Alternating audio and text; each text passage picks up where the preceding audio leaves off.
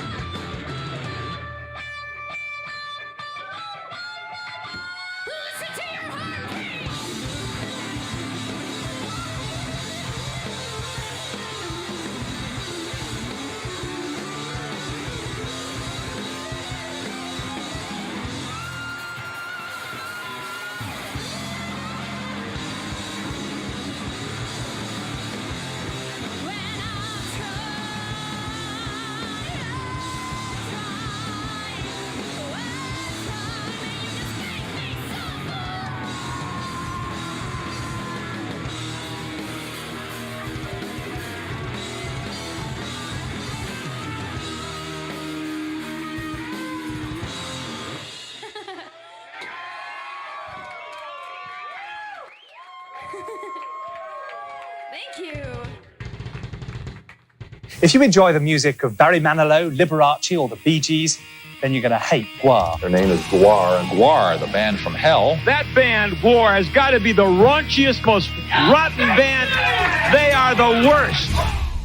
Basically, they're barbarian interplanetary warriors who play heavy metal music and shoot various bodily fluids all over the audience. GWAR was a big, violent, sexual, theatrical rock show. It's performance art, but it's this performance art that doesn't take itself seriously. They were the scumdogs of the universe, banished to the shittiest planet they could come to. That's the thing? Your act has been described as obscene and disgusting.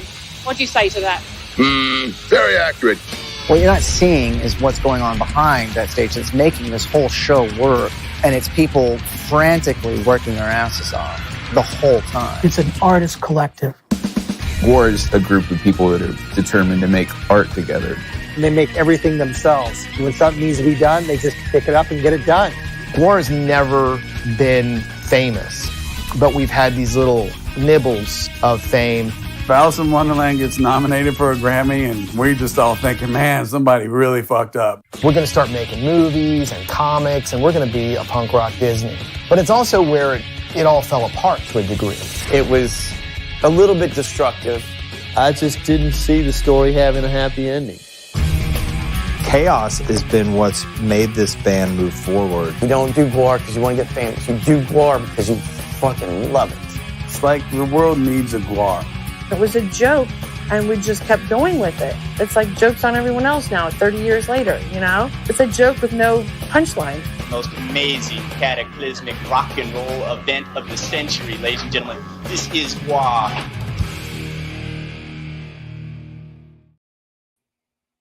Hello, it's me. Today I am Von Destructo. I think it's over here. My camera's mirrored. I never know which way I'm pointing. It's gonna be a fucking killer show, epic show today. We have Hunter Jackson here. Of course, you just saw the documentary trailer. This is GWAR is now on Shudder. You can watch it. This is his first interview since it came out. I'm very excited about it. And he's also in my documentary, so, you know, how cool is that? He's here.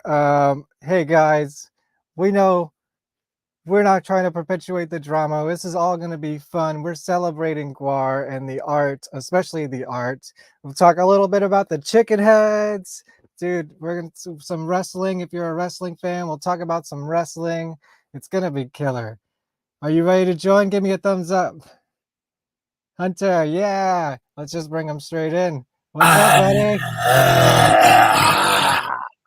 That's right. It's me. Only now I'm Hunter Jackson. I'm not really Techno Destructo. No, but I see him. He's kind of behind you, parts of him. Yeah, I have the costume stuff here. Here's my claw. This is my real claw. In fact, there's probably enough of Odorus's blood still encrusted on this to clone a new one if you really don't give Techno Destructo any ideas. I don't think he would like that. You never know. Well, you know, it's always fun to crush him again. I was going to ask, so how much of that costume is like, how old are the oldest parts of that right there? Well, it's funny you should mention that, because when I went I asked the hard-hitting questions.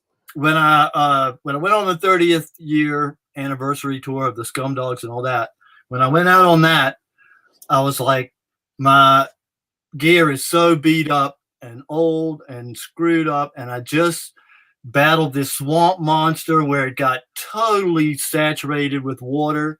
Oh, man.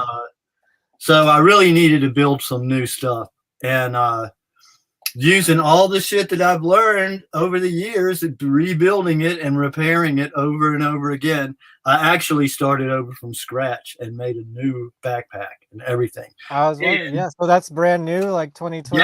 Yeah, my backpack over here is actually brand new. I just built it for the tour, and it's much better. That thing looks heavy. Is that thing like super heavy? No, the backpack itself is pretty light. It used to have a fiberglass shoulder pad over, then that was a big heavy part. Oh yeah. And it also was dangerous because it's hard, and sometimes I throw the thing around. Right. Oh yeah, you guys throw their shit all over the place, especially that claw. When they get that off of you, they're throwing that shit all over the place. Yeah. It's fun for sure. Is it still fun? And, being in GWAR, in a big way, it's a lot like you're part of this weird pirate crew, and you get on your ship, which in our case was a tour bus, and you cruise to the next city where you're going to have a big battle, and everybody gets all bloody, and then after the battle you get back on the ship and you sail to the next destination, where you conquer that city. So it was a lot of fun, especially in the early days and stuff. The school bus era. It was tough, it was hard, and nobody had any money. And I actually, during the first tour, I actually threw a couple of cans of sardines in my suitcase before I left. And man, when I pulled those out, everybody was like, that was a good reaction. I thought they were going to be like, oh my God. They were starving. Everybody was starving. I don't think it was sardines. I think it was actually Vienna sausages. And we sat there, and I had crackers, and we actually squished the Vienna sausages and put one on each cracker, and I handed them out to everybody. Wow. And everybody was like, "Oh, food," you know. Yeah, I mean, because you weren't doing giant tours yet, and there was a lot of you, so that's a lot of mouths to feed in a small punk club. Yeah, the first time we went out on the school bus and made the loop all around the country, it was 10 of us, and if 10 people in a small school bus, that's a lot of people, guys. Yeah, and a third of the bus was our equipment, including all the costumes and all the musical equipment too. Right. Yeah. You guys bring a lot of shit. Yeah, but much less then, because it was we had to fit it on much teenier stage. Of course. But then there was a third that was all sleeping, and then the front third was places for you to sit, like 2 sofas facing each other at one point. But later on, it was built into more bunks and stuff. But yeah. It was still, it was definitely no luxury trip. No, it looks pretty tough. I mean, like, probably wouldn't want to do that now. It's kind of a young person's game to run around the country in a school bus. It'd probably kill me if I tried to do it now. Yeah, don't try. But those luxury buses now. The main thing though is that it was like we were doing the GWAR show, and unless everybody was so filthy, so encrusted with all the shit, and then you have to put your clothes on and get back on the bus and ride to the next city. And unless some fan was crazy enough to let 10 strangers come over to their house and all take a shower, we just never did, Yeah, no, I've been there. I was on the, I toured the country on a bus with Green Jelly and the Chicken Heads and Rosemary's Billy Goat. So we didn't have as much spew, but it was pretty grimy at times. So I understand that. Yeah, I hung out like lots of costumes involved as well. So, I mean, they're not costumes, they're real. They're real. Bill came up with a great idea though. Instead of and he just covered all of his stuff with duct tape. Yeah, no, that's and we've that literally thrown his costumes off of the roof. If it got torn, you just put another piece of duct tape on it. And he bought every imaginable color of duct tape. Yeah, he just has a whole row of them wherever he goes. So instead of painting the stuff, you just put the right color duct tape on it.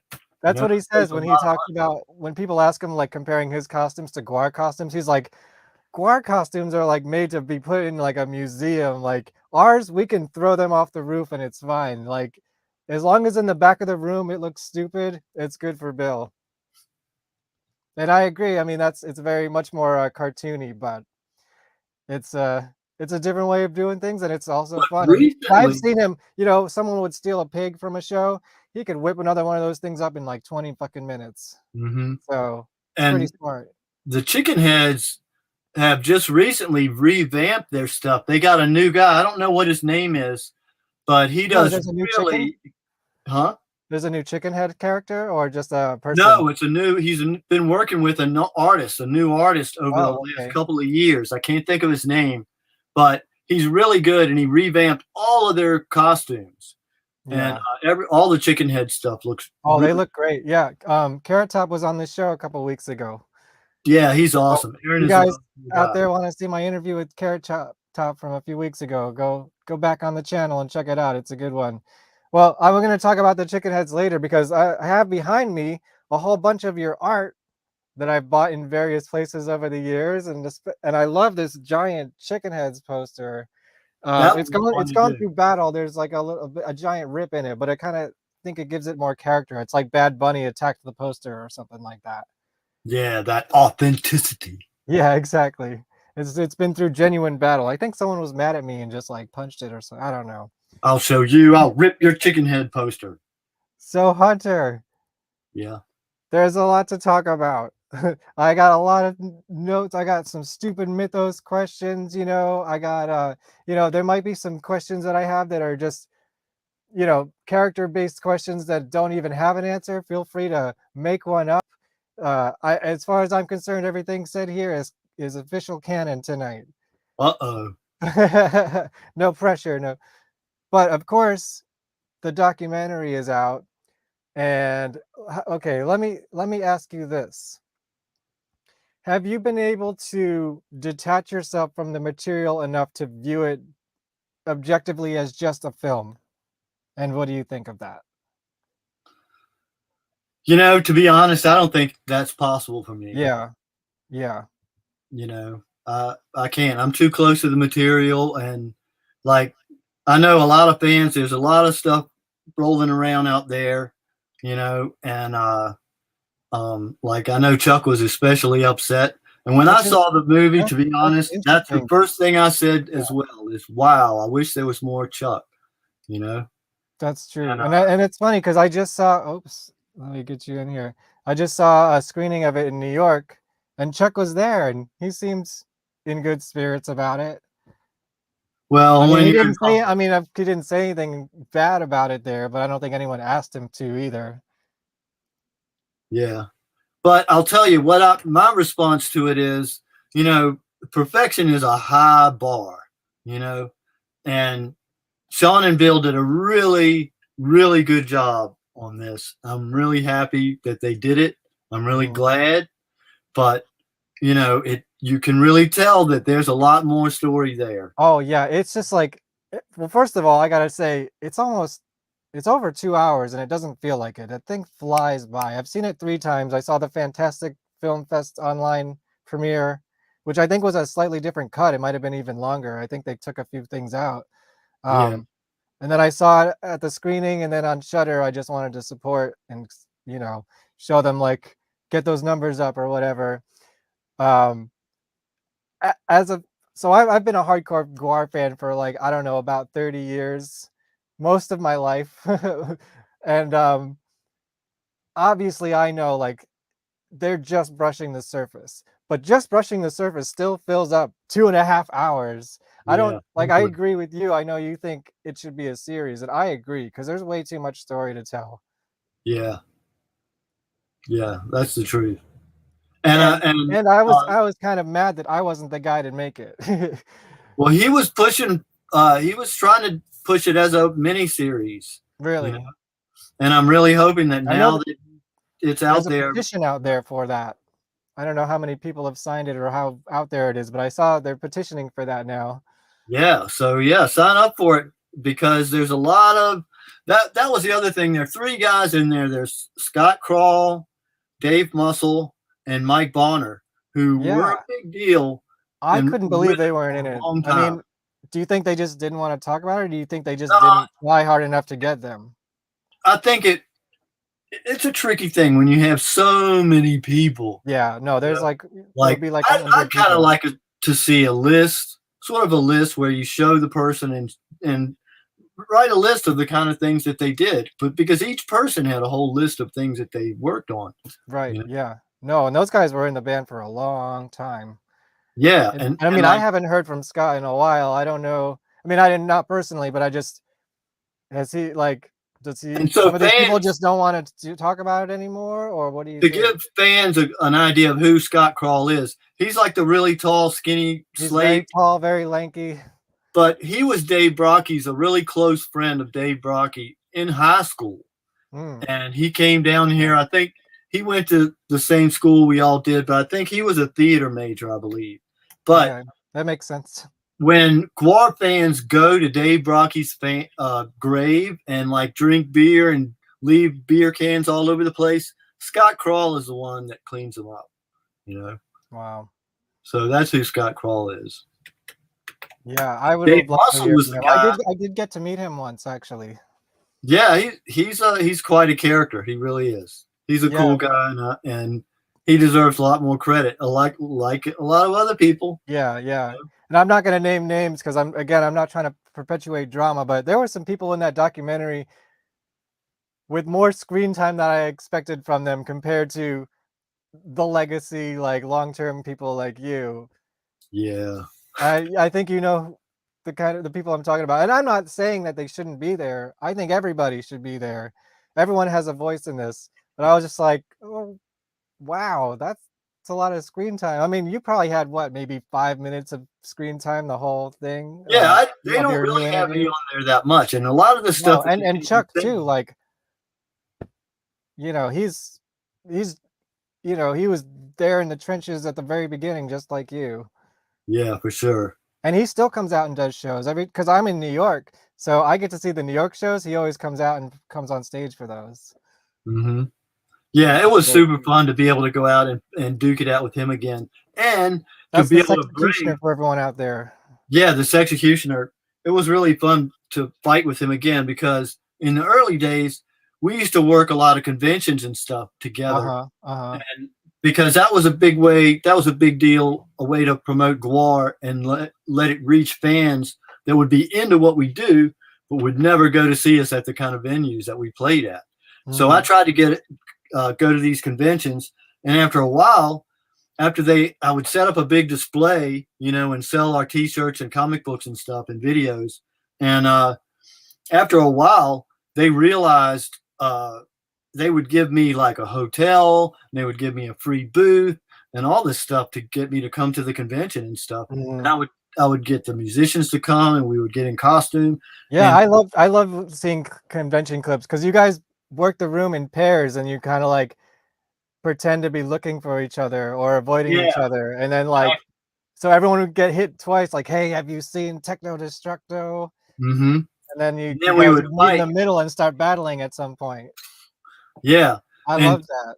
Chuck and I were always, you know, having fun doing the improv fights and stuff at the conventions all the time, and he was the best. I really missed him a lot, and they touch on a little bit in the movie, but one of the things that Chuck was doing was he brought that sort of like this executioner was almost like a doctor, and he had this huge, really cool dummy called Stubbles that you could completely dissect. You could take the brain out. Yeah, I remember the spinal cord was connected to the brain. That's and it had all the guts. That's what you do in Live from Antarctica, I think. Yeah, it's probably in that one. Yeah. Yeah. And he would, while he's singing Executioner, he would take it all apart and all that stuff. But the way Dave would take over by the end of the tour. Dave would have taken over whatever it was that Chuck came up with. Right. Yeah, that's what they said in the documentary. Yeah, so it was really weird. They didn't like hold back on I mean, it's not like they attacked only one person. At least there was an outside point of view telling the story, even if the details are a little bit jumbled. Yeah. I think.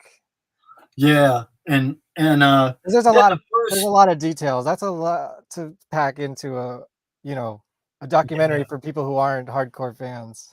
Yeah. And then everyone, I see all your questions. I will definitely get to them.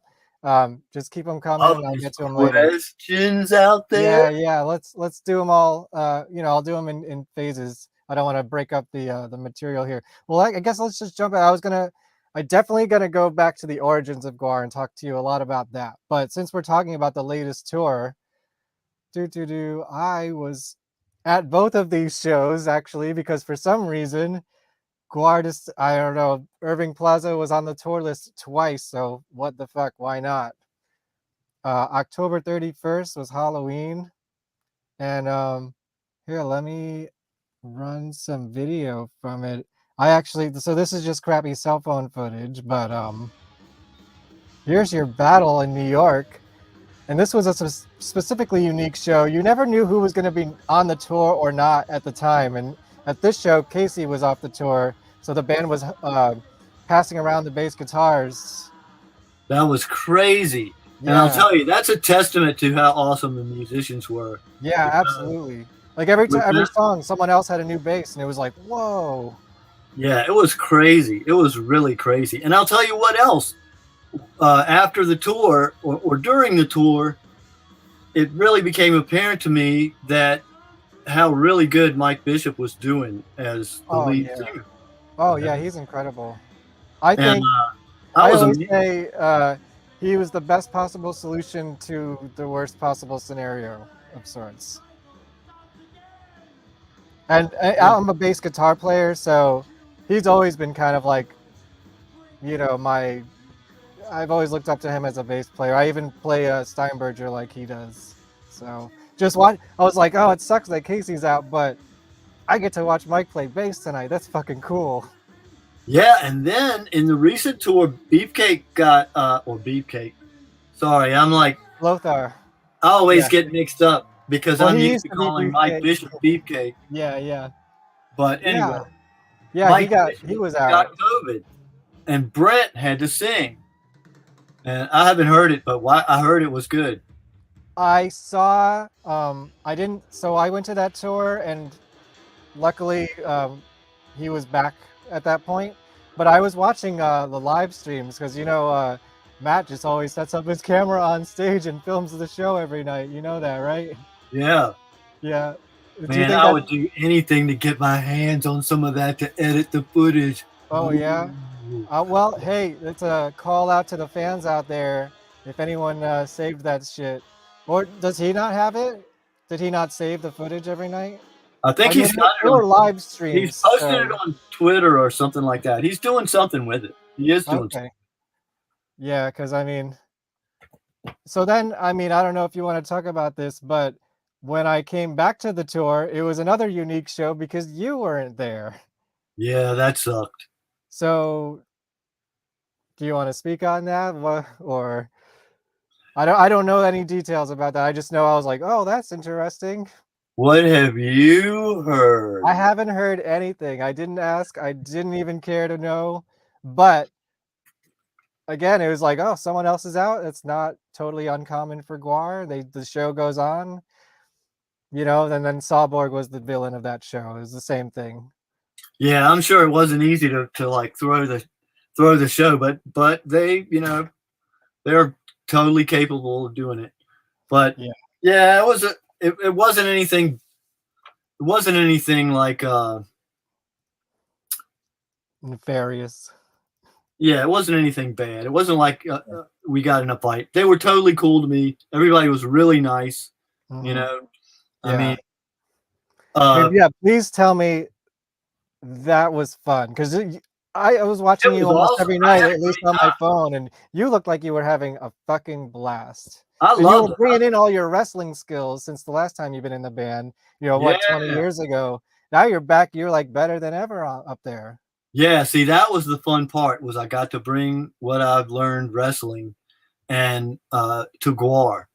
And GWAR used to do wrestling shows anyways. That was still part of the whole thing, the wrestling tours and the mid-galactic wrestling stories. Yeah, because what we would do is we would create a whole batch of new characters that would go with an album cycle. Right. Then we would take it on the tour, and then after we finished that loop of the country, we'd want to go around again, but we wouldn't want to do exactly the same thing. Yeah, usually around Halloween too, I think. Yeah, and so we would do a wrestling show where we would paint a backdrop. Chuck would paint this. Oh yeah, I have some. Backdrop of a crowd. There's some of that in the book. So it looks like and then we would put ropes across the front of the stage. I love that. Just one set of ropes. So they did something similar in the last tour, but they didn't actually do the ropes. They didn't do the ropes? That's weird. No, they didn't do the ropes. It was weird, but it was basically a wrestling show. Yeah, here we go, right? There you go. Yeah. Yeah. So that's what we would do is we would get a huge piece of, paper, butcher paper, and put it up on the wall. And for the week before the show, everybody would come up there and paint faces on it. Here we go.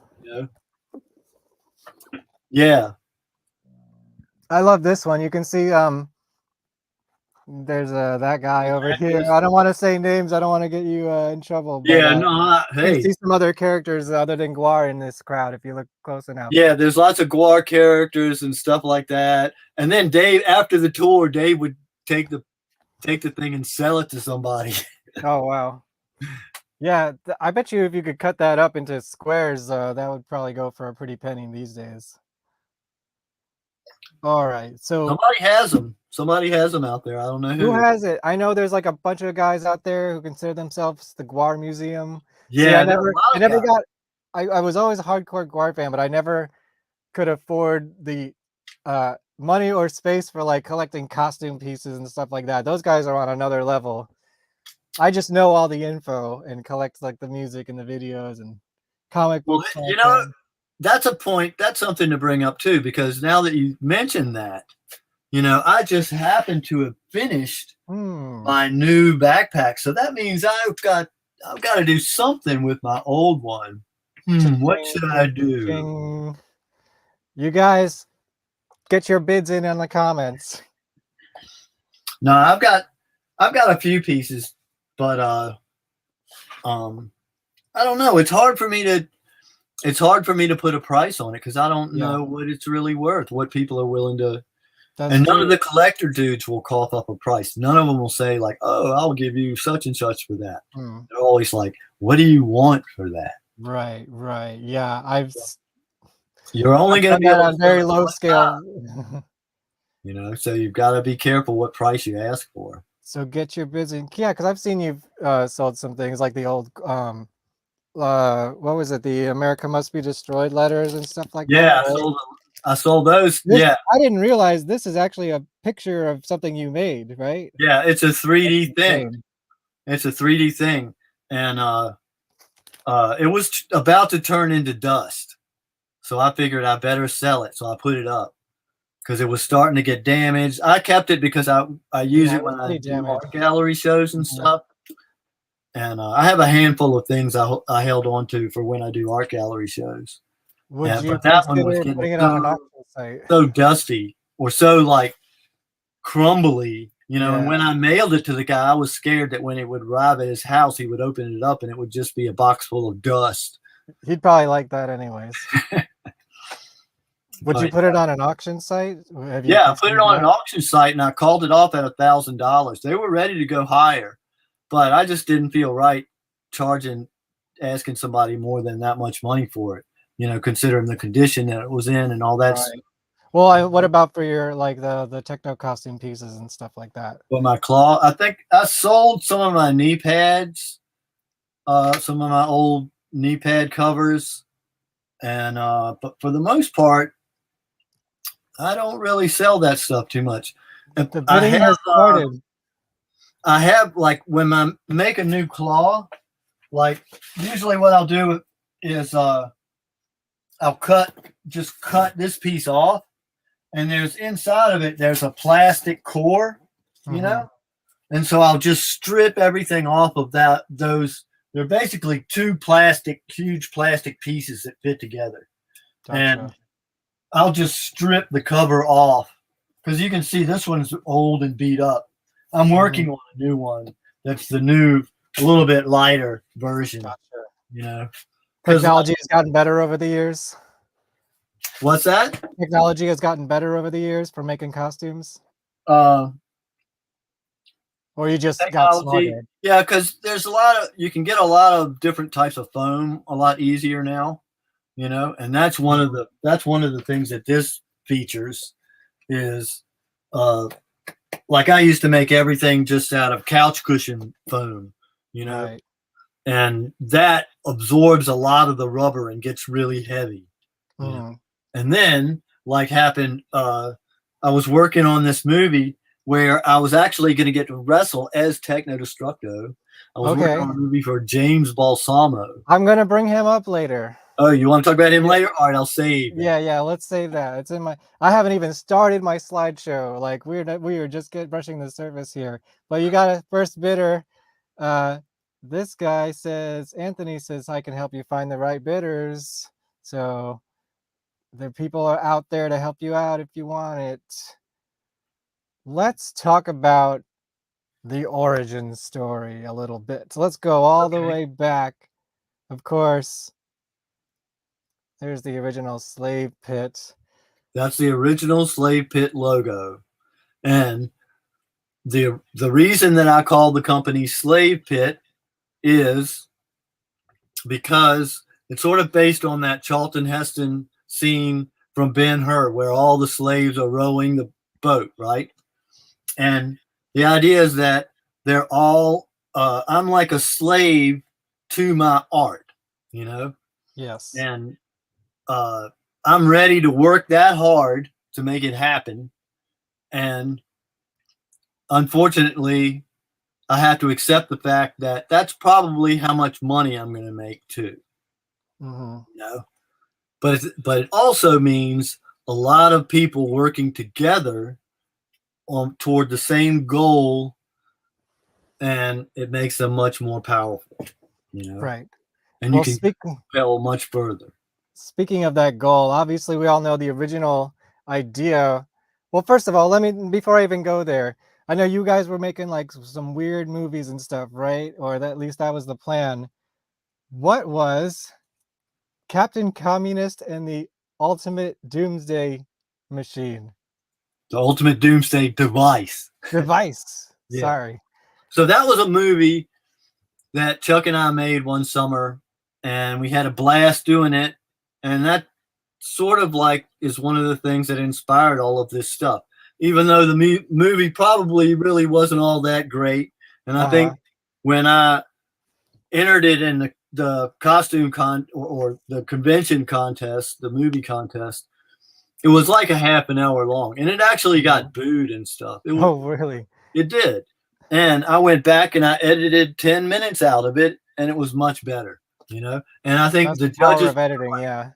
The judges were like Jim Starlin and Jim Danforth, who's famous for doing like dinosaur animation movies and stuff. He was one of the people too. And so they critiqued the movie for me, and I learned a lot from it. It sucked. It was a very amateurish, shitty movie, but we had a lot of 8mm or?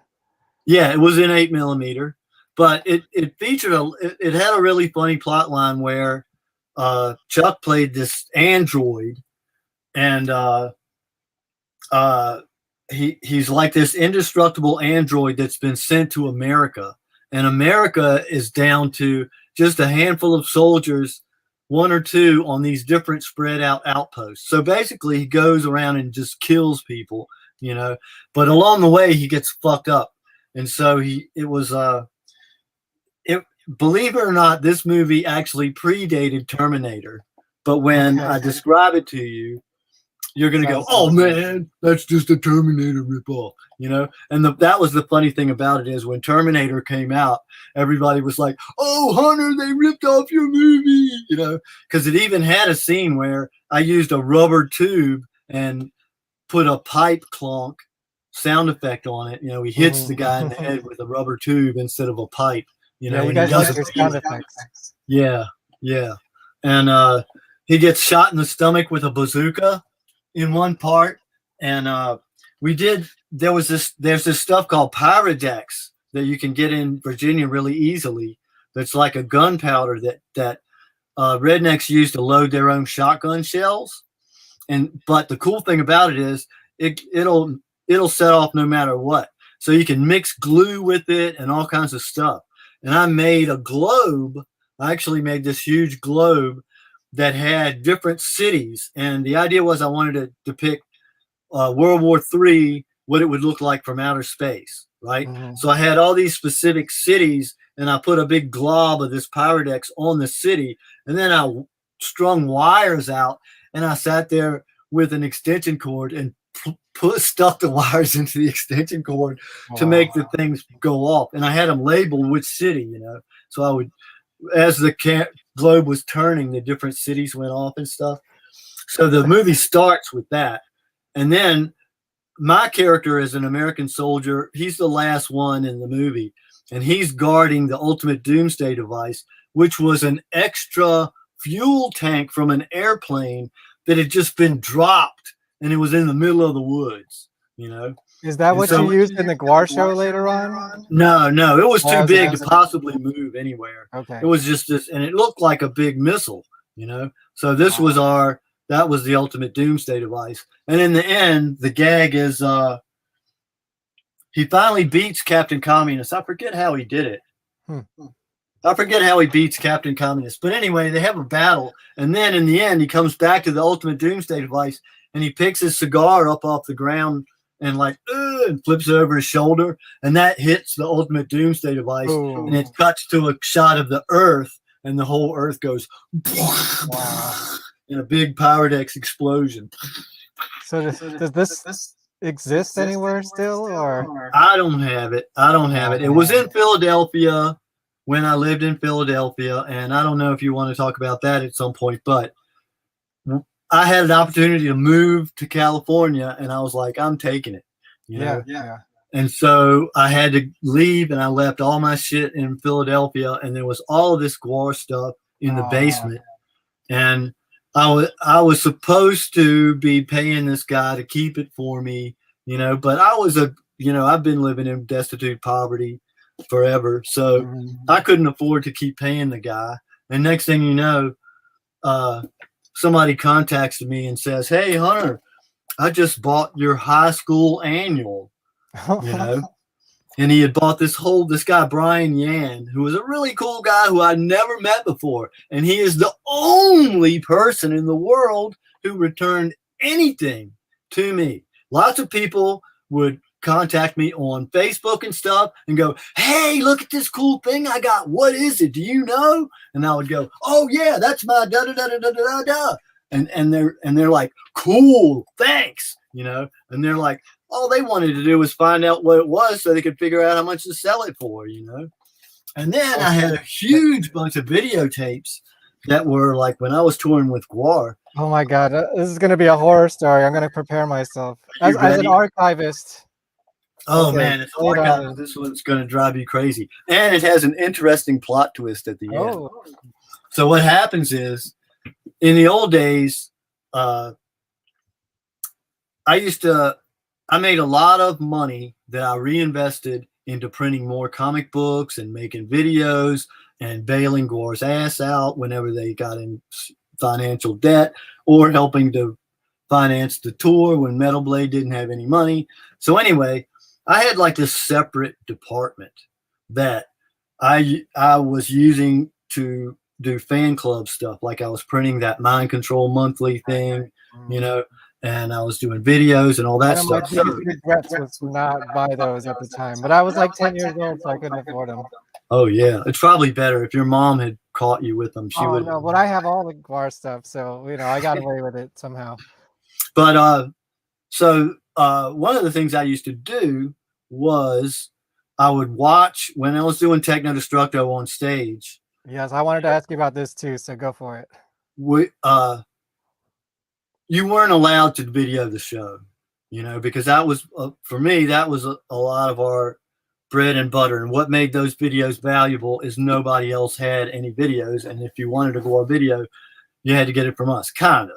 There were bootlegs out there, but I tried my best not to let them get out there. But what I would do is during the show, while I was Techno Destructo and before the whole show, I would be looking at the crowd and I would be watching for those little red lights. Because back in those days, every person didn't have a cell phone, you know? Yeah. So I would watch for those little red lights. And after Techno Destructo got his ass kicked, I would go backstage and I would take my shit off and just wearing the loincloth only, barefoot and everything. I would walk barefoot across the bar floor and grab that bootleg dude. And I would grab him and I would take the camera. I mean, I wouldn't take the camera. I would hold on to his camera and I would say, "Give me the tape, give me the tape," you know, well, I'm not letting go of your camera. And so you amassed this collection of videotapes. Yeah. And so the guy would not be expecting it. And I would scare the hell out of them. But you'd let them finish filming the show first so that you could get the whole thing. Yeah. I definitely did that. I intentionally did that. Yeah. And then and I would snag them during the encore, you know? And so I had a big collection of GWAR videos that it was my intention to edit them down, you know, edit them together, especially like all the wrestling shows, you know, or all that. I hate putting out like just the tape of the whole show as is. I would much rather take 5 shows and edit them down into one quintessential, you know, thing. Like, which is essentially what like a lot Tour of de videos Scum. are. Tour de Scum especially, yeah. Yeah. I love Tour de Scum because we show the decap like boom and then again and again and again and again. It's cool as you can see it's all from different sources. Yeah, I wish the audio was a little bit more, you know, better, but you know, back then you take what you can get. Well, those were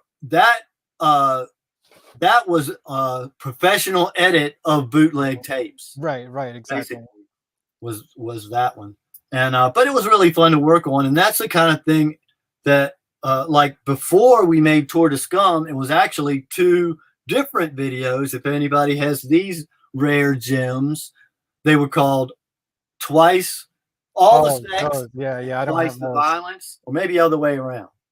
Yeah, I don't have those. I have Next Mutation and TVG. Yeah, TVD is the one that has Joan Rivers, and I like took all the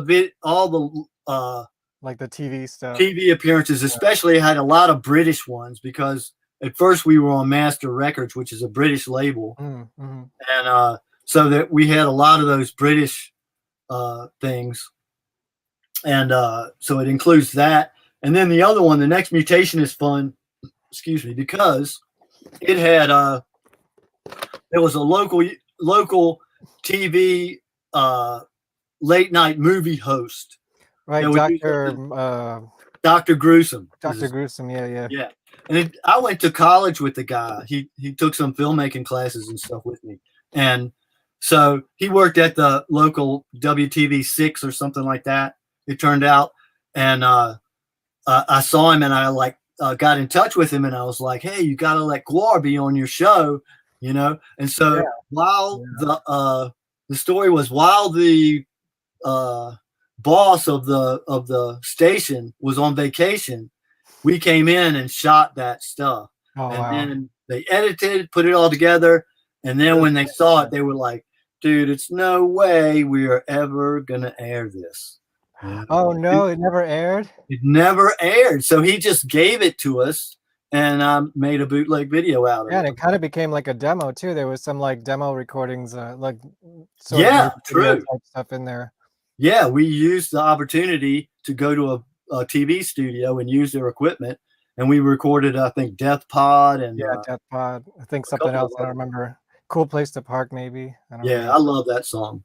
One of my favorite parts of Live from Antarctica was Beefcake going down the highway on the Chariot. Yeah. That was super cool. And that was an idea. That's an example of an idea that I came up with, but Dave Muscle is the one who actually had the technological skills and ability to build that Chariot and make it actually happen. You know, so I need to remember where we're going, but since we're on this Live from Antarctica topic, there's a part in this where it's just the camera is on a wall for like a few minutes. What happened there? It's just like, that's the part where it's like a green screen of Slimenstra dancing, because the camera just goes from the stage to the wall for like 3 minutes. Really? Yeah, and it's just like there's no show, so you added some like green screen footage of Danielle dancing, and it was just like, I always wondered, did somebody really fuck up or what happened there? I'm not sure. You know, I wonder if it might have gotten censored somehow, you know? Censored? You guys? On Metal No, Blade? I mean like the person that's putting out the VH tape or something. No. This was definitely intentional, like, it's in editing-wise, because it looks like there's an error where the camera just drips from the stage, and so that's why you added some like green screen of her dancing. You don't remember? I don't remember. I have to. It's been so long since I. Yeah, because it was just like, that's an interesting way to fix like a giant mistake. Wow. Yeah, and was there more to that show that didn't get put on the video? Like, is there more of that out there? No, not that particular show. That was a weird one though, because that was one of those ones where we tried to find somebody locally that would shoot the show and stuff. Yeah. And we ended up getting these guys that the only thing they'd ever done before was golf film and the like politicians' addresses and stuff, speeches.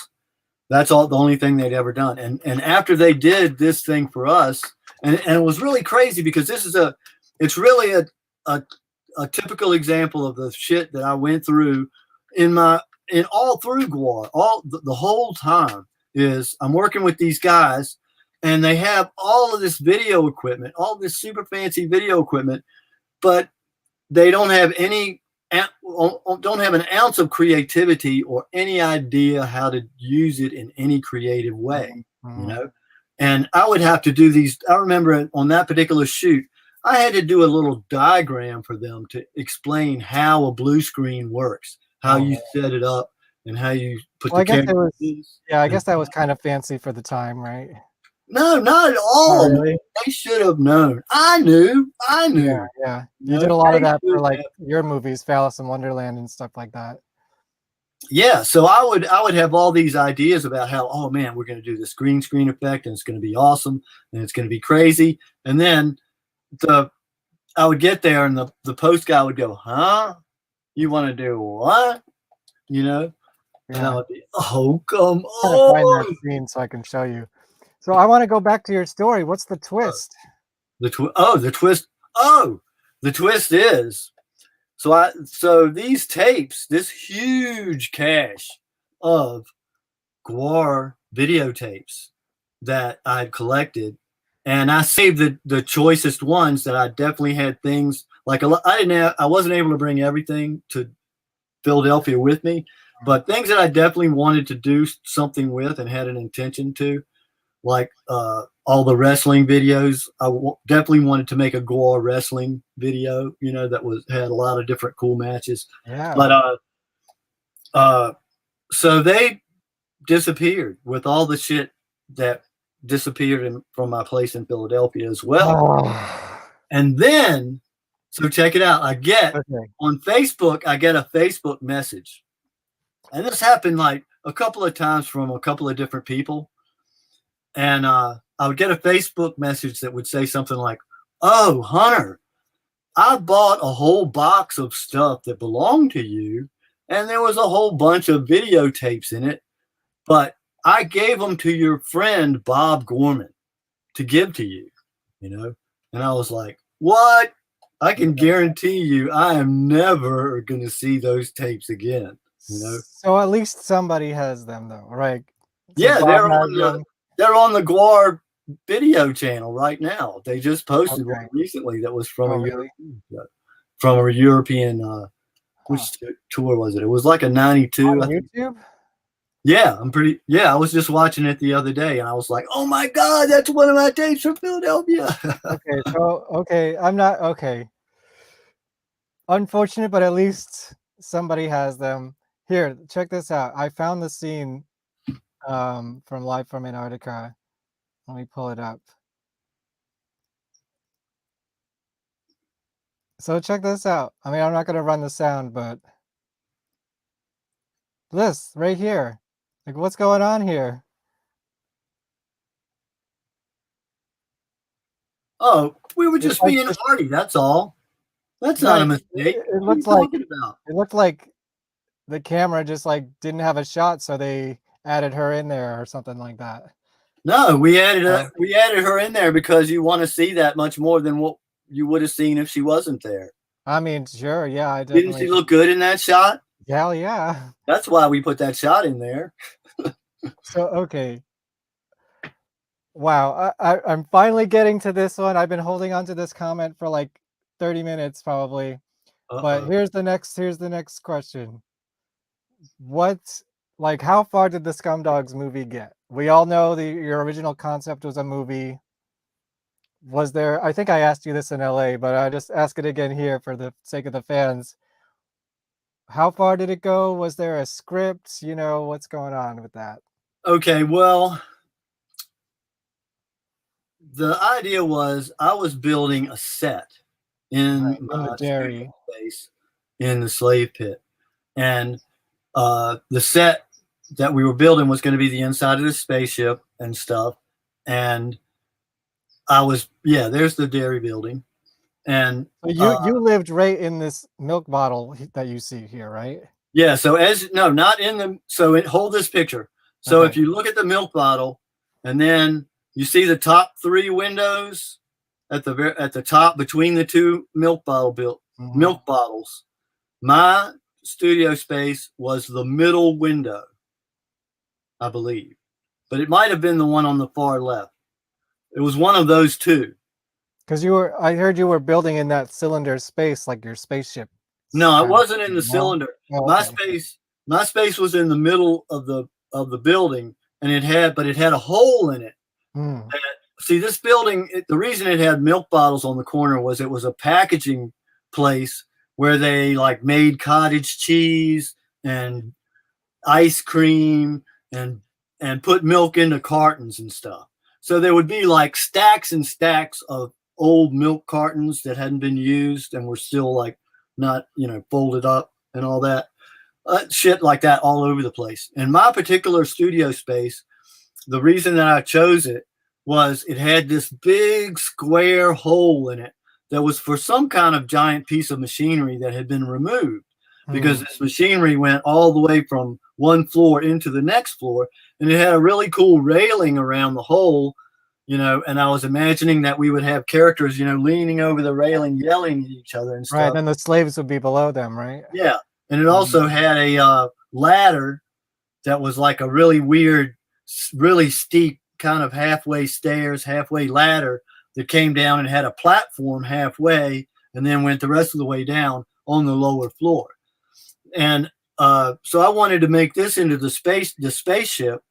And part of this, a big part of it was that in the story, GWAR runs their ships through outer space using a slave drive engine, which means they have a bunch of human beings hooked up in their spaceship, pumping pistons and like. Right, that's something you kind of recycled that for the bat-shaped helicopter, right? Right. Yeah. And so that idea later on translated to the excellent job that Chuck did on building the slave drive engine with the slave running on the treadmill. Alice in Wonderland. Yeah, exactly. So that's a throwback to that concept, But we got so involved with GWAR and making GWAR happen and making that develop and stuff that we just never really shot much. I mean, when I would do a GWAR show, I would justify it sort of by saying, okay, this is going to be a scene in the movie. We're going to use this in the movie. That's how it started out. But I mean, like right off the bat, it was Dave was ready to throw out any of my movie shit, and he wanted GWAR to be from Antarctica, not outer space. So I was like, you kind of compromised on that one, huh? Yeah. So we kind of wrestled, and that's a lot of the way that a lot of the best ideas in Slave Pit would come up with two people who have opposing ideas, and then you fight and figure out how to make both ideas work. Yeah. That's the best solution is when you go, okay, how can I adjust my idea somehow to make these two ideas work together? And later on, what happened too often was when people would want to do that, one side would go, no, your idea is not going to be done. It's only going to be my part, and that's no good. That's no good.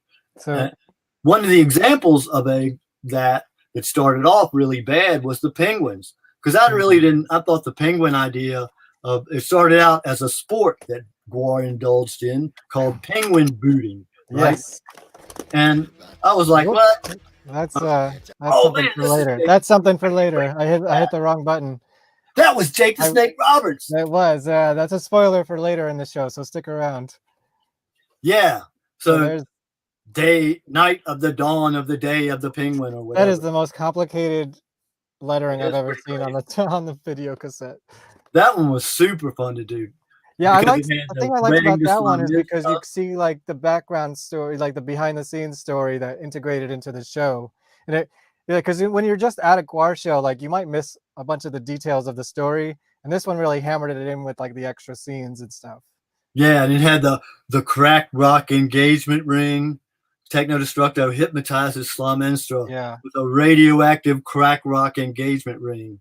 And then in the middle of the ceremony, when he thinks he's winning, he hears the terms of the marriage vows.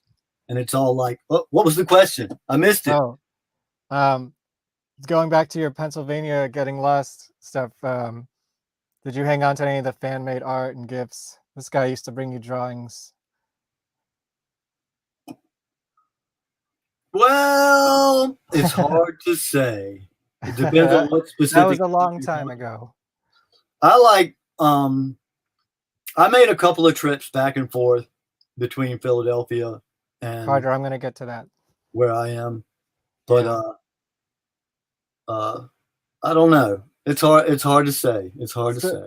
So just to finishing up on the movie thing, like, was there a script? Do you still have it in your mind? Like, how far did your idea, even in your head, go? You know, like before the band kind of took over everything. The closest that we ever got to it is the Rendezvous with Ragnarok video, because that one has the Cardinal Sin guys in it. Yeah. Yeah, that one. That's the closest that we ever got to the original movie idea, you know. And I'm really, of all the videos, I'm the proudest of that one. I like that one the best. Well, let's just jump right into it then. I thought maybe we could run some commentary on this. Oh, okay. Yeah, so the climax of that. So this is it. This is the music video part of it. Yeah. And so you're the voice in this too, right? Yeah, I sang this song. I did. I sang this song. And you directed this music video. And I directed this video. Are. So this is kind of like the closest it got. And I think this is yeah, and see, we ran out of budget, so those are supposed to be stars. They're windows with stars, but they're still blue screen. So there you go. That's GWAR for you. Yeah, hey, you know, maybe someday for the reissue, let's finish this video. Oh, I would love it. And this was really fun too. And we built like Davis Bradley did a lot of the miniatures, and I did a bunch of these miniatures. Dave Muscle built that super awesome console thing. Yeah, here's these. We blew them all up. So the idea is that GWAR is going to hijack the space shuttle to go and attack Cardinal Sin in outer space. And with Techno Destructo's help, they blow up the space shuttle and they ride the gantry into outer space from the force of the explosion. That was supposed to be what just happened. So now GWAR is riding the gantry and they crash into the Cardinal Sin spaceship and start raising hell on the ship. And we got your space babes finally. I know that was always part of it. Yeah, these are all Cardinal Sin's holy warriors from outer space. Yeah. So that was all kind of part of the movie concept. Was Cardinal Sin a character in your movie? Definitely. He was the villain of the movie from the very beginning. And, you know, as other people, I was getting other people to help work on it. A lot of other people would do their sort of version of Cardinal Sin along the way. And Mike Delaney was the first person to really play the character. And he made like a back in the 80s hand for him too. Right, that's right, in the 80s version of him, yeah. I loved that original Cardinal Sin theme song too, which became a track on We Kill Everything. No, is that the right? Yeah, the short history of the world. Oh, that was the original Cardinal Sin theme from the 80s. Oh, really? Yeah, you didn't know that? No, I didn't. Yeah, Oh, yeah, that. I remember that song. Yeah. It came out on There's We Kill Everything, right? Yeah, and it was called A Short History of the World Part 1. Oh, yeah, okay. Yeah, that was one of our fight songs that we used to. Yeah, that's one of my favorites. And you even got the X-Cops in here. Were you involved in that concept at all? No, that was sort of the musician's way to get away from the artist. And it also, while they were on tour doing X-Cops, was when we made this video, which was one of the other reasons it's so awesome, because we didn't have Dave Brocky, you know, throwing a monkey wrench into the work all the time. So let's see. I have another video. I think it would be, it's sort of the prequel to this maybe, that I thought we could run some commentary on. This is real old school, and tell me if I'm wrong, if this is the first kind of like GWAR film that you ever made. Yeah. GWAR Must Be Destroyed. Tell me about this. Is this like, and who's Ted Sanderson? What's he doing these days? Ted Sanderson was a guy that I was in film school with. He and I had classes together, and we worked on we collaborated on a lot of projects just because it was fun. And so we collaborated on this one. This is the first one I made. I think this was probably one of the first. Yeah, I mean, this is early. This is almost mid 80s. Yeah, and that's like the second. Even before Dave was the singer. Yeah, and there's Joey Anaruma, or whatever his last name was. Yeah. Singer.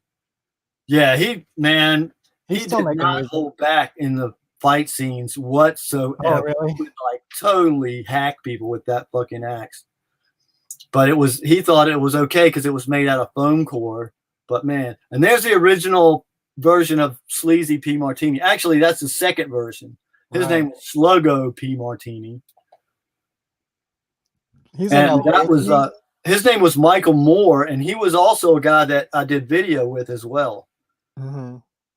And there's the Save the Seals song. Save the Seals for us. Wait, that was a song? Yeah. How many songs got lost in the mix, would you say? Because I found a couple of them. I wanted to ask you if you remember Keg Party Girls. Was that a GWAR song? It wouldn't surprise me. And there was another one I found on a set list in the book, I think. I Want to Fuck You. Oh, yeah. Yeah. That was one of the first ones. That was like, it was supposed to be You Really Got Me. You know that song, You Really Got Me? Yeah. It's that, only I Want to Fuck You instead of You Really Got Me. Interesting. And, so again, I'm going to have to ask every time. Yeah, it's okay. Who has this footage? Does this footage still exist? Stuff like this? Well, I can tell you one thing, not me anymore. Not you. I don't have any of that kind of shit anymore. You don't have any old GWAR? All the GWAR stuff that I had was in Philadelphia, and it's gone. And I think a lot of it went back to GWAR. I had a few boxes of because I was hoping to be able to run my fan club from Philadelphia, but that didn't quite work out like I thought. Right, yeah, we got a little bit of that in the movie. I'm sure we don't need to get into that whole thing, right? But I do want to get into that. Let's get into it. I mean, I was going to stay away from it for your sake, but let's get into it. What do you want to say about it? No, let's talk about this. That girl was Heather Broom, who was my girlfriend at the time, and this is filmed at Rockets. There's that infamous pink unicorn. Oh yeah, there was a comic about that too, right? A comic strip. Yeah, there was a comic book called Goody Two Who's the Unicorn, and that helmet, that's sort of like almost the prototype to Beefcake's helmet in a way. Mm-hmm. But it was a Halloween costume that I made where I was playing Hector from the Iliad. The Iliad is my all-time favorite book. Okay. And yeah, so he's and I want to note there's nobody on stage right now that is involved in GWAR in any way anymore. I mean, Dave's up there, but that's correct. And Dave is playing bass in this show too. I think he's a guitar player, actually. Is he? I think so. I don't know. I know he was traditionally a bass player, though. I thought Chris Pops played guitar. Well, I think there might be two guitar players. It was Chris Pops was the bass player from the Alternatives, maybe the bass player here. It's hard to say, man. Yeah, it's like it's a little it's complicated history here. Part of the deal with GWAR is that there were two very distinct camps that really didn't cross-pollinate all that much. I mean, the musicians concentrated on what they were doing, writing the super awesome music. And I'll tell you one thing for sure, is one of the good things that Dave did for GWAR is he made the musicians practice, and he made them show up for practice, And like when people are always approaching me going, "Hey, Hunter, let's get, I know a bunch of musicians and stuff. Let's get together and make a new band, dude. Come on." And I'm like, okay, but there's one thing you have to do. You have to commit to practicing at least 3 times a week or forget it. And at that point, they're always like, "Oh, blah, well, blah." Yeah, Haunted Garage too. Dookie always made sure those guys were well rehearsed. Yeah. Yeah, Haunted Garage is awesome. They're great. The musicians are super awesome, and they're super tight, and they super practice too. Because a band like this, it can't go far unless both aspects are just as good as each other. Like the music has to be there too. Yeah, for real. For real. Is there any particular like GWAR album that you like, or GWAR song that you think is your favorite? I mean, you got to say Scumdog. Scumdog is definitely the best. I mean, it's got Sexecutioner's song on it. Yeah. You know, and oh, you don't sing on this one. I don't. No. I don't. And another part of the controversy too is I don't sing Techno's song on Hello either. Right, and that's why I'm sure one of the reasons you redid it for Carnival of Chaos, right? Yeah, because the version that I added the Private Pain part, but the way that it's sung on that album is actually the original version. You know, before Hello. Interesting. And then, like, part of my punishment for leaving GWAR and going to Detroit, you know, they act like, wow, just as GWAR was about to take off, all of a sudden Hunter takes off, Hunter leaves, you know. But I'll tell you why I left, because I fucking needed a job, dude. There wasn't anything going on in Richmond. Chuck and I used to go to the fucking food kitchen and stand in line on a regular basis. So, you know, nothing was happening in Richmond. Plus, I was really trying to push Brocky to do shows outside of Richmond. And but one of the other things that was happening too was that I was paying for the rent on the Slave Pit. I opened up the Slave Pit and I kept paying the rent on it every month. And then we would do a show and I would like sink a couple $100 to maybe $400 into the show. Which was a lot more money back then. Yeah, which was a lot more money, especially when you're living in abject poverty like we were, where we're actually fucking living in the dairy building warehouse, which is like camping out at Stalingrad. But oh shit, I lost my train of thought. I don't know. We'll get it back. We're talking about early GWAR shows, putting money into it. Oh yeah, so I would sink all this money into the show. Well, not all this money, all the money I had. So to me, it was all this money, you know. And then after the show, I would get Dave to swear that after the show, and we get paid by the club, that he would pay me back. And without fail, after the show, every time he would get in front of the group and he would go, "How many people want to pay mercenary asshole Hunter back this money? And how many of us want to use it to have a big party?" And everybody would go, "Yeah!" You know, and I would go, "Fuck you, bro. Stupid kids." And that happened every fucking time. And I would have gotten away with it too if it weren't for you meddling kids. Yeah. And so after, I just couldn't afford it. I had to get, and plus, my girlfriend, that gorgeous girl that you just saw earlier, Heather, she actually convinced me to quit my prison guard job, which is a good thing. Thank you, Heather, for doing that, because it was turning me into a bad person, you know, and I'm glad I got out of it. And, but it was hard, man, because I had a steady job. I drove a cab in Richmond, Virginia, which I'll tell you, it's much more dangerous than being a prison guard. And shit like that. So, man, I was at the end of my rope, and I got an opportunity to go to Detroit, and I went.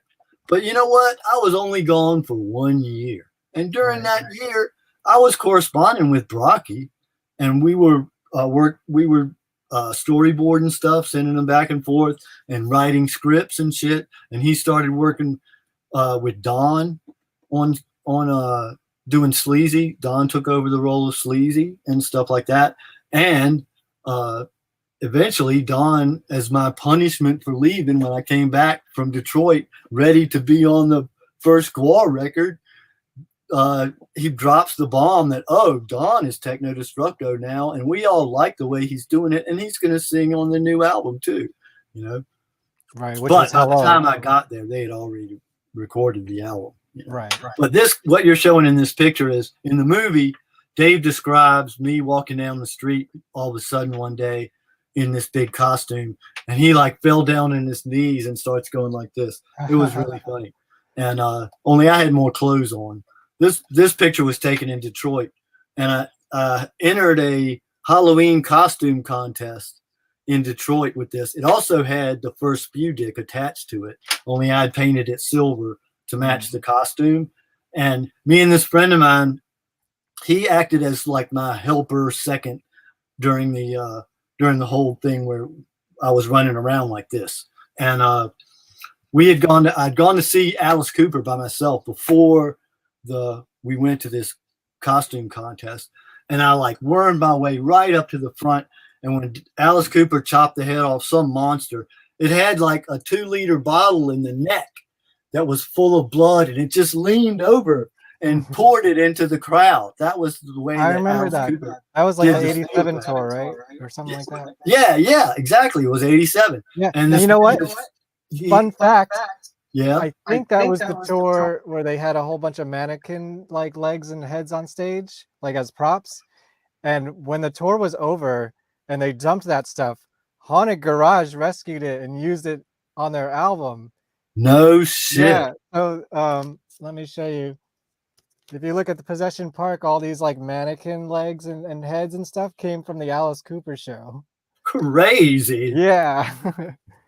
But man, I'd wormed my way right up to the front. And when he did that stunt, the blood went right in my face. I've gotten Alice Cooper blood on me before, which is harder to do these days because it doesn't quite squirt out like the GWAR stuff.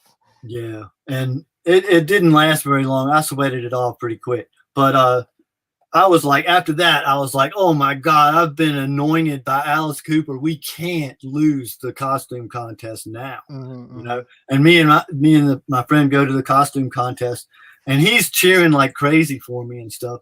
And that's the thing about Halloween costume contests, is a lot of times they're based on cheers. So it's not necessarily the best costume. Often it's who has the most loud friends in the audience, or who has the girl with the skimpiest outfit on, you know, that gets the most cheers. Yeah, so, I think you have the skimpiest outfit on. Yeah, but I just don't look as sexy in it as some people right. do. But it was down to the end of the costume contest, and it was me and another guy who had a lot of loud friends there, and his costume was he was dad relaxing at home. And that was this costume we're talking about? No, that was my opponent, the guy who I was up against in the costume contest. That costume you just showed, that's the one I was wearing. And it also on the Does stomach. This character have a name? Who is this guy? No, he was just a robot. This was sort of a prototype for a version of Cardinal Sin later on. Right, yeah.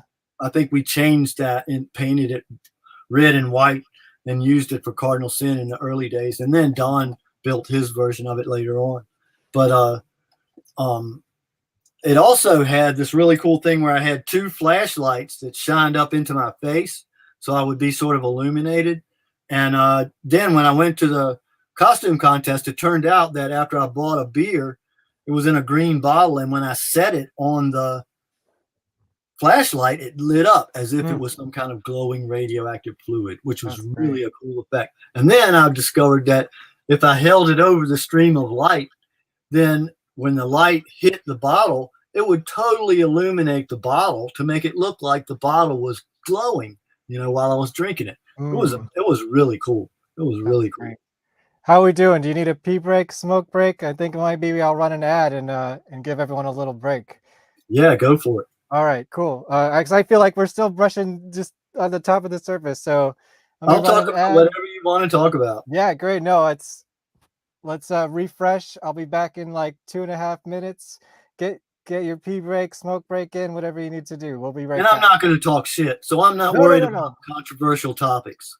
Okay, guys. Also, I see your questions coming in. I'm waiting for appropriate times to put them in there. I'm not ignoring you. Trust me, I'll get all your questions in, so keep them coming. We'll be right back.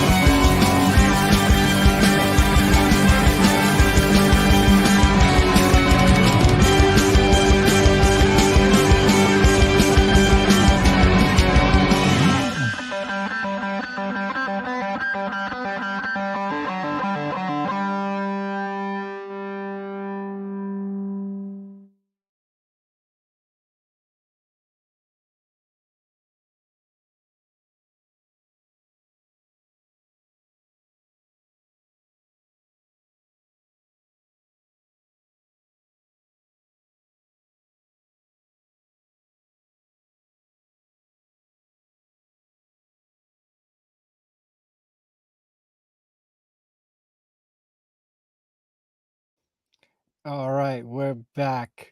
I'm gonna wait till you finish doing what you're doing over there to bring you back. Just give me a thumbs up when you're ready. Oh boy, get your questions in for Techno Destructo. We're gonna talk some more GWAR. Whoop. I am ready. Hello. Okay, great. All right, so let's go back. Let's see what I have in my slideshow. This. What is that? Oh, that's the layout of the dairy building? So I'm guessing you lived in this blue area? No, actually, I'm right directly below the blue area. And you can see that little square with the stairs on it. That's that staircase I was talking about. Gotcha. So that little square is actually a big hole in the floor. Okay. Okay, gotcha. That's cool. And then I know I don't think this is your place, but this is other locations in the dairy, just so people get a little sense. That's the Chateau des Cygnes, where Mike is that Chuck's place? And Chuck lived, yeah. And man, that place, one time, Chuck used to collect lizards. He used to like to have lizards and stuff. And he had this monitor lizard that was 24 inches long. It was a black one. And in the dairy, we all had these slats. You know how you have the pallets, the wooden pallets. So you would have that on the floor because water has flowed through the building when it would rain. And so you would put a pallet down and put a rug on that and then build your room on that, right? So at one point, one spring, Chuck is cleaning his room up in the dairy building, and he pulls the pallet away, and there's this lizard, and it's frozen. It had frozen in the winter into an S-shaped pattern, right? It looked like an S. And he sits it on the table and continues to clean up the room. Next thing you know, clatter, clatter, clatter, the monitor lizard came back to life, and it wasn't dead. Isn't that crazy? That's a space lizard right there. It had gone into hibernation. Yeah, that's Chuck. That's Chuck and that's Spike Delaney in the picture. I'm not sure who that other guy is. And those are the first two of the first. Yes. And you can get those on your website, originals, right? Yeah, I actually have those originals for sale, and they're huge too. Really? How big are they? They're like I know they're big. They're like 2 feet by 18 inches or some unbelievably huge size like that. Yeah, I can't afford that. But, if anyone out there wants it, it's on there. Like illustration board as well. Keith, yeah, I'll get that. Let's see. Okay, this is I believe this is the first GWAR show ever with Death Piggy and Suicidal Tendencies. Yeah, do you remember? What do you remember? At the 30 Club in Washington D.C. Yeah, let's see who else is on this list. Scream. Well, that was Dave Grohl's band. Is it true that he was almost a member of GWAR at one point? Who? Dave Grohl from Nirvana. He was in Scream at the time. I don't think I'm qualified to answer that. Okay. Well, yeah. What do you remember about the first GWAR show? And did you think at all that it was going to last past that? The first one, what I would consider the first GWAR show, is the P.B. Kelly's show. Okay. Which is that footage is out there. Yeah, and you just showed a bunch of that. That's the one where Dave hits me in the head with a mace that's made out of chicken wire, and after the show I had hexagons all over my forehead. Hexagons cut into my forehead. There's another one. Oh, this is when it was GWAR. Yeah, at first it was about 25 letters long. Yeah. And I believe the Nazi Killers, they sound fun. Yeah. I think that's actually Dave and some other guys Dave used to have a lot of different bands. GWAR was just one of them, right? Yeah. So here's sort of the original. Oh man, there's the original incarnations of GWAR. So now that you're on this picture, I have something I want to read to you. Okay. So this picture, this is the oldest known photograph of GWAR. It's not really, but published. Let's say published. Right. It was in the newspaper. It was in the Richmond newspaper. And this was the real first exposure that GWAR got. And it was accompanied by a little article that's about a paragraph long. And I want to read you a couple of particularly interesting segments of the thing. One is, remember how earlier I was talking about GWAR wanted to be, Dave Brockie wanted it to be from GWAR to be from Antarctica. Mm-hmm. Well, here Brockie describes GWAR as where's the part?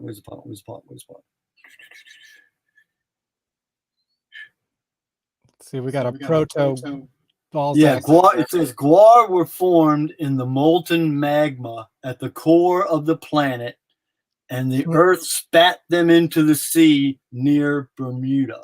Wow, that's a new origin story.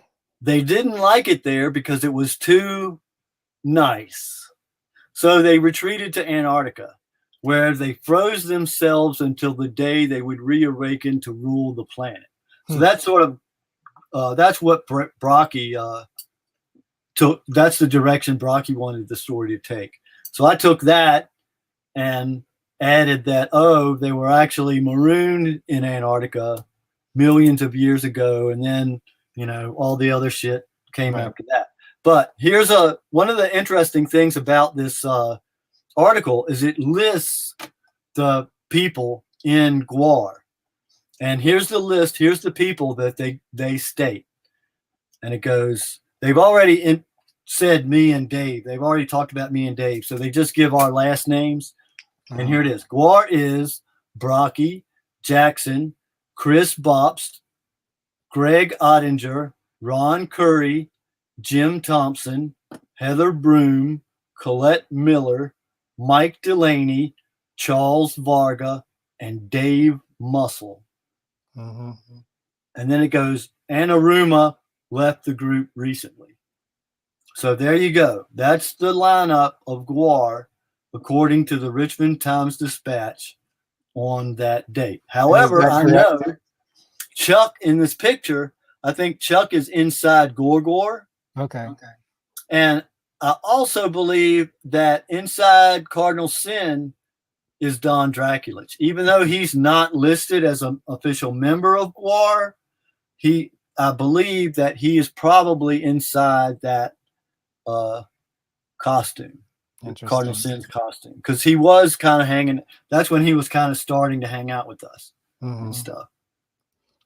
And here's another part I want to read you. This is one brief little part where they say, all right, here it is. Now I'm reading this directly out of the article.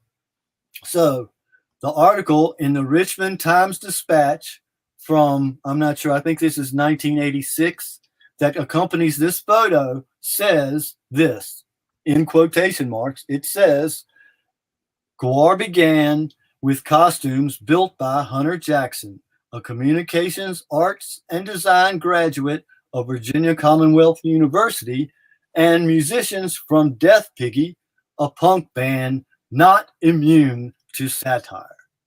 Mm-hmm. That's what it says. Yeah, we actually have a related question to that. Evil Kitty Keith wants to know, didn't GWAR unofficially start as an opening act for Death Piggy? Yes. Yes. It was GWAR, Death Piggy, and then Suicidal Tendencies. Well, or PB Kelly's was also Death Piggy and GWAR, right? Yeah, PB Kelly's was the venue in the flood zone, near the flood zones, in some part of the flood zone. But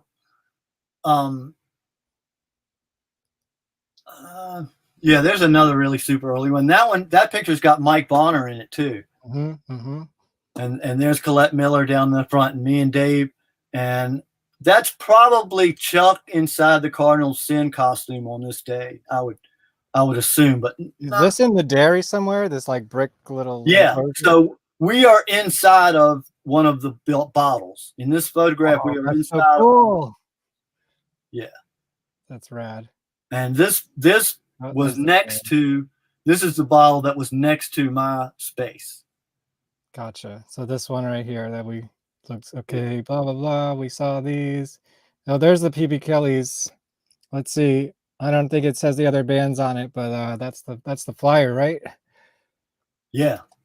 This was the original PB Kelly's flyer and everything, and then both of these have. One has Joey Anaruma in it with the horns on the sides of his head, and the other one has the other lead singer, who in this picture is wearing Techno Destructo's claw. Oh, that's supposed to be the singer? Yeah, with the big lips. Who That's is the that? lead singer. And then you can see behind him the Executioner character that Spike Delaney used to play, who has the Hector's helmet, you know, that later sort of evolved into Beefcake helmet. And then you see Chris Pops up front with the ball sack jaws on. Yeah, and I think that's Dave playing guitar. Yeah, and that's Dave on the guitar in this one. Yeah. And then he's on guitar in the other one too. Yeah, see, I think he did start as a guitar player. There's Yeah, and this kind of thing used to really piss the band off big time. what And you in the picture? what the fuck is Hunter's picture doing there? You know? Why did they use Hunter's picture? Man, they would be so pissed at me for shit like that. I remember one time we were in Texas. It's not like you wrote the article. Yeah, it wasn't. I didn't pick the picture out and put it in there. Right. But one time in Texas, we were doing a show and there was some kind of a parade or something happening blocks away. I have that. And so, no, that's not the same thing. That's just me on roller skates. It's not the same day. Right? Yeah, that's me on roller skates too. Is this the parade? No, this is a parade at in Richmond, and this is the Richmond Dairy Float.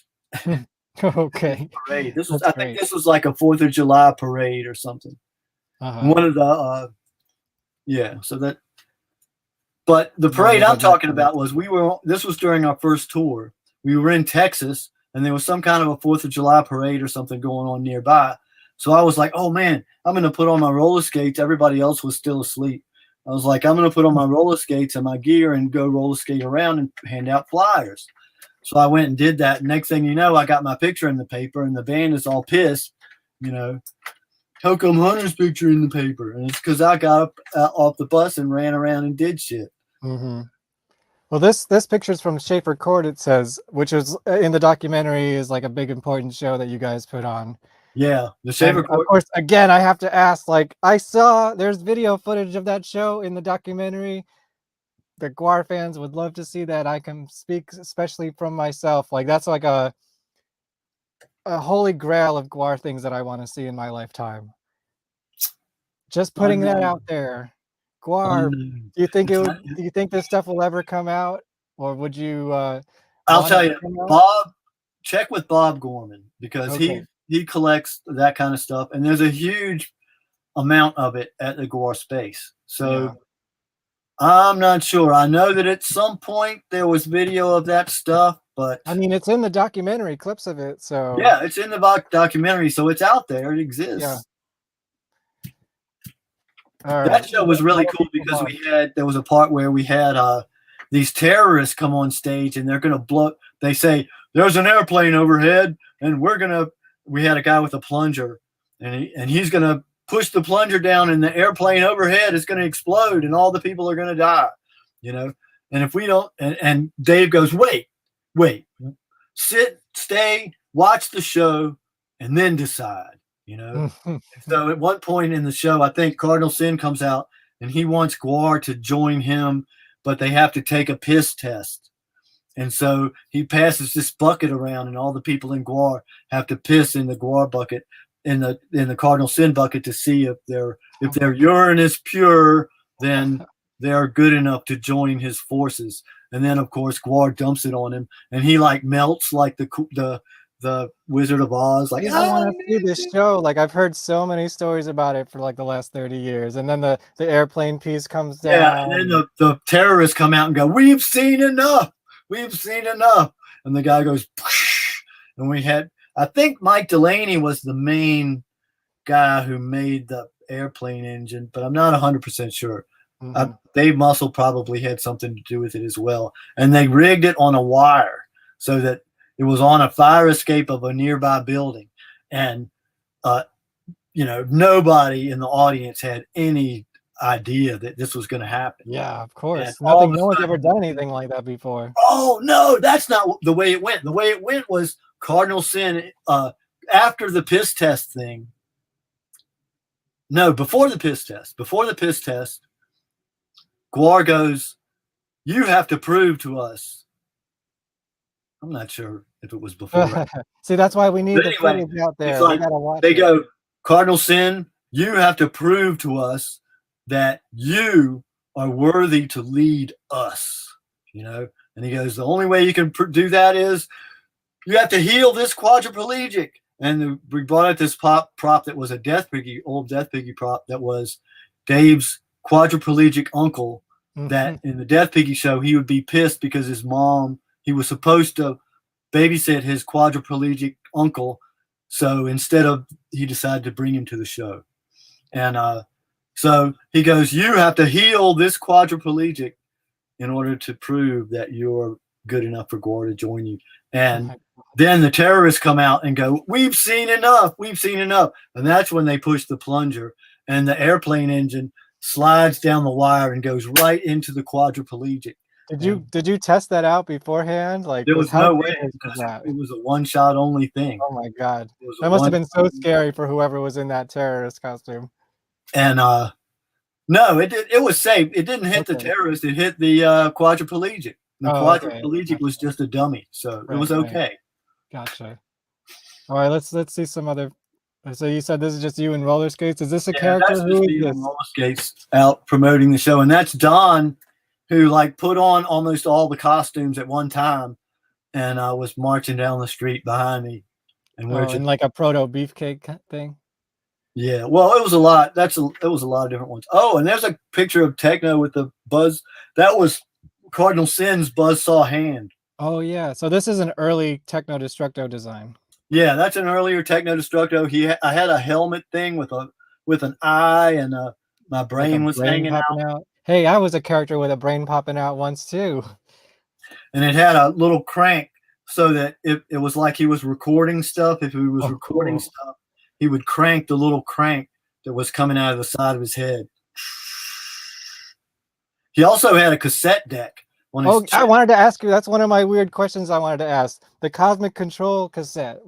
Yeah. What's the story of that? And did it become a Cosmic Control CD in the modern day? Well, what happened was, cross that one off my list. I had an actual cassette deck built into my armor, in the chest plate of my armor. And the idea for that was, in the movie, Techno Destructo was going to have like this belt of all these cassette tapes, right? And so depending on what he wanted to, how aggro he wanted to be, he would put in a different tape. So the gag was, in the climax of the movie, when Techno Destructo is at his, most devastating and about to kill the hero suddenly pops in like a little kid's Kate Bush. Yeah, not Kate Bush. No, I know. It's like a Stranger Things. Yeah, like SpongeBob or something. Yeah. Little kid silly like that, and it like short circuits Techno Destructo's armor. Yeah, that was a plot point you brought it up in the stage show that I always wondered, like, what happened to that? Like, I never heard about it after like 1990 or so. Well, the way it worked in the stage show was, I would come out and I would take over the stage. I would knock Dave down and stuff or whatever, and then I would say, GWAR, last night, while I was sitting on the toilet jacking off to the latest issue of Popular Mechanics, yeah. I was I wrote this song, and through the power of the Cosmic Control cassette, even though they've never heard it before, GWAR is going to play my song perfectly right now. And I would put it into the cassette deck, and hit play, and they would start playing the song. And I would also do and then as I would fight, and once the battle got going, it would always naturally just fall out. And then I would, at the opportune moment, I would suddenly go, oh my God, it's gone. And that enables GWAR to be able to defeat.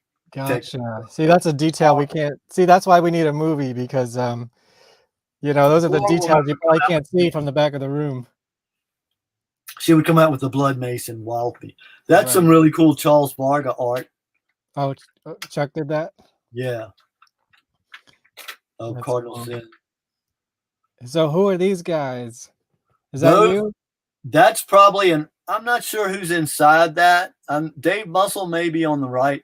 I'm not sure who's inside it, but that's a version of Cardinal Sin and a version of this character called the Duke of Dogma, who you see wearing that hat. that Techno had in the other picture. His name was the Duke of Dogma. And these are, you see, they have, we used to go and buy these baby dolls at the Goodwill and then sort of turn them inside outwards and make them into fetuses. So this shows the holy warriors from outer space. Their armor, their technology is powered by burning people's souls, like harvesting their souls and burning it for fuel. And but the upper echelon of the Cardinal Sin Warriors, only the soul of a newborn child is pure enough to power their armor. So and they thus all the Ragnarok storyline. Yeah, part of that's in that as well. Sin stealing Odorous and Slymanstra's baby. Yeah. He wants to steal the alien space child. Right. Here's the parade. Okay, so the GWAR women, did they have a particular storyline? And I guess this picture proves otherwise, but were they all supposed to be the same character generally? Well, this was a funny story because the girl on the left, she was the original GWAR woman. You saw her earlier. She has a mohawk in this picture, but earlier she had like big bushy hair, and she was wearing the costume that Colette is wearing in this picture. So she wanted to design her own costume, and that's what she came up with. That's and then Amazonia? Yeah, she was the Temptress. She called herself Temptress. Okay. And Colette, I think, was Amazonia. Okay. And the Amazonia costume, I designed that one. Yeah, that's definitely one of yours. Colette, Heather wanted to design her own costume, so she gave Colette the costume that I designed, and she wore her costume. So, and were all three females all in the band at the same time at one point, like before Danielle? These two were, and boy, it was really something else because they clashed like crazy. They got so mad at each other. They would be, Colette would be swinging the mace ball around and hitting Heather, and they were always doing these little subtle catty things to piss each other off all the time, you know. Oh no. And a lot of times I wouldn't even be aware of it until later when I watched the video of what was going on between them and stuff. But yeah, that was there could be only one, huh? Yeah, there can only be one. I was always bummed about that because we've never been able to have two female characters. That would be really cool. Like super catfight. Did they ever have any particular plot points in the mythos, or not really? Not really. It was all pretty nebulous at that point, you know, and pretty much anything goes. Anything that people would come up with, you know, we would figure out a way to fit it in. About it, do it, right? Yeah, and for me, it was more important to just have a female characters in the show, you know, not just for the guys, but so that to draw a female audience too. So they would have a character. Miss the female presence in GWAR, man. There's too many dudes up there. I agree. And that was one of my points of contention where I wasn't sure if I wanted to be on the tour, the anniversary tour or not. Right, because Danielle couldn't do it, right? She's too busy doing Hollywood stuff. Yeah, she's too busy doing Hollywood stuff. They couldn't. They didn't have enough money in the budget, and she really wanted to do that lightning bolt. Yeah, that's why the Miss Electra thing. Yeah, I watched that on TV. When she was on Ripley's Believe It or Not. Yeah, it's one more thing that she does all the time that personally, not for me. Yeah, it's crazy. I mean, I can also understand. I mean, I watched recently again when you guys were on the VH1 Where Are They Now, and they're talking about that. Like, she wants to do electricity. Everyone in the band's like, yo, I don't want to be in the middle of that when that shit goes wrong. Like, fuck that. Well, the big thing about that is it takes this huge piece of equipment to do it. You have to bring this like giant thing that weighs like 1,000 pounds. Oh, forget it. And so it's just such a logistic impossibility, to ship something like that around. She's had a lot of problems trying to perform like that as that. I bet. But man, it's spectacular. It's she did do the girly freak show for a while with that stuff. So yeah, All right, so let me get to all your questions. Let me pause my slideshow flow and just do some of your questions because I know they're coming in. Would you sell any 3D arts like props? Sometimes I do. Sometimes I do. I try to put it up for auction if I can. And I try to make it available to as many people as I possibly can, but I really don't know what to charge people for stuff like that. And I don't want to rip anybody off. But even more, I don't want to get ripped off either, Right. So Carter, get your bids in. You only, when you can only sell it one time, so you have to do it right, and I've sold a few things here and there, but not that much. Plus, me personally, I feel kind of weird when I see people dressed up as GWAR characters, when they bought the whole like make your own character, right? That kind of not so much that as I don't know. It's just it's hard for me to describe, and I'm not really sure exactly what but there's something about it that I'm not so keen on, Sure. And I don't really want like a million people running around in my actual gear. Right. So what was the inspiration behind Balzac's bear trap mask, and who at the slave pit came up with that idea? So that was one of the original ones that I actually came up with that as a pet for the female character because I wanted her to have a character in this is a part of the original Scumdog movie is I wanted there to be a female Scumdog who was like a dominatrix, and she had a human dog who she had on a long chain that had a bear trap face. And when we went to we used to go to this convention in Atlanta, which eventually became Dragon Con. But in those days, it was called Atlanta Fantasy Fair. And that's another question I want to ask you about. Yeah, we went down there. I think we went something like 3 years in a row or something like that to mixed reviews. Sometimes we got totally booed, And I remember after I showed the Captain Communist movie and got booed, and I took it. I was happy to get the critique and learn from that. I wasn't like upset, and they had me talk, and I said something about the guy who won.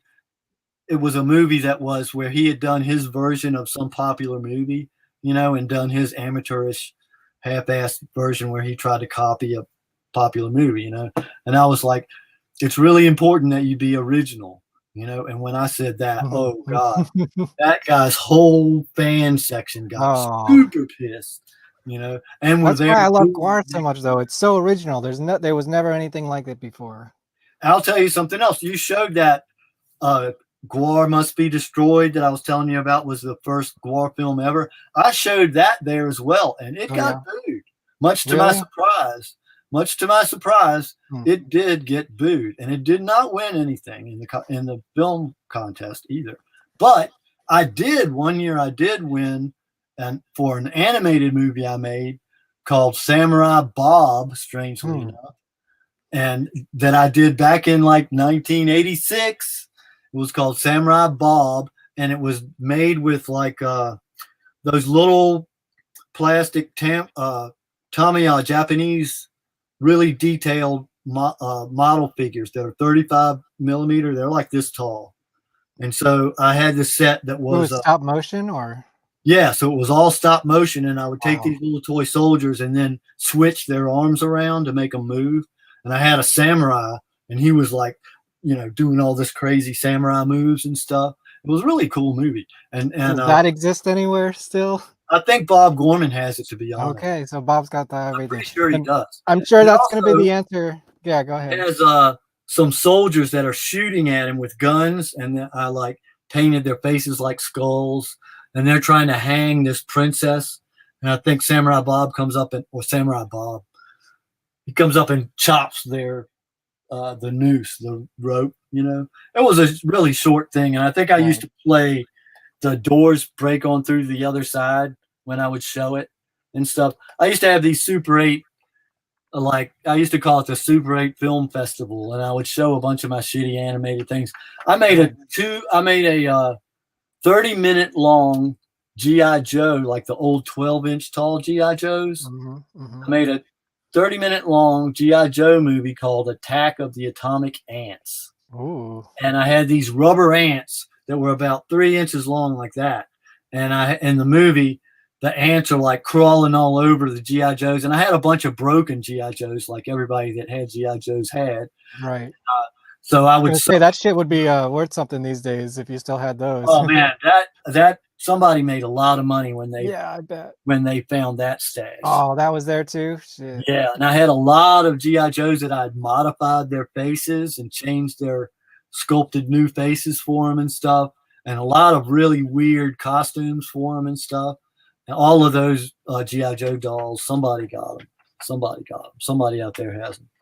And that movie actually exists, but one of the reasons that I founded the Slave Pit was shortly after I graduated from college, I took a trip to see one of my sisters who was living in Florida.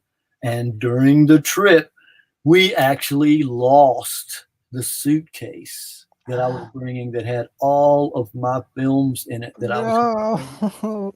Yes. So the first thing that happened after I graduated from college was I lost my entire film portfolio. You're killing me, man. You're killing me. Right. And so part of the reasons I opened the Slave Pit was I had to make new movies so that I could prove when I tried to get a job that I actually knew how to make a movie, you know?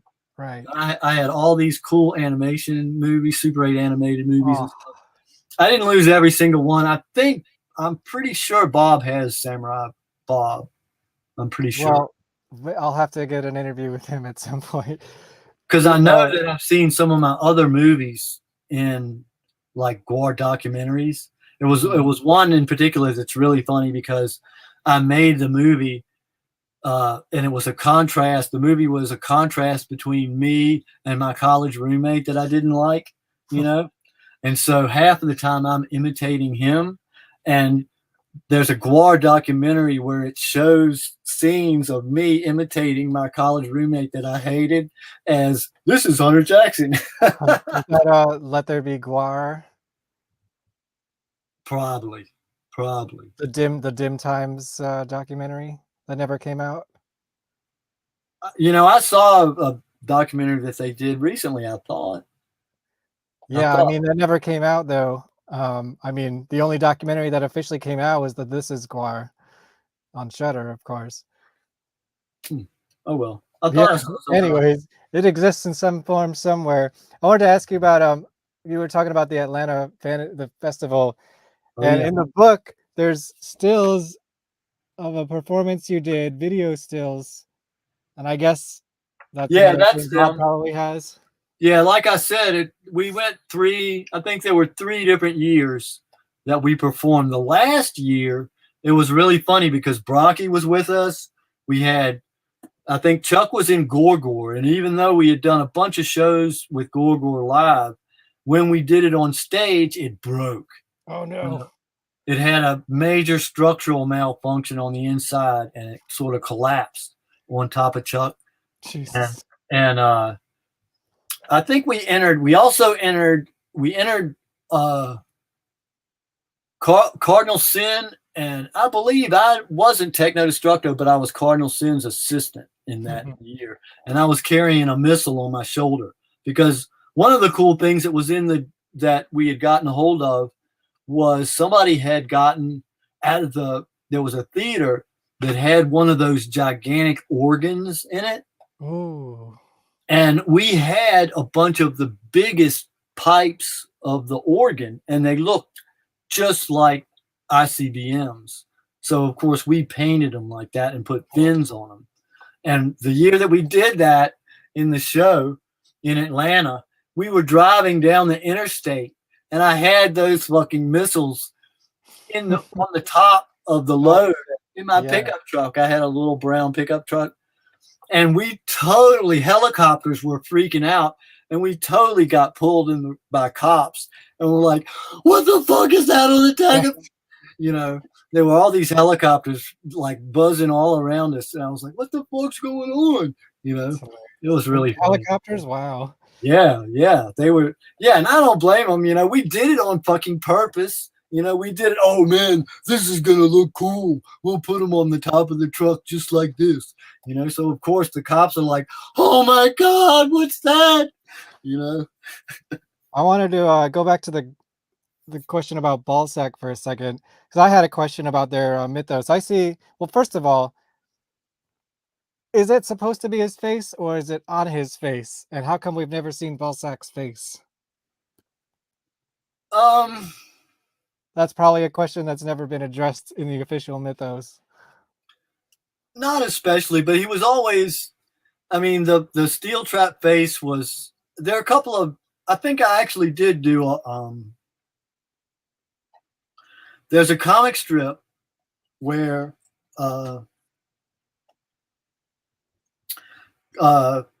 It's sort of a Christmas parody because we used to do Christmas shows a lot.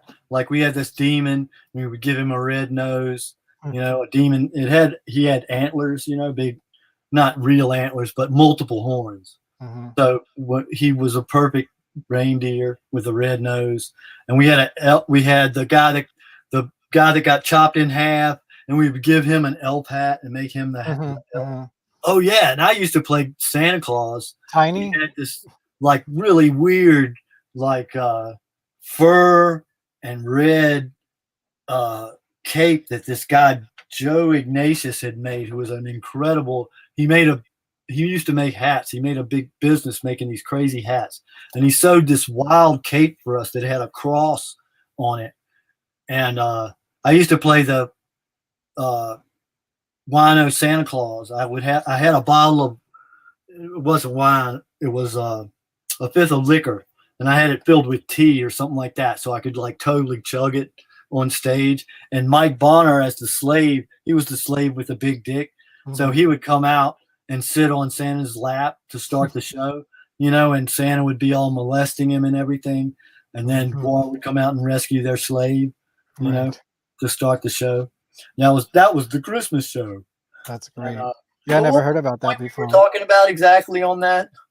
Well, we were talking about Balzac's face. Balzac's face, right? So when I did the comic book version of that, I adapted it into a Christmas story where Small Sack is born, and when Small Sack is born in the comic strip, you sort of just hit Balzac's like mask comes off, and you know it has a body and a bunch of limbs, and it was a prop that we used to use as a mutant baby in the show. Yeah, they brought that character back a couple of years ago. Small Sack.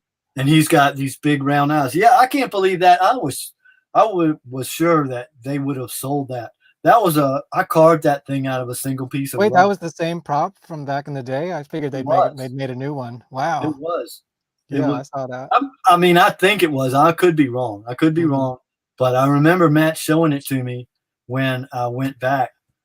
And that was a plot point in one of the more recent tours with that thing was pretty crazy. And there's another I've seen in some, when Jizmac first joined the band, a lot of the things said that Jizmac and Balzac were brothers. Is that a plot point that never went anywhere? What's up with that?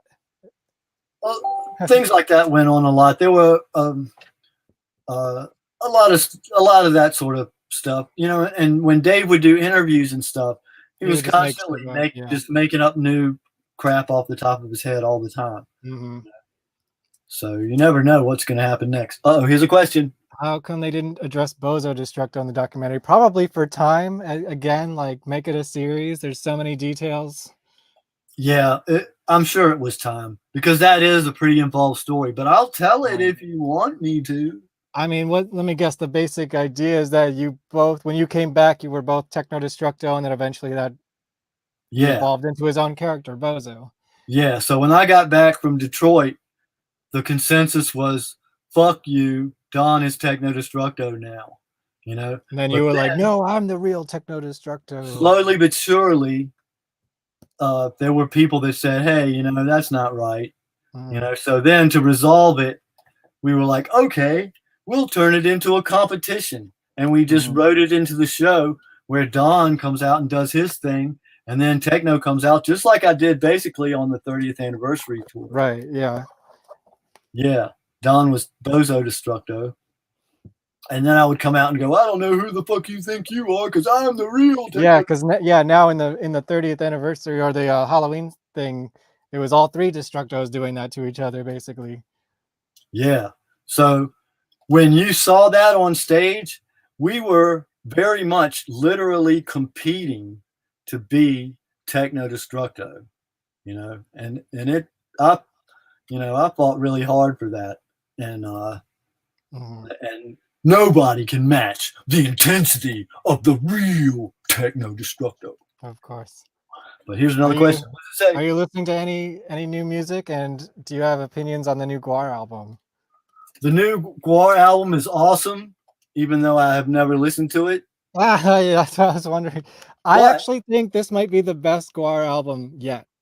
It wouldn't surprise me. It really wouldn't. I mean, it may not be my favorite because there's a lot of nostalgia factor involved with that. I think my favorite's This Toilet Earth, but I think if someone was new to the band now, I think that's the first one I would give to them, actually. Well, I'll tell you, Dave's live lyrical performance was deteriorating. Oh, it was terrible the last time I saw him. Even when I was still in the band, we used to tease him because he would write these really intense, complicated lyrics. Yeah, you know, and Mike Bishop talks about that a lot too. He's like, that's why the songs got simpler, because his songs were just 5 pages of just like. Yeah, he would like write these like artful tongue twisters, you know, like. Yeah. And then he would get on the road, and the band, you know, when a band plays live, one of the cool things about live music is it changes. The song sounds different from the album, and a lot of times it's because the musicians have now played it more and more, and it's better. You know, like that's what David Bowie is one of my favorites. And one of the things I like the most about him is when you would get a live David Bowie album, it's not going to sound anything like the record at all. You know? And he would transform his back catalog to fit his current image and everything. Yeah. To me, that was cool. But you know, Dave, when you get out on the road, the band is into it, and they start playing the song a little bit faster every night. You know. Well, now I think they have a click track, right? So yeah, I think they do. I mean, they've gotten a little bit more professional, but I understand what you're talking about. But so Dave would like start yabba dabba doing the lyrics. There's too many of them. Yeah, just because he can't say it that fast, you know. Yeah, and in the studio you can like overdub and like redo parts and all kinds of tricks to make it work. But man, when Mike Bishop was singing on the last tour, I was just blown away. Oh, he's incredible. I was just blown away. And also, it's being the vocalist is a unique position because your instrument is subject to your health. Like if you get sick, all of a sudden you can't sing anymore. Or if you do a bunch of shows, you can't sing, your voice gets ragged out. That's something that used to happen that was kind of funny between me and Dave, is because we'd be on the road for a long time and Dave's voice would be shit. He would have ripped his throat out, you know, and he would be so hoarse. He went really hard back in the old days. Yeah, and I mean, he would be so hoarse and he would sound so terrible. And then I would come out, I only have to sing one song, you know? And so I would come out and man, I would be awesome because I've rehearsed this song, you know, and I know it, and I only have to do one song a night, you know. So Dave would get super pissed, and he would attack me really hard while I was singing and stuff too. You know? But well, I recommend the new album. I think it's amazing. The production is incredible. The songwriting is, I think it's like most GWAR albums that are the best kind of GWAR albums. It doesn't sound like any other GWAR album really, but it's still GWAR. It's still the core musicians. I think it's the most like the early 90s stuff than, you know, anything else they've done in a long time. So I would recommend it. I'm talking to the fans or you. Check it out if you want to. So they actually have a new comic book coming out. I guess it's not out yet, but well, before you go there. Oh yeah, go ahead. Let me tell you what you asked the question. Yeah, that's right. Let's finish the question. So what I'm listening to right now is this guy named Mick Ronson, and the albums that I'm listening to are from the 70s. Like the And David Mick Bowie Ronson is the guy from the Spiders from Mars, right. who toured with David Bowie. And he also, after he stopped doing that, he teamed up with Ian Hunter, who was the lead guy from the band Mott the Hoople, which is another one of my favorite bands. Yeah, and Bowie wrote their hit song, All the Young Dudes. Yeah. And so Mick Ronson teamed up with Ian Hunter for quite a while and did a bunch of incredible music together. And the other funny part is the way that David Bowie became who he became, and the whole Ziggy Stardust thing. He started out singing as Mick Ronson's band, or he was doing his own thing, and Mick Ronson was playing music for him. They were like cross-pollinating and stuff. And Mick Ronson was the big established name rock star, with an established backing and all that, fan base and all that. And Bowie was this new young guy that was kind of starting out. And he sang very similar to Mick Ronson. So Mick Ronson brought him on the tour, and it was great because he sang the songs great, and Mick Ronson could concentrate on the guitar. But then what happened was Mick Ronson had this super tragic breakup with his girlfriend that he never got over. And after that, he could only write these super horrible, sappy love songs. So that's when David Bowie's persona came forward, and he, just like in the Ziggy Stardust song, all of a sudden he becomes the star of the show because Mick Ronson is all depressed and, lost his energy or whatever. Isn't that a crazy story? You're listening to new old music. Yeah. Old music. Yeah. So that's what I'm listening to currently. I know this. I don't know if you had anything to do with this Codename Kids Next Door show that GWAR re-recorded some songs for. It was a cartoon kids show. Oh, yeah. No, this guy asks everybody this question. That happened right after I was backstabbed out of GWAR and left it. So I didn't really have anything to do with that, but I thought it was pretty funny that they wanted to do the Techno Destructo song of all the GWAR music. That was the one that inspired them and made them want to do it. Yeah, which was really funny. that was the producers of the show picked the songs, right? Yeah. And I think they re-recorded it so they don't have to deal with the record labels and stuff. Yeah. And the other funny thing that happened right after I got kicked out was they landed an action figure deal finally, and they did odorous figure, or did they do that? No, they did the beefcake figure. Oh, the prototype. Beefcake It was a very thin beefcake. Yeah, it was weird. I don't have that one. And they polled the audience. This was 5 years actually after I had split. They polled the audience as to what character they wanted next, and Slimentra was number 1, and Techno Destructo was number 2. I was gonna ask. I don't know if you can see my GWAR cave over here. I got a bunch of toys. Cool. I'm waiting for that techno one, man. Is it ever gonna happen? Oh, dude, that's a rhetorical question, really. But I went to one of those. Have you ever seen those spheres? You get inside of it, and like you're photographed by 100 cameras, and then they send it somewhere, and they make a 3D thing of you. I actually did that with Techno Destructo. And, so it's out there. The information's out there. Huh? So the information they have the capability to take that and make a figure out of it. Yeah. Yes. And they did. And really? I tried to get them to make me multiple copies, and they said, "Oh, are you kidding me? We're not doing that. This one was so impossible for us to make. We're never going to make another one." Because you're supposed to be able to buy additional copies of it, but they would only sell me one. Oh, wow. What kind of size was it? It was like this big, and he's squatting down and he's holding the thing up. So he's like almost sitting down.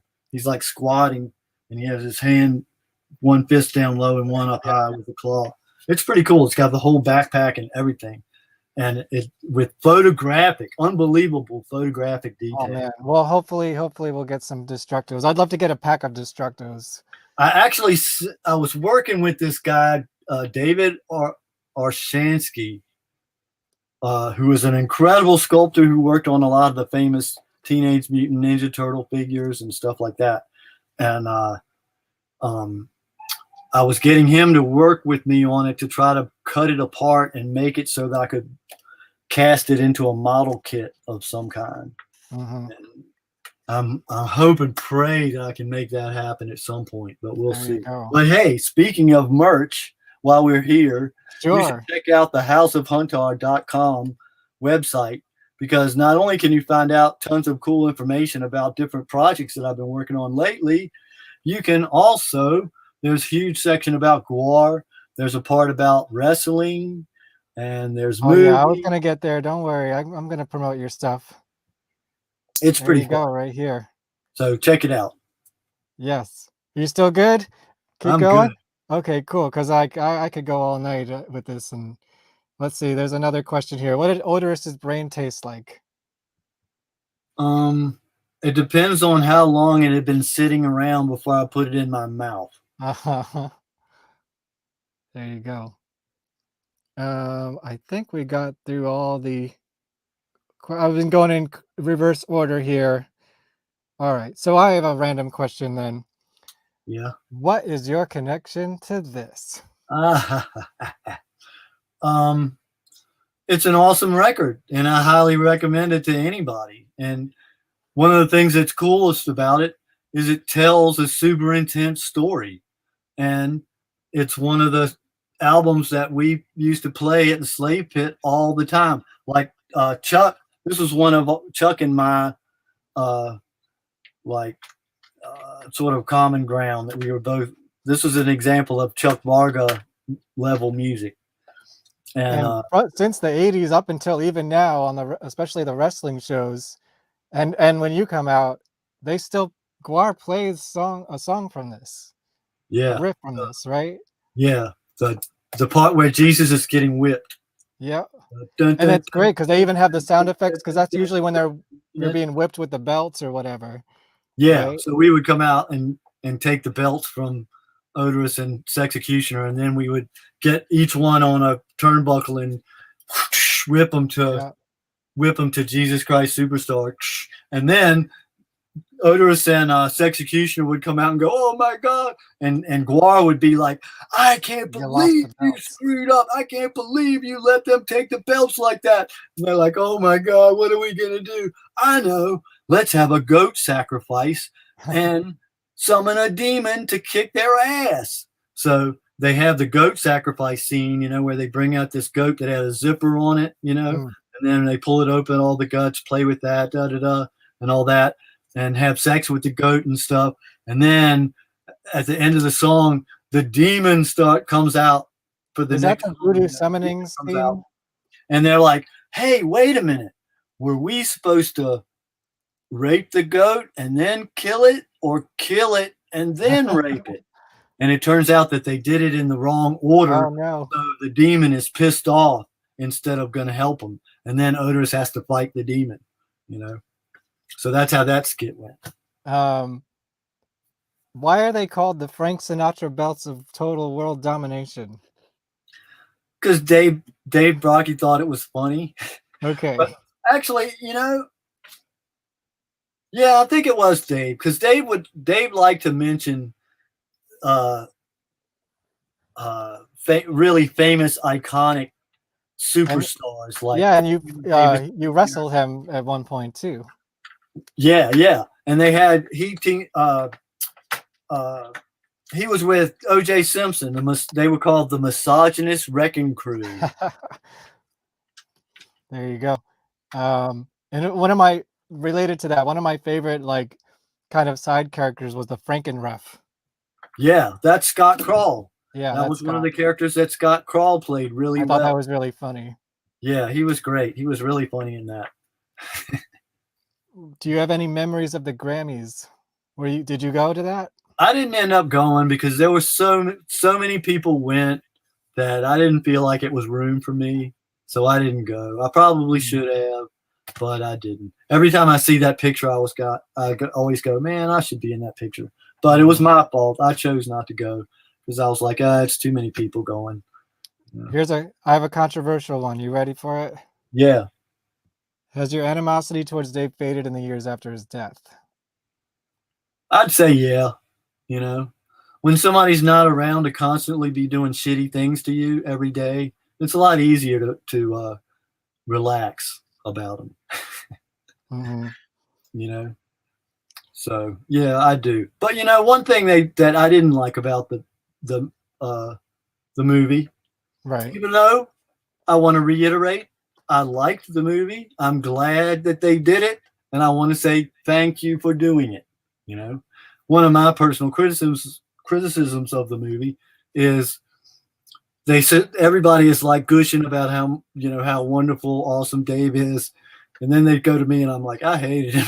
Right, They yeah. don't really say Out of why. like, you said that they interviewed you for like 4 hours, and like that's Yeah. what they picked. Of course, they're gonna escalate the drama a little bit for Yeah, the they movie. interviewed me for about 4 hours, and yeah, I did talk about Dave Muscle and Scott Crawl, and lavishly explained how awesome Chuck Varga was and stuff, and stuff like that. You know, Yeah, but it's a 2-hour movie. You yeah. know, And so maybe you've already answered this by saying that, but what would you is there any one or two things that you really would have wanted the documentary to cover that they didn't? uh, You can think about that one. I don't know. I mean, as somebody that makes films and stuff, uh, it's really, really hard to cut things, you know, and I know that in my stuff, and if you've ever looked at my YouTube page, I bet you think some of my videos are too long, you know, even though they're short, and I try to be as short and sweet as I can. A lot of them are long just because they're so much fun to keep watching. Right, And yeah. it's hard to cut stuff. It's hard to cut those. It's gonna be really hard to edit this Haunted Garage documentary with the amount of stuff I have. So I'm gonna have that in front of me as well. Yeah, I don't envy him the task. And that's why I really don't like it when if people rag on this project, you know, or act like they're too disappointed, because it really I was. mean, I loved it. It's just I understand too as a hardcore fan, like this is sort of the layman's version. Yeah, and there's plenty of stuff like, oh man, I wish they could have talked about that. Like you were just talking about the Bozo Destructo thing. That would have been fun to hear different people's take on, you know. And so hopefully, I really do hope that he gets to expand the project and do the full on mini series. Hey, I will. You know, if you guys need an editor, here I am, right here. There is a petition out there. Yes, yeah, I mentioned that before. So go find that petition. Here's a random question: how come Dave got the cuttlefish of Cthulhu and you got the screwhead nib?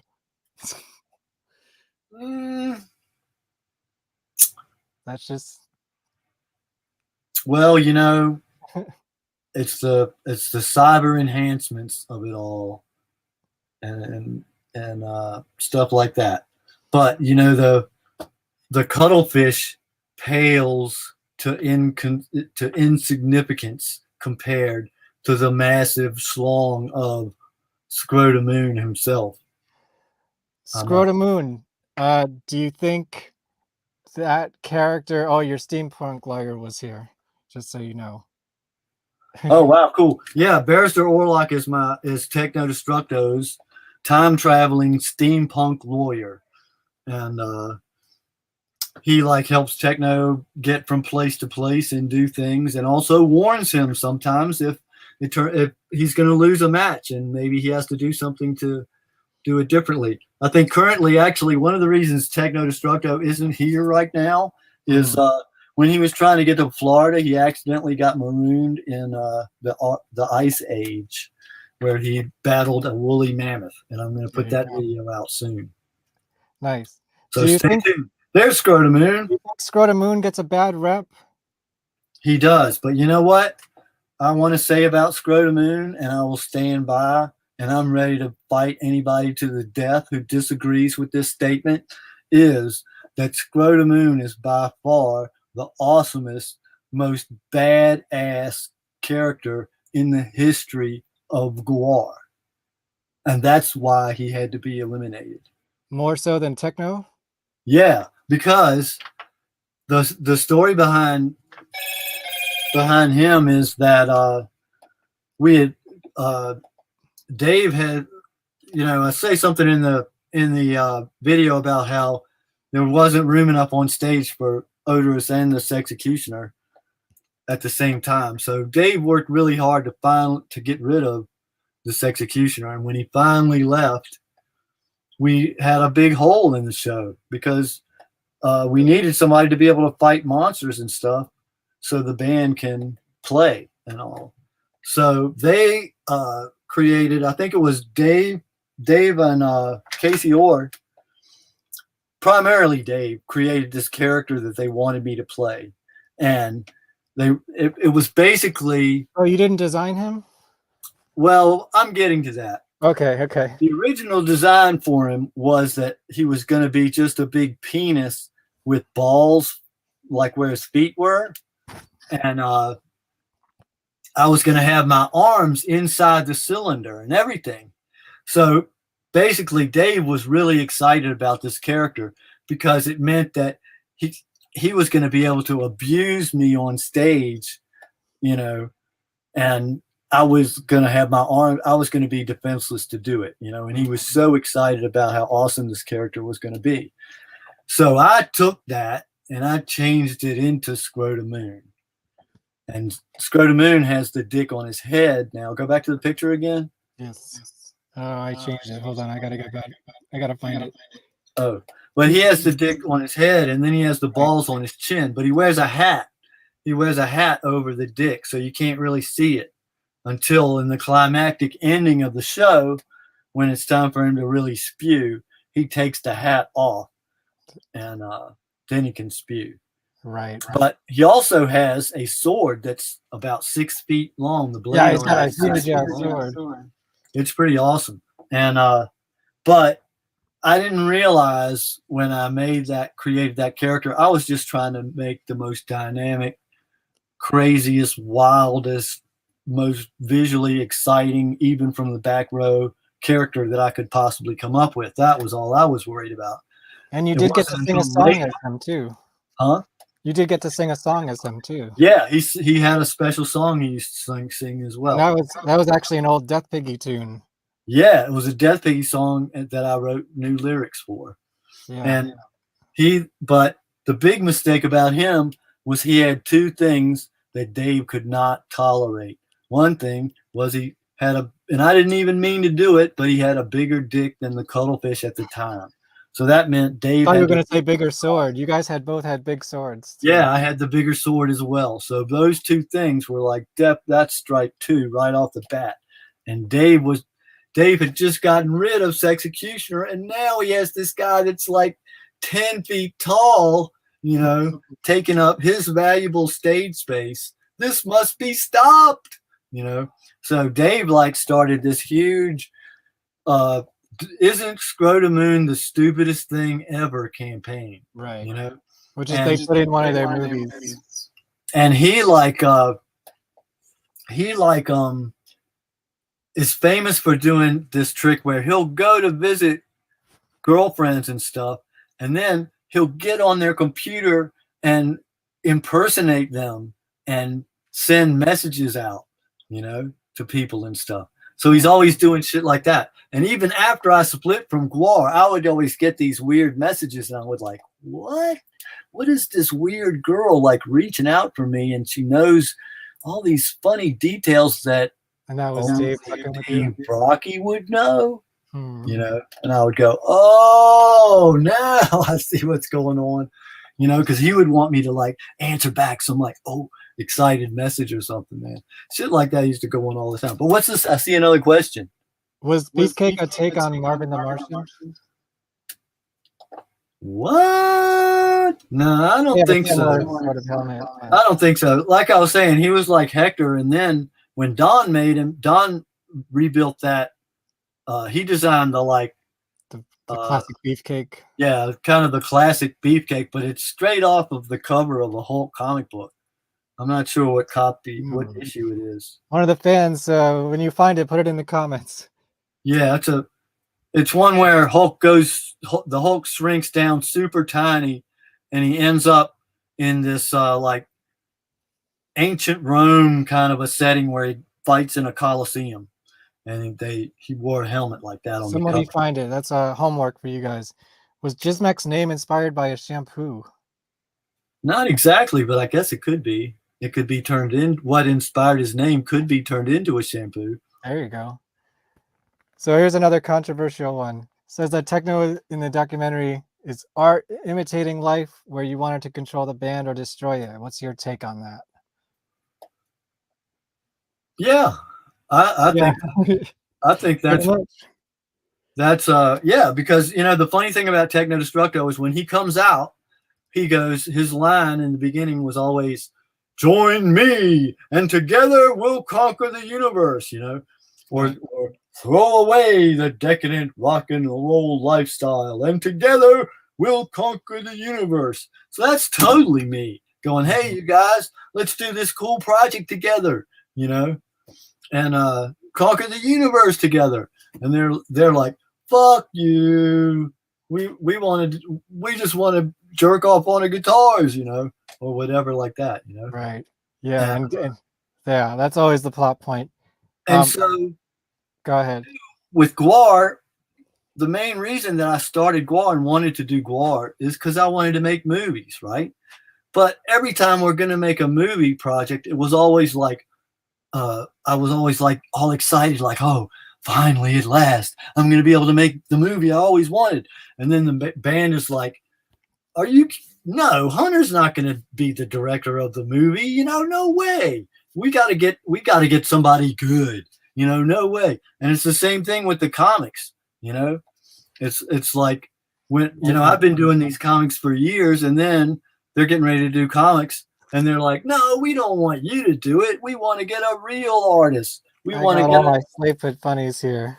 Yeah. Yeah. See, and you know what? You see those books there? They're all full color. They're all beautiful. Yeah, they're beautiful. They don't just feature my artwork. I made sure that all the GWAR artists are featured, and they have comics and stories by those artists that are GWAR stories, but they also have them doing things that aren't GWAR, in the same way that the musicians often put songs on the albums that aren't necessarily about GWAR, But we got a lot of flack for that. It's like, oh, how come you're putting stories in there that aren't about GWAR? Like, for instance, who cares? Yeah. Heroes Roam the Earth. Yep, I got that over here. Put out a compilation of that you can get at House of Huntar. There you go. Yeah, there you go. And I'm super proud of it, too. You can get it signed by Techno Destructo himself. I recolored the whole thing. Oh, it's all redone? That's great. And so I'm pretty proud of it. You should check it out. And yeah, get it now from the House of Huntar. This is also a cool thing because in the same way that I put together this gorgeous book right here, I'm currently working on a GWAR anthology. Really? I'm working on a book that compiles and recolors every GWAR comic strip that I ever did. Dude, it also includes t-shirt art and album art, and I'm super into every that. piece of art I ever did for GWAR, I'm trying to put in this omnibus book. And right now, it's almost 200 pages long. And I'll be the first one in line to buy that. And it's going to include storyboards and diagrams that I drew for how to shoot movie scenes, and all kinds of cool stuff. And I've been working really hard on it. And so has a few GWAR fans that have been helping me out on it that I really super appreciate, like Eric Pringle. Oh, yeah. And the GWARcast. Yeah. And it's been fun because I had, in order to get these guys to help me work on it, which it's a laborious hours-long process, they've been helping me block out the colors and everything. And in order to get them to help me, I've been trading them GWAR original art that I have around. And they helped do the animated Tales of GWAR. They created that too, right? Yeah, that was crazy. With that Weird Al Yankovic thing. Yeah, and no, it wasn't them. Yeah, they did the Weird Al Yankovic one. Yeah. I agree with Nicole here. What was your favorite techno tour? Hers was the Techno's Return in the Slave Revolt '92. I think that's my favorite tour as well. Yeah, I have to say it was, man. That Slave Revolt show was so much fun. Here I have a slide for that one. Yeah, and being able to do it, that's the kind of show that I like the best, where it has a plot line that runs through the whole show, you know, and it sort of starts off with. I wish this one was a movie. It sort of was, but not proper. Yeah, it's kind of the Return of Techno Video kind of has an edited version of it. I actually have a question about that because I actually have two different versions of this. Why are there two different versions of this? And do you remember that there was two different versions of this? I mean, I think the content might be the same, but the one on the left is probably older, and the one on the right, the other one. That's probably the older one, and that's the newer one. Oh, really? I just redid the layout so that it's all on. You can see everything. Mm-hmm. And I would say that video is almost definitely one of the ones that I lost in Philadelphia. Oh, really? Yeah, and that one you probably bought from Slave Pit while I was still running the mail order department. Well, somebody did. I think I got it secondhand, but you know, I think those are both originals. One of them I did get in the '90s though, so that was a question I had. I had an editing deck where I could edit with VHS tape, believe it or not. And what I would do is I would choose the one. That's what I used to started editing on too, from tape player to tape player. Yeah, you know. Yeah. Mm-hmm. Yeah, I did it the super crude way too. Right. So I think my favorite, I think the peak of GWAR for me is this. Yeah, that one was crazy too. That was a weird project. That was one where we had just finished the Alice in Wonderland, and it had gotten nominated for a Grammy.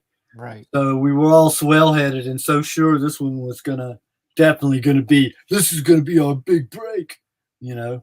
And it should have been. I think like if GWAR didn't exist outside of just this movie, I think this is like a cult classic. I don't know why people aren't adopting it as a cult classic at this point. Gotta get it out there.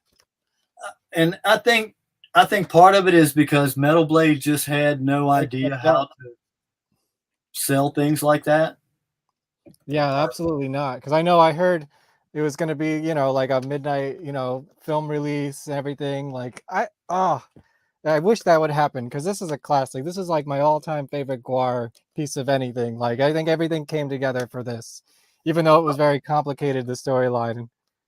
Yeah, it was pretty weird. That was one where I was supposed to be the director, and then I had my assistant director doing the B-roll stuff. And once she got done doing the B-roll stuff, she had a coup and took over the directorship of the movie with the blessing of our manager and Dave Brocky, and I was fucked. It sucked. And then she finished the movie from my storyboards and shooting diagrams and stuff, and shut me out of the final edit, which is, man, I think it could have been much better. I think it really could have been much better. And the battle scene, the fight scene in the end. Oh, that's great. Yeah. God, it killed me. It could have been so much better. Yeah. I mean, for what it is, I think it's like a classic, should be a classic B movie. Yeah, and she's talking about my favorite scene in Skullhead's face. And you know what? They screwed that up too, because it was supposed to, when he plugs it in, it's supposed to go, you're supposed to hear the Techno song starting to play. You know, that's the way I wrote the scene, is he plugs it in, and then the Techno music swells, and as soon as it starts, the song really starts. Once it's enough played by, you recognize it. Ballsack yanks it out and go, no, we'll have, you know, you know. And that's what I did love. But because she was pissed at me because of our fight we had, she was like, "Oh, we don't have a version of that song that's good and good quality enough to put in the video." And so it didn't, that scene wasn't half as good as it could have been, you know? And as far as I'm concerned, that goes for the whole thing. You know, it wasn't quite as good as it could have been. I'd love to, one day you should do a commentary for that. It was funny when to hear Dave and Matt and all those guys watching the videos and commenting on them and stuff. I thought that was pretty funny when they put that out. I do love, to go with the movie, there was the comic book that did explain things a little bit better. That's right, because I didn't have Dave Brocky trying to, you know, obstruct everything I'm trying to do. In the comic book, I was more in control, and I could write the story. The story is much clearer in here. Of course, like, I'm sure budgetary reasons too. Like, it was such a grand idea, and then like some of the plot points got lost in the mix in the movie, but it's more well explained here. But I do want to ask, here's a mythos question, I guess. How exactly does the homogenizer work? Because this is a crazy little piece of equipment you drew here. Oh, well, that's sort of like a picture of his whole laboratory. Right. The homogenizer, you see pieces of it in the movie, but it doesn't exactly show how it works. The well, yeah, it does. Yeah, it does. Oh, it does. Go to the other page. There's a page where he puts it, the TV set thing, he puts it on his head. Mm-hmm. He has the rock star, you know? Yeah, which was played by Sebastian Bach in the movie. Yeah, Sebastian Bach plays. How did that happen? He puts it on his head. Well, Liz Fairburn, who was our manager at the time, she's a real big sort of name dropper and celebrity chaser, sort of. And she got Jello Biafra and Sebastian Bach. And Jello was a fan of the band, though, right? Yeah, to be in our stuff. So all that stuff came from her. Cool. I'm trying to find the TV. Oh yeah, here it is. Yeah, you put the TV on the guy's head, and it sucks their gizmoglobin right out of their soul. It's sort of a liquid form of their creativity. The other thing I loved about this comic was, I think it might have been in Chuck's section, I forget exactly, but there's a dig on green jelly in here too. Oh, really? Yeah. Did you remember that? I don't remember it. I don't remember. I haven't read that one in a long time. So it's the scene where Jello's character is in the board meeting, you know, right before the band. Yeah. Or no, it's when the band crashes in. They're like, no, right before the band crashes in. It says the consumer market homogenization is the cornerstone of our ability to sell limited conflict scenarios to the buying public, not their food, not their fun, but their attitudes towards us determining their free will. And this character pops up and says, duh, Crystal Pepsi, Jiffy Lube, Thigh Master, Wheel of Fortune, Michael Jackson, X-Men, Babylon 5, Green Jelly, habita. Yep. So there you go. It's in there. Okay, how you doing? You still good? You need a pee break, smoke break, anything? Yeah, we can take a break for a little while if you want. Yeah, let's you know what? This is the point where I think I'm gonna run the trailer for the documentary, which you are in, and that'll give us a little break here. And where is it? And is it this one? An oldie. Nope. That's my intro. To be Here we go. discussion about We'll be back. the importance of danger, chaos, the possibility of something happening that really wasn't on the schedule. Mr. Dookie Fly Swatter and the Haunted Garage!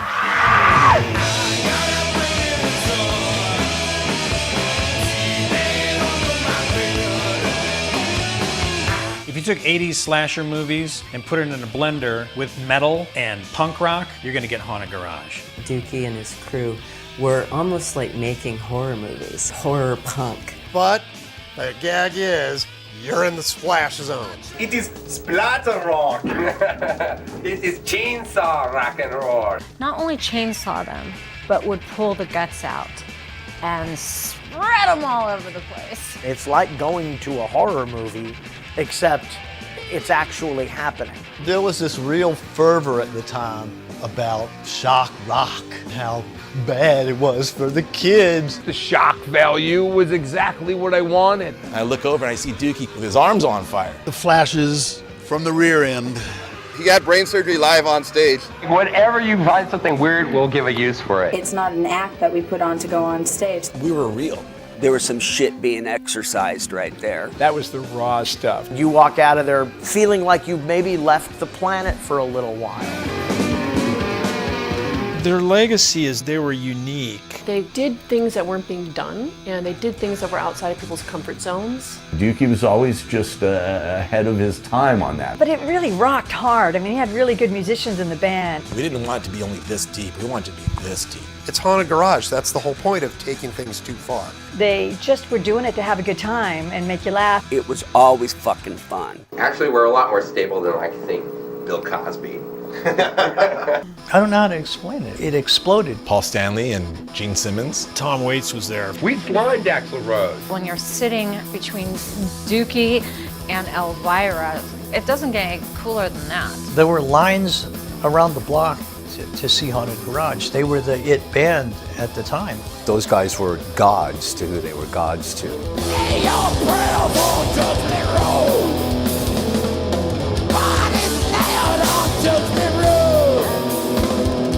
He's an icon of the underground exploitational genre. Punk rock god of Hollywood. Bela Lugosi's horrible punk rock grandson. G.G. Allen, but fun. He's like a friendly vampire. He was LA's Peter Lorre. You need somebody in a movie, that's the guy that you want. Roger Ebert said it's the worst movie he's ever seen. Cold Steel, Sharon Stone? Who knew? He had a great writing career. He puts everything he's got into it. He made his whole life his art. I think that the whole world should know about it. Now I'm gonna cry. Slam, slam, slam, slam, slam.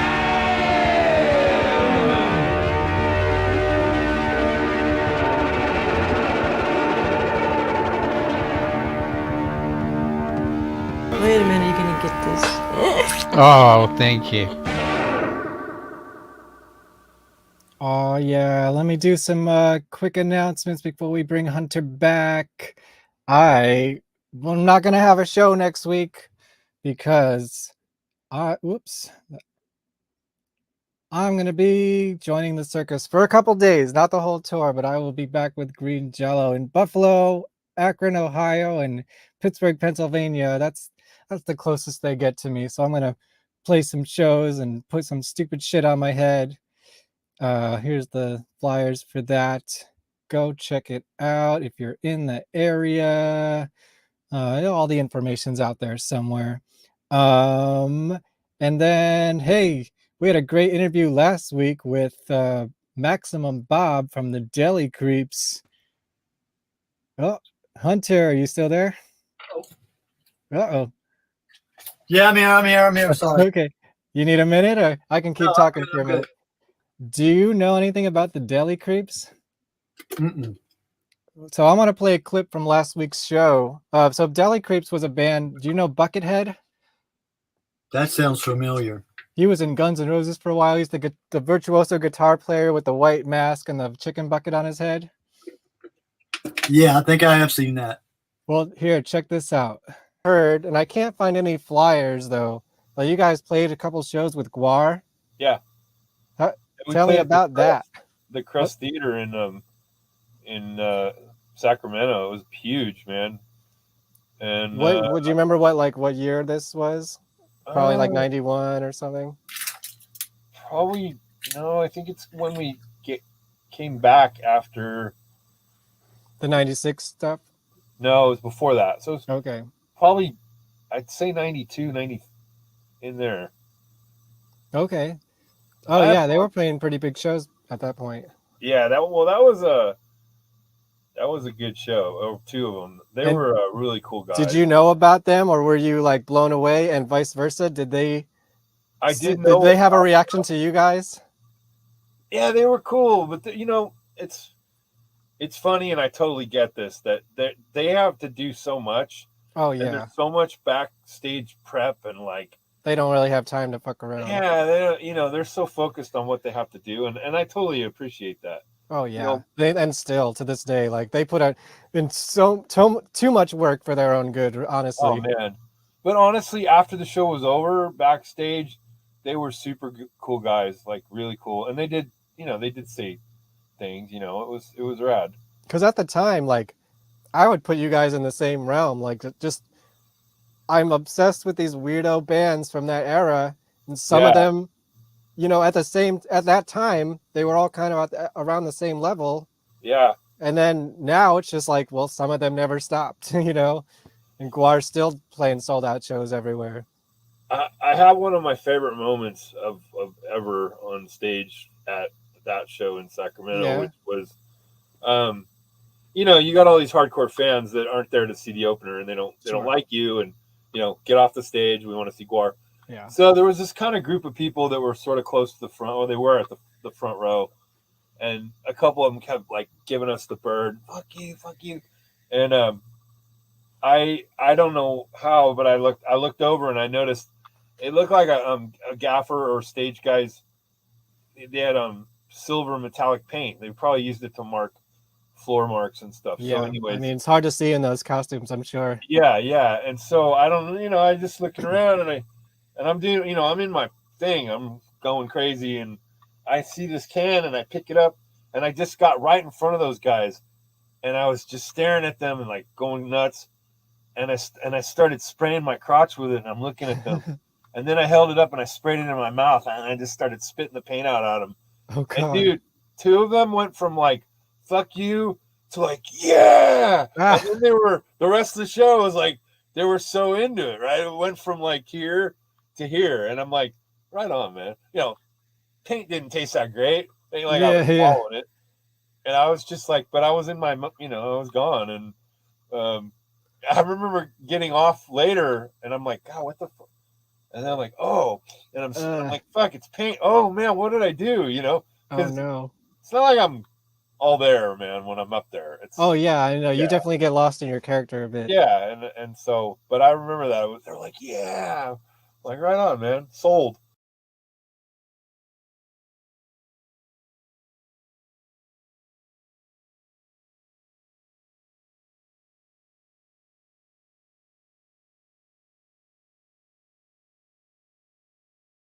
Lost your sound. I can't. Sorry, yeah, I muted our mics for a second. Sorry about that. Yeah, that was Maximum Bob from the Deli Creeps. So Buckethead opened for GWAR back in the day, and now you know he was in Guns N' Roses now and stuff like that. It's crazy. You remember that at all? Not really. Not really. Well, I thought that was a fun antidote to throw on the show. We played. It was a cool story. I gotta admit, it was a cool story. Yeah, you probably like the Deli Creeps. They were kind of like the Texas Chainsaw Family, but on stage. I didn't hang out with too many of the bands. I hung out with the Misfits some. They were fun. Yeah, that was like in 95, 96-ish when they came back. Yeah, they were really fun to hang out with. All right, let's talk about some non-GWAR stuff for a little bit. How about that? So I have this comic book here, Henry Hemp. Henry Hemp. Tell me about this guy. So Henry Hemp was a marijuana activist in the years right before they legalized marijuana. And they used to have a lot of conventions where you could buy, you know, marijuana related paraphernalia. And this guy, he had this foam rubber marijuana leaf hat thing he used to wear. And I was like, wow, this guy's got his audience. He's got like his target audience ready there to go, you know? And he was trying to shop a TV series. He wanted to do a TV show. He was trying to get a TV show about marijuana, you know? And I thought it sounded like a cool idea. And I was like, well, you should have a magic garden of all these different pot plants that are like puppets that you hang out with and talk to, you know? So I made this puppet for him as a prototype of a character that would be on his TV show. And then to go along with it, just because I'm crazy like that, I wanted to write a comic book. And I figured that since he does these conventions all the time, he would have a market for this comic book right there, ready to go, you know? And so I did the cover, and on the inside, I laid it out. I wrote the story and I laid it out. And then another artist whose name escapes me at the moment. Let's see. Hunter Jackson. I don't know. Keep talking about it. I'll try to find it. He like this other artist who is popular in the sort of marijuana convention circuit. Mike Tucker. What was that? Mike Tucker. Yeah, Mike Tucker. That's his name, Mike Tucker. So Mike Tucker, I laid it out for him, which means that I broke down the panels and I decided what word balloons would be in what to tell the story. Yeah, like that. And then I sent it to him and he finished the art, kind of. And then he sent it back to me. And anything, I told him, anything you don't, understand in my pencil, just leave it blank and I'll fill it in later. You know? So the inside is mostly his artwork with me touching it up a little bit. And then I wrote the story and stuff. And I was like, man, Henry's doing these conventions all the time. Surely we can move all these books. But the weird thing about it was that Henry was such a hippie that he couldn't make himself sell anything, because that's like so anti-hippie, the idea of changing money, Oh, geez. like capitalism, right? So that was his job, was to sell the ads that would go in the comic book and to actually sell the comic book. And I would produce the comic book for him, and I ended up sinking the money into it as well. Oh, geez. And so then after that, we parted ways, and I have a huge stack of Henry Hemp comic books now. Get it on House of Hunter. But it is an amusing, funny little story, too. Yeah. Yeah, it's a short little book. I have a question before I do the next slide. How come House of Hunter has an A in it instead of an E? Well, does that confuse people? That's part of the reason, right? Okay. Is just to confuse people. That's probably reason number one, just to be confusing. But where it comes from is in the days before GWAR, when I was in Richmond, Virginia, and I was a redneck barbarian, everybody used to call, I can't even say that. Everybody did not used to call me that. A couple of people, it was when the cartoon show Thundar the Barbarian was on TV, which was done by Jack Kirby, who is one of my favorite artists. Favorites for sure, yeah. So Thundar the Barbarian was on TV, and a couple of people started calling me Huntar the Barbarian. And then when I started doing GWAR and I was doing the Mind Control Monthly newsletter, I started to sign my name in Mind Control Monthly, Huntar, Slave of GWAR. Yeah, I think I saw that in some of the comic books too. Yeah. So that's where the name Huntar comes from. And I just use it because it's fun to sign my art that way, and it's weird and pretentious. Well, houseofhuntar.com. It's all scrolling, so go check it out. Huntar Warrior Art Bag. Who is this guy? That is something I did for Kyle Colson. Kyle Colson is the guy who runs Hella Hot Sauce. Oh, shit. I need my prop. Hold on. And I bet you he's watching right now. Hey, Kyle. Hey, if you're here, drop a comment. And but Kyle Colson is a really cool guy. He lives up north in San Jose, and he and his wife run this mom and pop sort of a hot sauce company, and called Hella Hot Sauce with his friend Chris. And I wanted, when he approached me, he did a hot sauce for Ghoul, right? The band Ghoul, and he also he likes to try to get pseudo celebrities to to have signature hot sauces with his company. And he approached me, and I was like, hey, yeah, if you let me do the artwork for the label, I'm there, I'm into it. And then lo and behold, it turns out that it's really good. He also said he wanted to have the person, have some input into the thing. And I was like, well, I'm not really a hot sauce guy, but I like garlic and onions a lot. And so garlic-based hot sauce. And I thought Techno Destructo garlic death grip hot sauce it's a medium. It won't kill you. Yeah, it's only a medium, but it does have a nice flavor, and it's really good.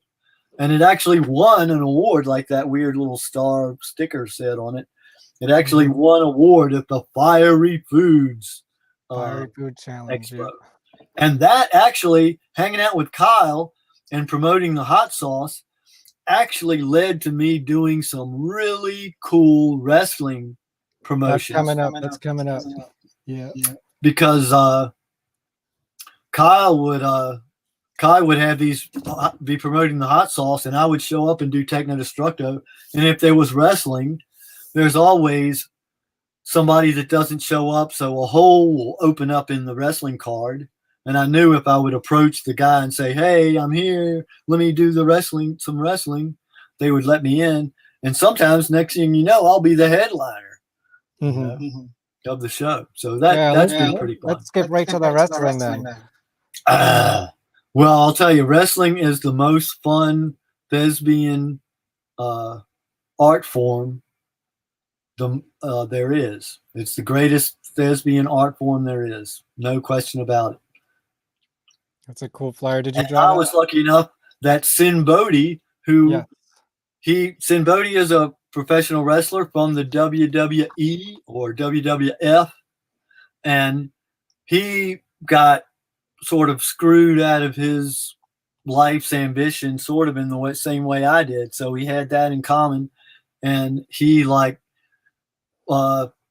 I showed up that he was having the Radioactive Chicken Heads were having a wedding at one of his shows, and I was friends with them, heard about what was going on. Oh, there's going to be this wedding in Las Vegas with wrestling and everything.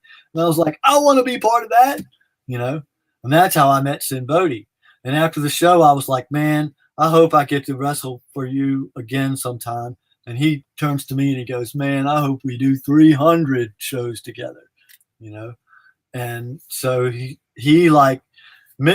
sort of became my wrestling mentor and helped me get in with a lot of cool people. He taught me a lot himself, but he also helped me get into Brian Kendrick's Santino Brothers Wrestling School, which I highly recommend to anybody who is interested in learning how to be a for real professional wrestler, because there's plenty of guys out there that will say, oh yeah, I'll train you, just pay me so much and show up once a week, and you know what, 80% of them don't know what the fuck they're talking about, and you could get hurt working with them.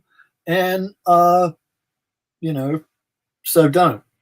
Look it up, find out a real wrestling school, and it's worth going to. And one that's really good is Santino Brothers in California. It's in the LA area. I'm not sure exactly how you would find it. Look it up online. I'm sure it's easy to find online. Santino Brothers. Another one I got to work at was Knox Pro, which is the one where Rikishi trains at. What was that question a little bit? I'm sorry, I missed that question. Best sauce ever, kills vampires too. That's right. That's Diana, who is Princess Paramore.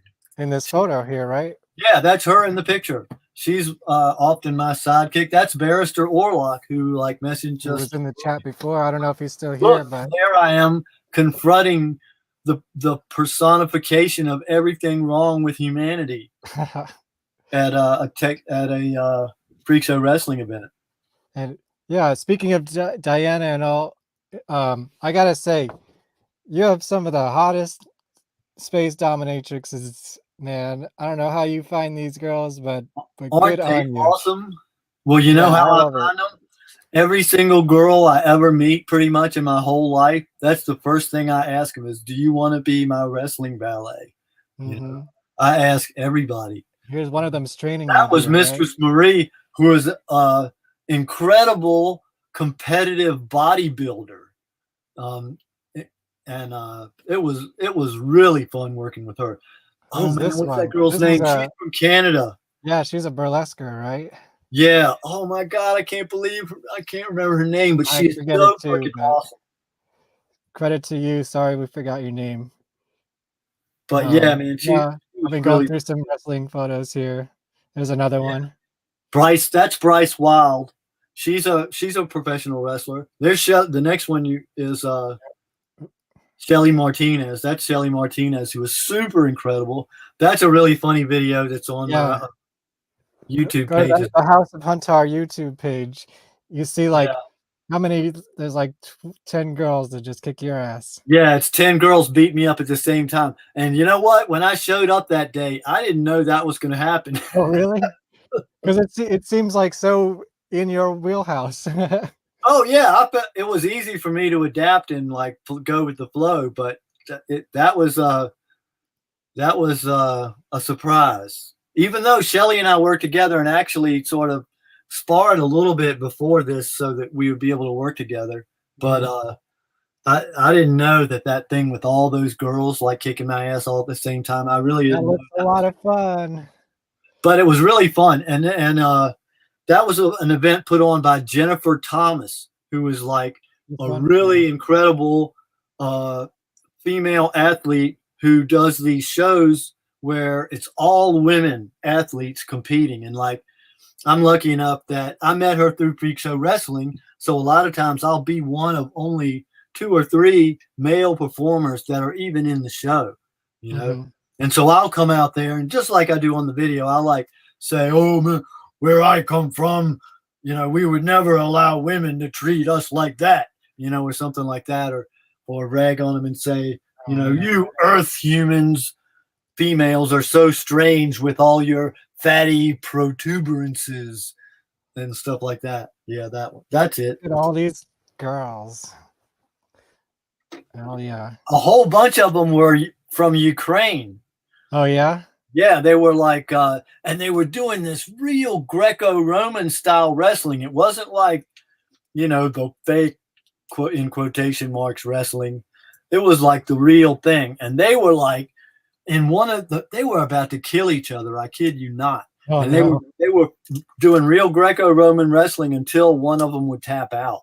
Oh, and shit. there was a double tap out in one of the matches. That means that both of them were about to die. Fuck. Here, I think let's run a little commentary on this one. I know you got a little preview of it before, but I think this is my favorite thing that I've ever seen of your wrestling. Now, this is a Sin Bodhi project. He invited, or I was in Las Vegas doing a Freak Show Wrestling event, and he was like, hey, man, tomorrow, come by my studio and let's shoot this thing with Jake the Snake Roberts. And the anti-gravity match is something that Sin Bodhi came up with. It's an idea he came up with that he was getting me and Serial Man to sort of experiment with how to do it live. But it's a real tricky thing because you're sort of like, the idea is that it's an audience participation thing. And so the idea is that machine in the corner is the anti-gravity machine. Is that behind you right now? Huh? Is that behind you right now? Yeah, that's it right there. Jake the Snake. Behind you right now. Oh, yeah. Parts of it are behind me. Yeah. This is one of the most useful things I ever made. Yeah.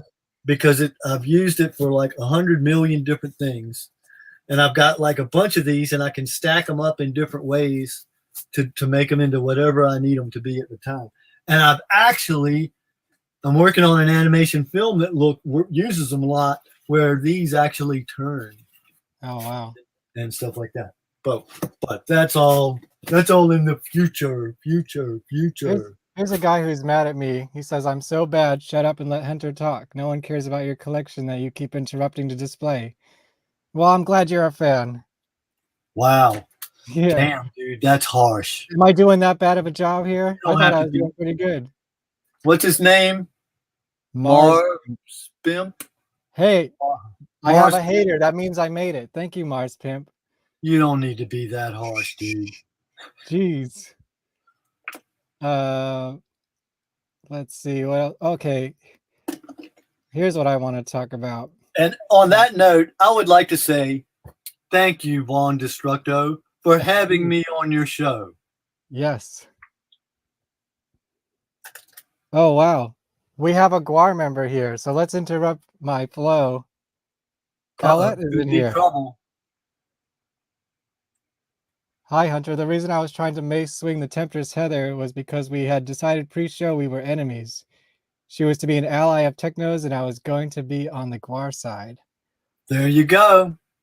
Colette, welcome to the show. Let the Thanks for truth be being here. told. There you go.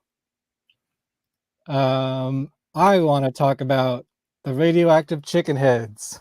Yay! I did that logo for them. Yes.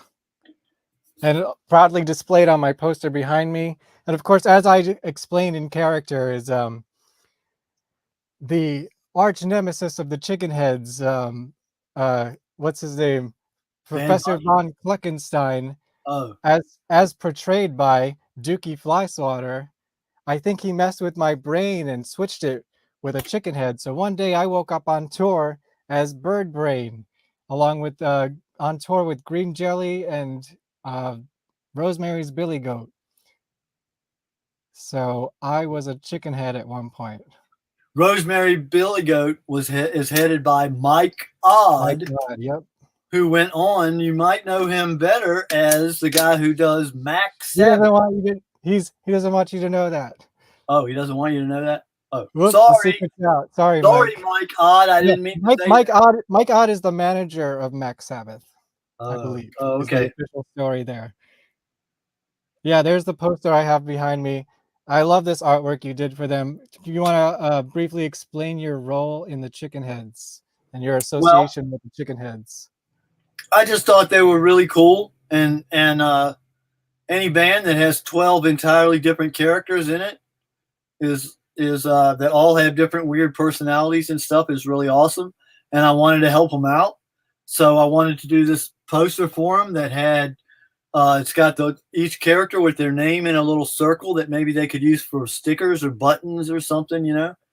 And they've been able to recycle at first I did a drawing of each different character and then sort of collaged them together, you know. So I was just trying to help my buddy out and do this cool artwork for him. And, if you happen to be in a band and you need a logo or something, you can contact me and try to, bribe me to get me to do something for you. There you go. Carrot Top's here. Yay, Carrot Top. What's up, Carrot Top? Yes, if you want to see my interview with Carrot Top, go back on the channel and watch my interview with Carrot Top. Yeah. Here's some photos of you with the chicken heads. Yeah, I've come on stage and actually sung songs with them a couple of times. Right, I have a flyer for that. This is one of them. This is a show you also did with Dookie Flyswatter. Yeah, I believe you sang a David Bowie song, right? I did, and I like.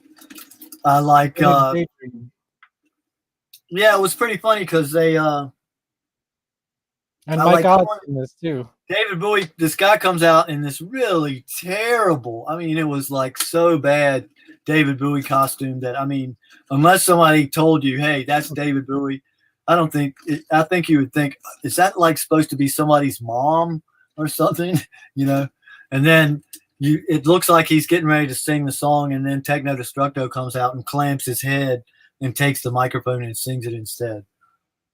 Anthony has a video of you singing David Bowie. I know, dude. I know. He wasn't supposed to be doing that.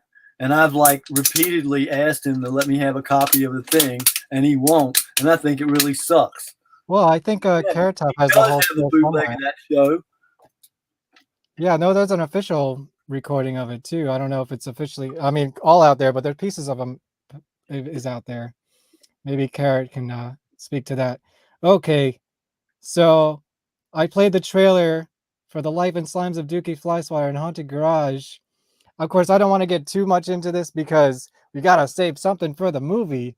But do you want to briefly explain your history with Dookie and Haunted Garage?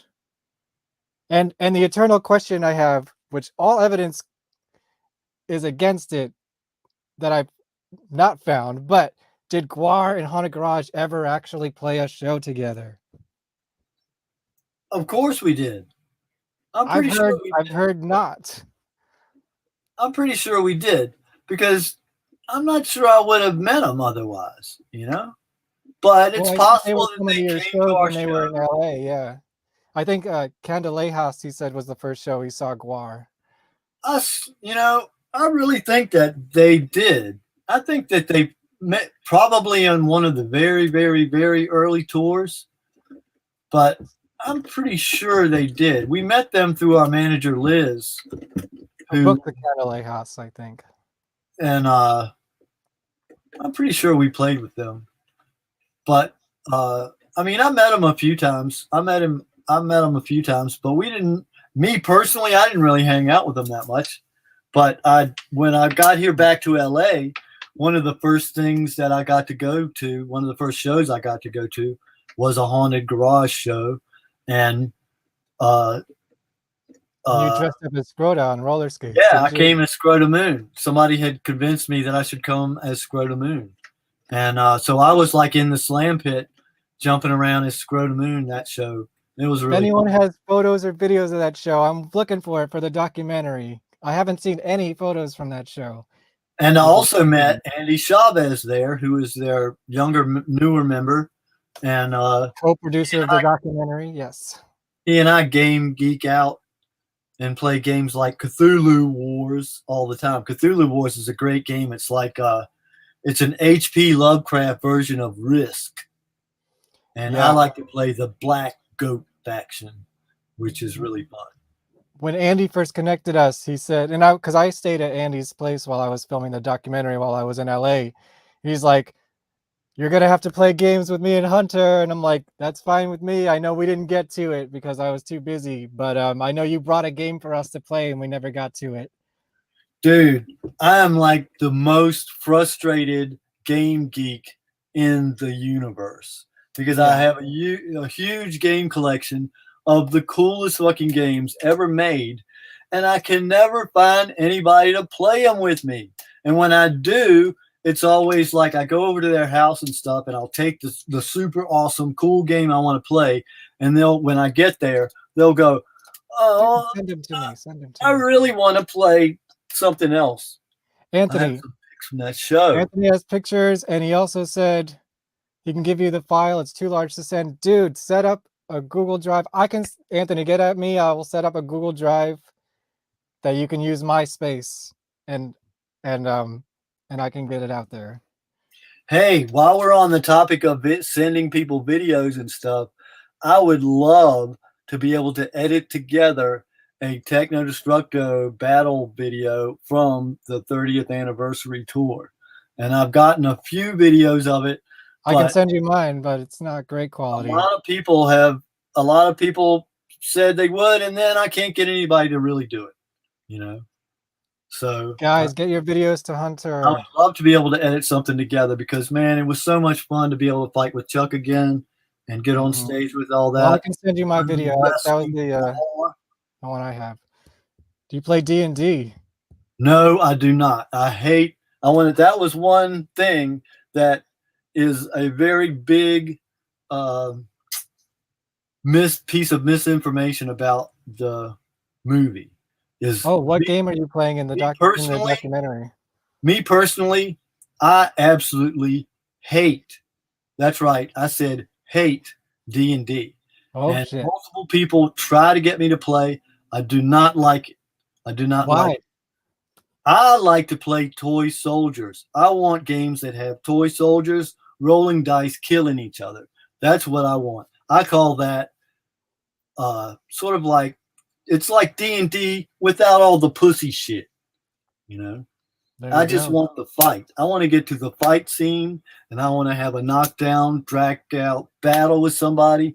Like right now, I wish I could pull it out. I actually have a huge game set up right over my shoulder of the Battle of Stalingrad, and I love World War II movies. I mean, games. So right now I'm playing Heroes of Normandy, and I can't find anybody to play it with Oh me. shit. Is that something you and Dave would have connected on? I know he's a big World Yeah, War II man. buff. Dave was like a super intense World War II freak, and he was like a big Hitler fan, like a big Hitler worshiper. But when I say that, he's not anti-Semitic. You know, Right. Dave was not a racist, but he was super into Hitler because of the way that he was such a charlatan. And how did this person take over a country of normal, average people and turn it into genocide? You know, and that was really fascinating to him. And he was really into the whole political way that Hitler did it, you know?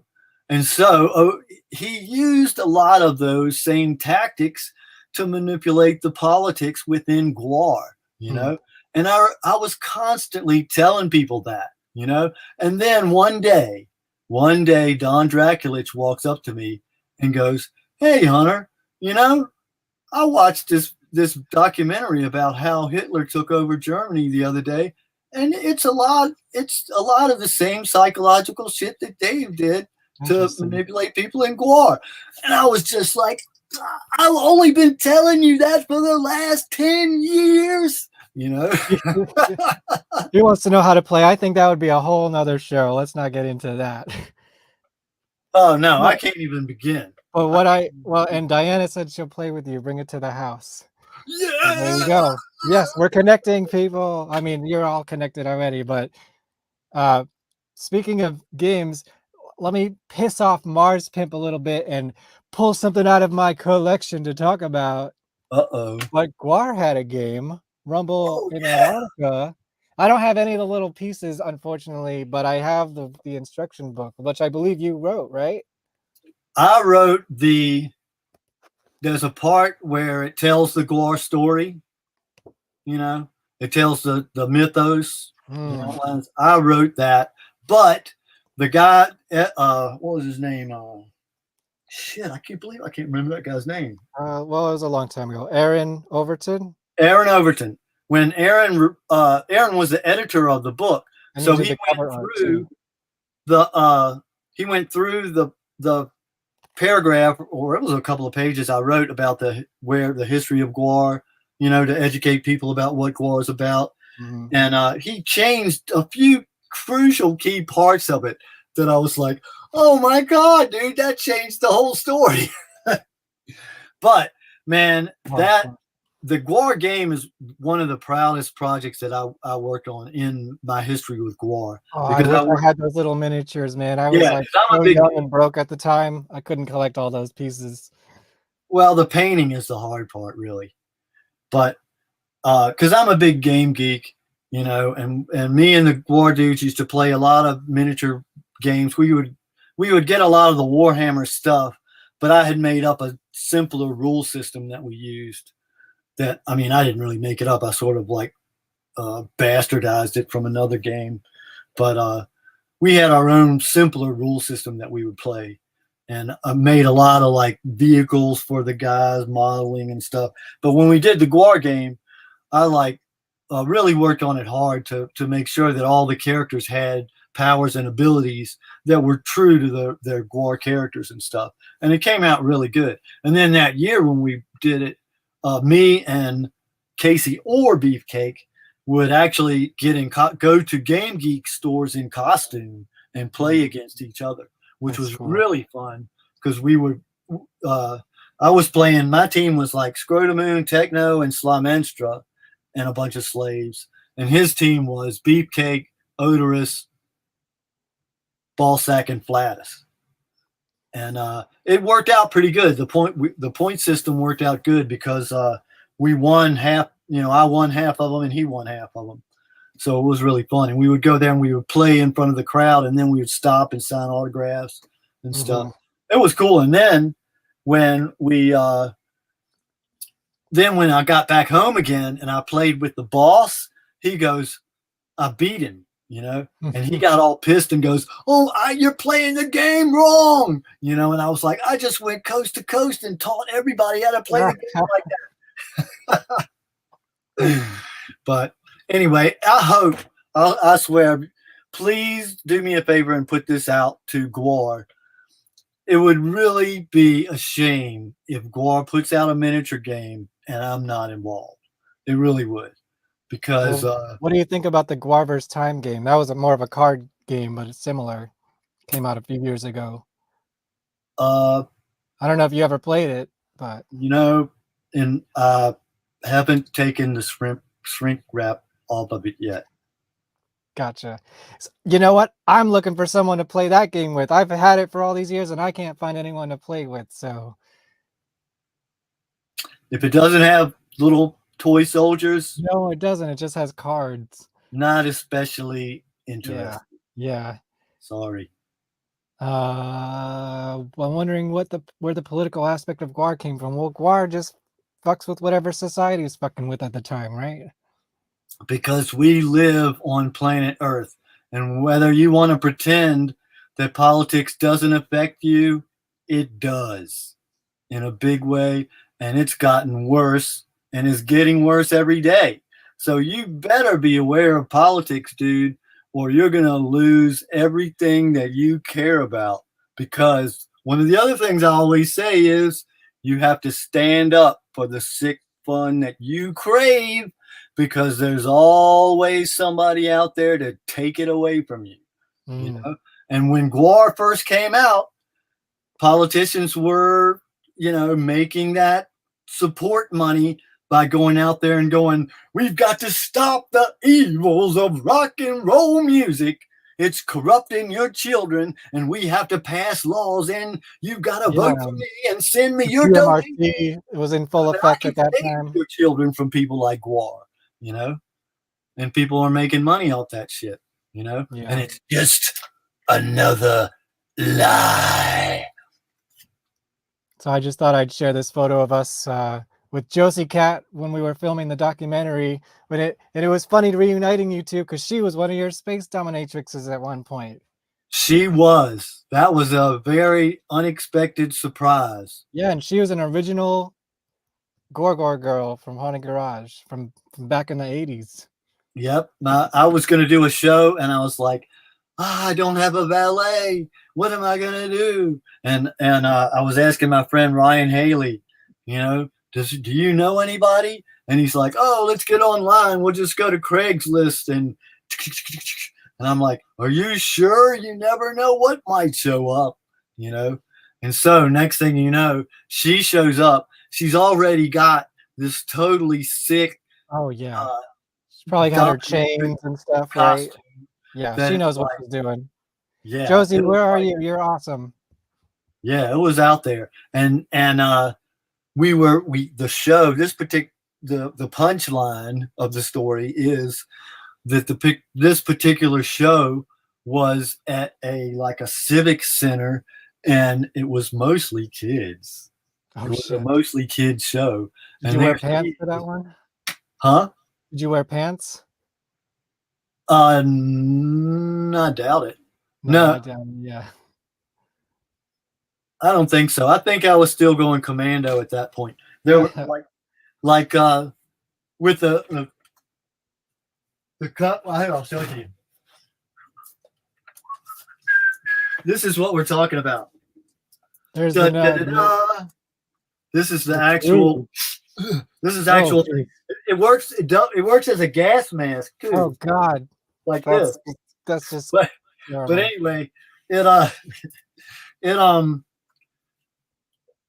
was in GWAR, I never wore anything under this. I would wear it, and I never had anything under it. But then when I started doing professional wrestling and stuff, I started wearing a pair of black bikini underwear underneath of it. Yeah, that's a lot of stuff flying around there. Yeah, Yeah, and there were times when things would pop out, you know, and all. So Lucky audience there. So I yeah, said I would circle back around to this, so I'm circling back around to this. Tell me about this guy, because apparently I went to college with this guy, but I did not know him. no shit. Yeah, we went to the same college. I don't know if we were around the same time. I'm not sure if we crossed paths or not, but now he's directing movies. Yeah. So this is a really unique individual that I've been hanging out with recently in the last couple of years, and his name is James Balsamo. He's from New York, and Yes. he worked with Troma, the movie company that does like Toxic Avenger and Toxic yeah, Avenger. Lloyd Kaufman's gonna and- do an interview for my documentary about Dookie, because he was in Surf Nazis Must Die. Yeah, that's a great song. And No, it was a movie from the 80s that Dookie was in. It was a trauma movie. yeah, I remember that movie. Yeah. He so James Balsamo like was working for Troma, and he was like once he got there and was looking around, he was like, man, these guys are a bunch of idiots. I can do this. Yeah. And he came into LA and started doing it. And he's got a distribution deal with Target and Kmart. Wow. And he puts out these Troma level movies, just cranks them out one after the other. And they're really funny. He has a great time doing it. And he did a movie called Alien Danger. And Techno Destructo is in that, has like a cameo in it. And then he did Alien Danger 2. And in that one, we shot tons of cool stuff. I actually I got to make a bunch of monsters and stuff for the movie as well. I gotta pick those up. Shit, I've actually never seen any of his films yet, but I did send him a message on Facebook, and I was like, "Did we know each other? Because we went to the same college." And I made this really cool swamp monster thing for him, and then I fought it in like a. Is that why your costume got all messed up? What? That's why your costume got all messed up before the GWAR tour? Exactly. Yeah. There you go. I was fighting this swamp monster in like a baby pool. They made a like a swamp set that had a baby pool in it. And I was fighting the monster in the water, and my backpack got totally saturated and soaked with water. And then the next week we were supposed to do. Yeah, this is another one of his movies. Yeah. I think this one is a vampire movie. And I was talking to Josie Cat while you guys were on the set of it, because you ran into her again here, right? Yeah. And I was like, "Oh shit, you with Hunter?" And then I think she showed you the trailer for my documentary while you were there together. Yeah, he gets lots of like actors that you would recognize, but they always play like what do you call it? Character actors. They always play a bit part.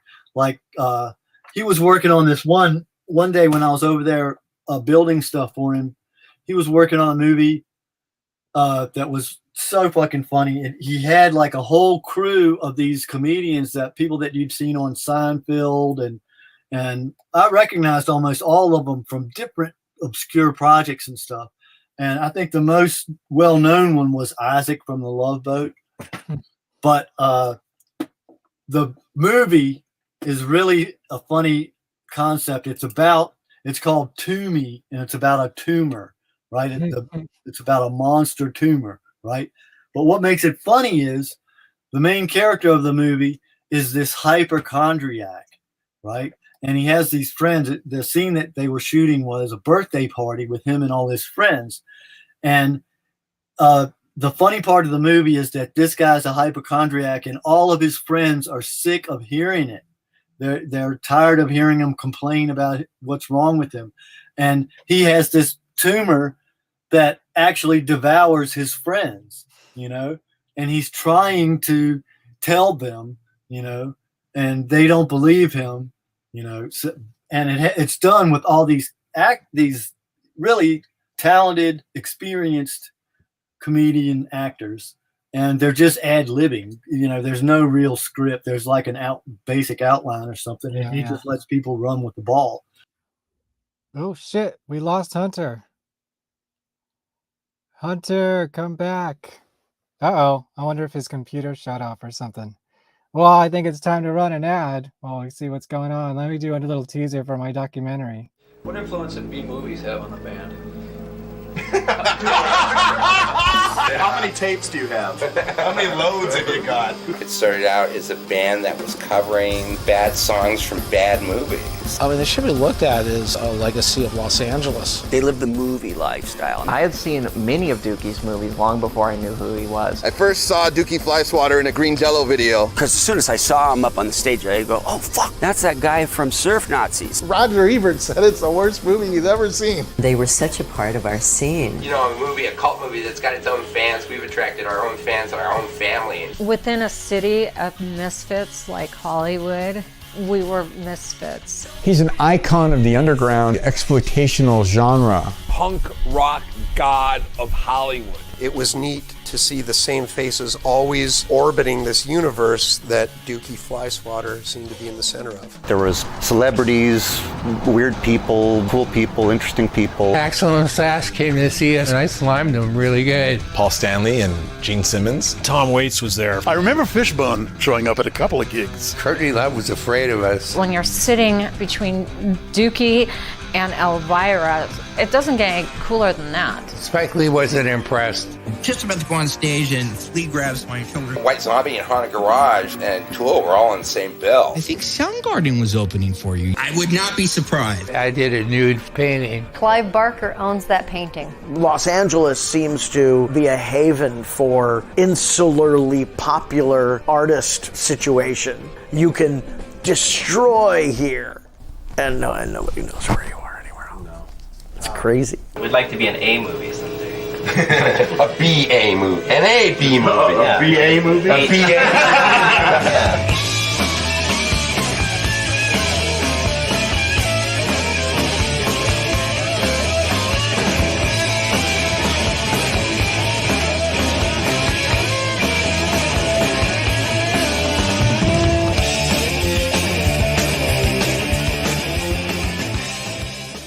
Cut! Hunter will be back. Somebody attacked his computer and it shut off, but it's coming back. He will be back. I know this is an epic interview. I told you it was going to be epic. And God, there's so much to talk about. I'm sure we'll do a part 2 at some point. In fact, I think I should announce here that I think I'm going to start my own GWAR show. It might not be weekly like this one. It'll be whenever I have the time to do it, but nobody's talking about GWAR like this on the internet anymore. So why not fill that space? So if any of the GWAR people are still in there, fans or members, past, present, future, let's come talk about GWAR for as long as people are going to tune in for it. We're going to probably hit 4-hour mark on this one. And I think I want to fill that space. So I'm announcing it right now. Let's talk GWAR. And while we wait for Hunter, I'm going to tell you about my album is in for mastering. Kevin Vonesper's first solo album, Welcome to My Pity Party, coming soon. Let me run a little ad for that. And Hunter will be back, so stick around. And now, a word from our sponsors. Welcome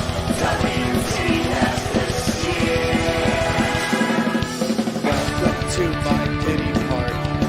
Everyone's invited. Celebrate your misery.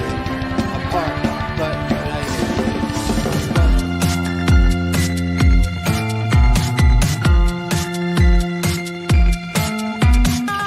Hits. I'm writing hits.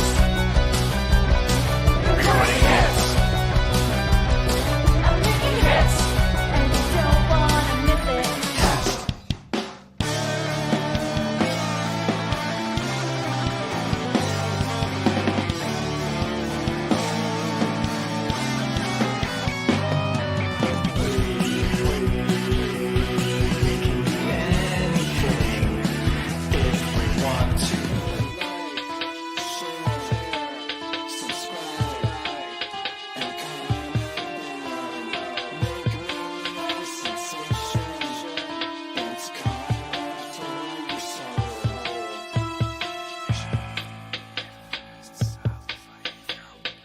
Comment below. Comment below. Comment below. Look who's back. I'm back. He's back. Sorry about that. A virus got into my computer, so the computer shut down as a safety precaution. That's and I had crazy. to remove the virus, but now I'm back. Somebody's trying to attack Techno Destructo through technology. It's a conspiracy. Well, in the few minutes you were gone, I was saying that like I was telling you off air, I think I want to start my own GWAR show like this. What do you think? Yeah, you should do that. I'm going to do it. We're going to do it. There's enough. Diana is asking what happened to the GWAR cast. Exactly. What did happen to the GWAR cast? You know, I was trying to get those guys to reunite so they could have me on as a guest so I could talk about my documentary, but it didn't happen. So I think I'm going to start GWARPod. You should. You should. So I'm announcing it here. I don't know when. Doing stuff anymore. They did a lot of cool shit. Yeah, I missed the GWAR cast. That was fun. I mean, I'll be a little bit of a different format. So if they wanted to come back, there's space enough for all of us. You know, we'll do some what do they call it? Cross whatever. What do they call it when you get two comic characters together? Crossover? Crossover, yes, yes. Anthony says it was Glomco. Maybe. Could be. Nicole says, you were my favorite slave pig cartoonist, if not one of my favorite cartoonists, period. Who would you say were your biggest comic artist influences? Jack Kirby, right? I would definitely say Jack Kirby, but I'm glad that you brought that up because there is something I wanted to talk about, and this pertains to Chuck Varga especially, is one of the things that we were trying to do with GWAR. I was really into Robert Crumb, you know, so was Chuck. Really into that old underground, really weird, crazy stuff, you know? And so we wanted to sort of bring that to a live stage, you know? And that's a lot what the character of Bad Bitch is like.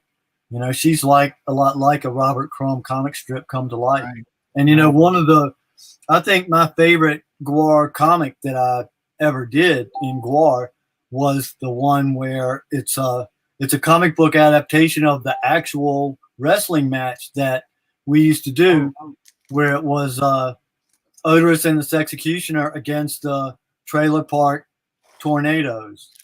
Oh, do you remember which issue that's in? I think it's in the first one. Let's check it out. It's the Trailer Park Tornadoes with the bad biker bitch and her father, son. Wait a minute. What is the description? Her brother. I'm not sure exactly how. I think they're related in every possible way they could be related, right? Yeah. It's like he comes out. I think it's in his one of the other. It comes out in one of the other lines. Like he says something like, "Yeah, nobody does my daughter like that," or something like that. Oh yeah. Ends up with, "She's the mother of my child." You know. Nobody does my daughter like that but me. Yeah, and see that. Oh yeah, I fucked the girl. That one is that comic strip is that's probably definitely my favorite one. And it's an adaptation of a live skit that we did on stage. Oh yeah. And I was playing Bad Bitch. I'm playing the Bad Bitch character in that one. Like I did on the live tour, the 30th anniversary tour, which was really fun.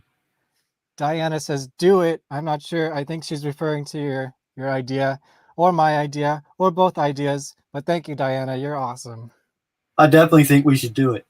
Cool. Okay, it's going to happen because there's a lot to talk about, and I love talking about it.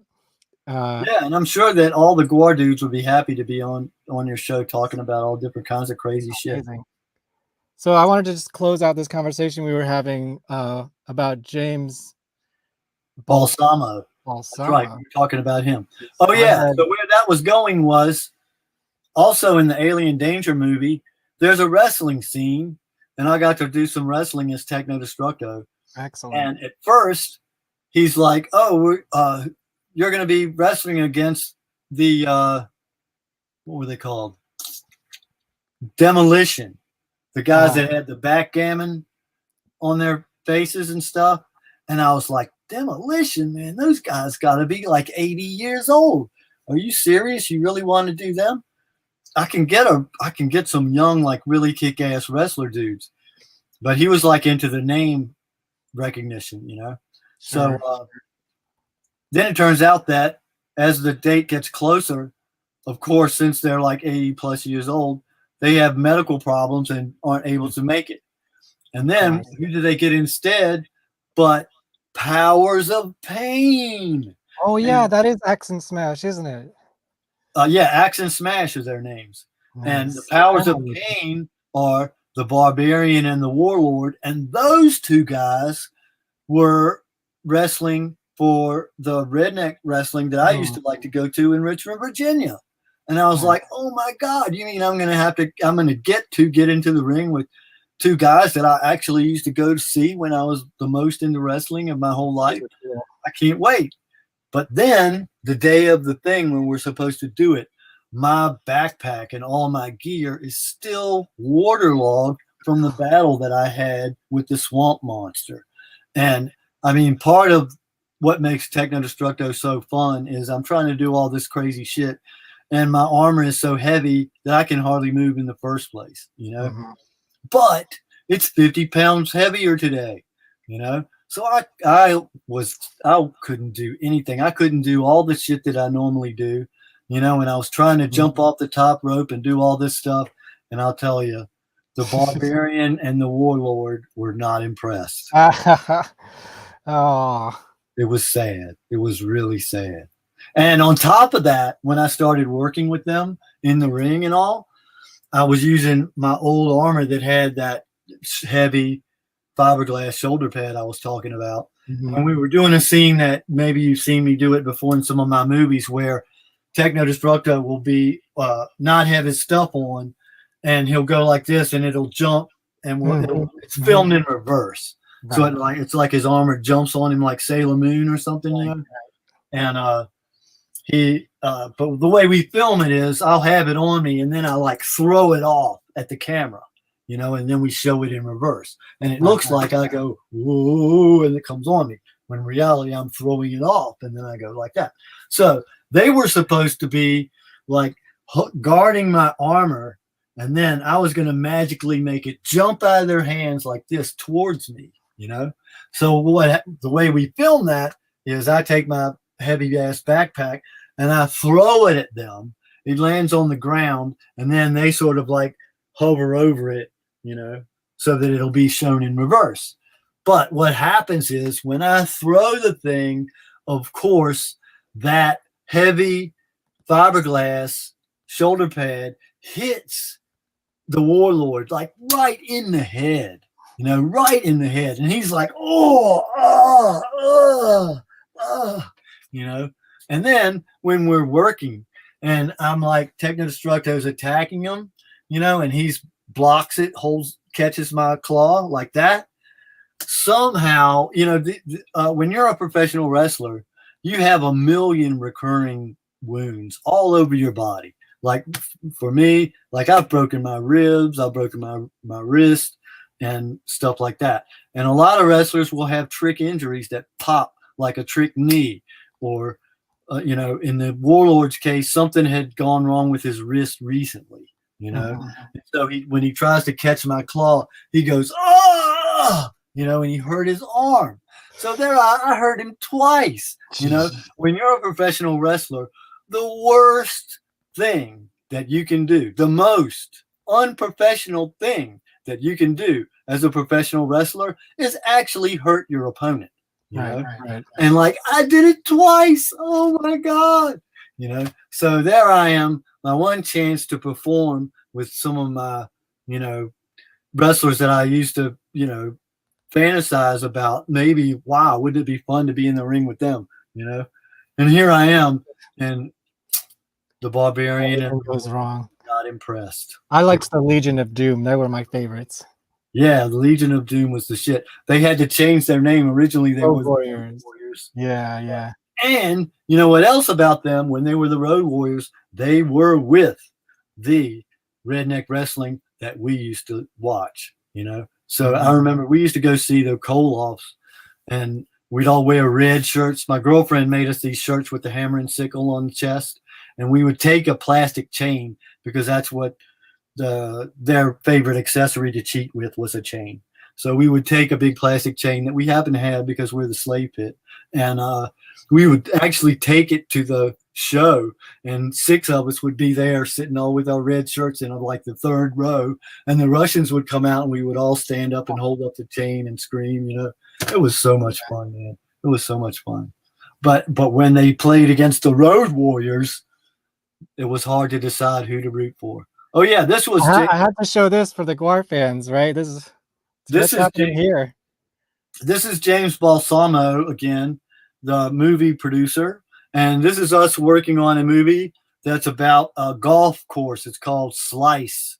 And it's a horror movie about some kind of a serial killer ghost or something that is killing golf pros.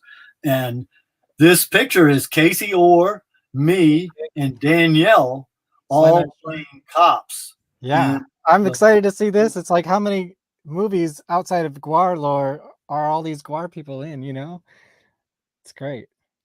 Yeah, I can't wait to see this one. It was pretty fun. It was pretty fun. Diana, thank you. Will you be on my show, Diana?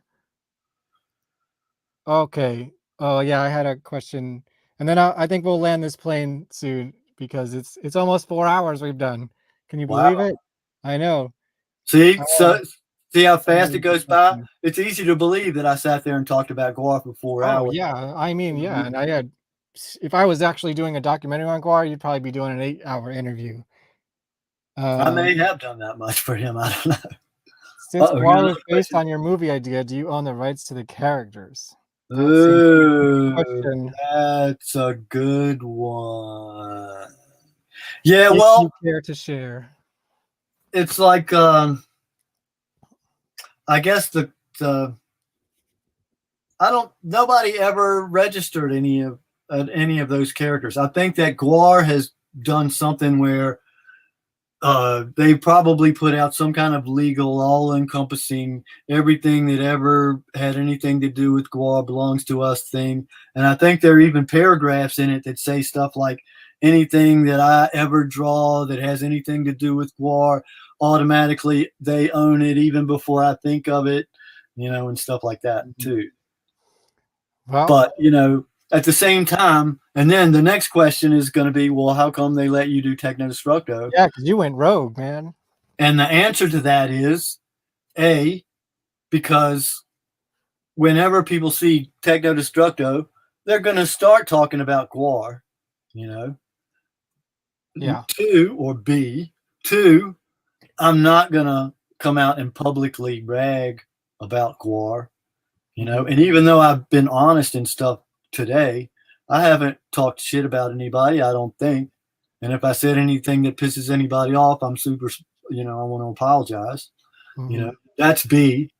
And then C, and this is probably the biggest one, I'm not making enough money that they care.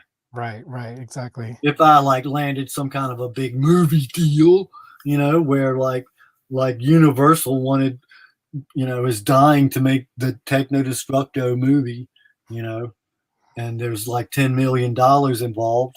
Yeah, I'm going to get sued. Right. But good. That leads me directly into something else I wanted to ask you, sort of. Well, I was referencing this before, but the new GWAR comic book, which is not out yet, so I haven't read it, but it has to do with the Duoverse, which is, of course, their parody of the multiverse, right? And I think with that idea already out there, there could be a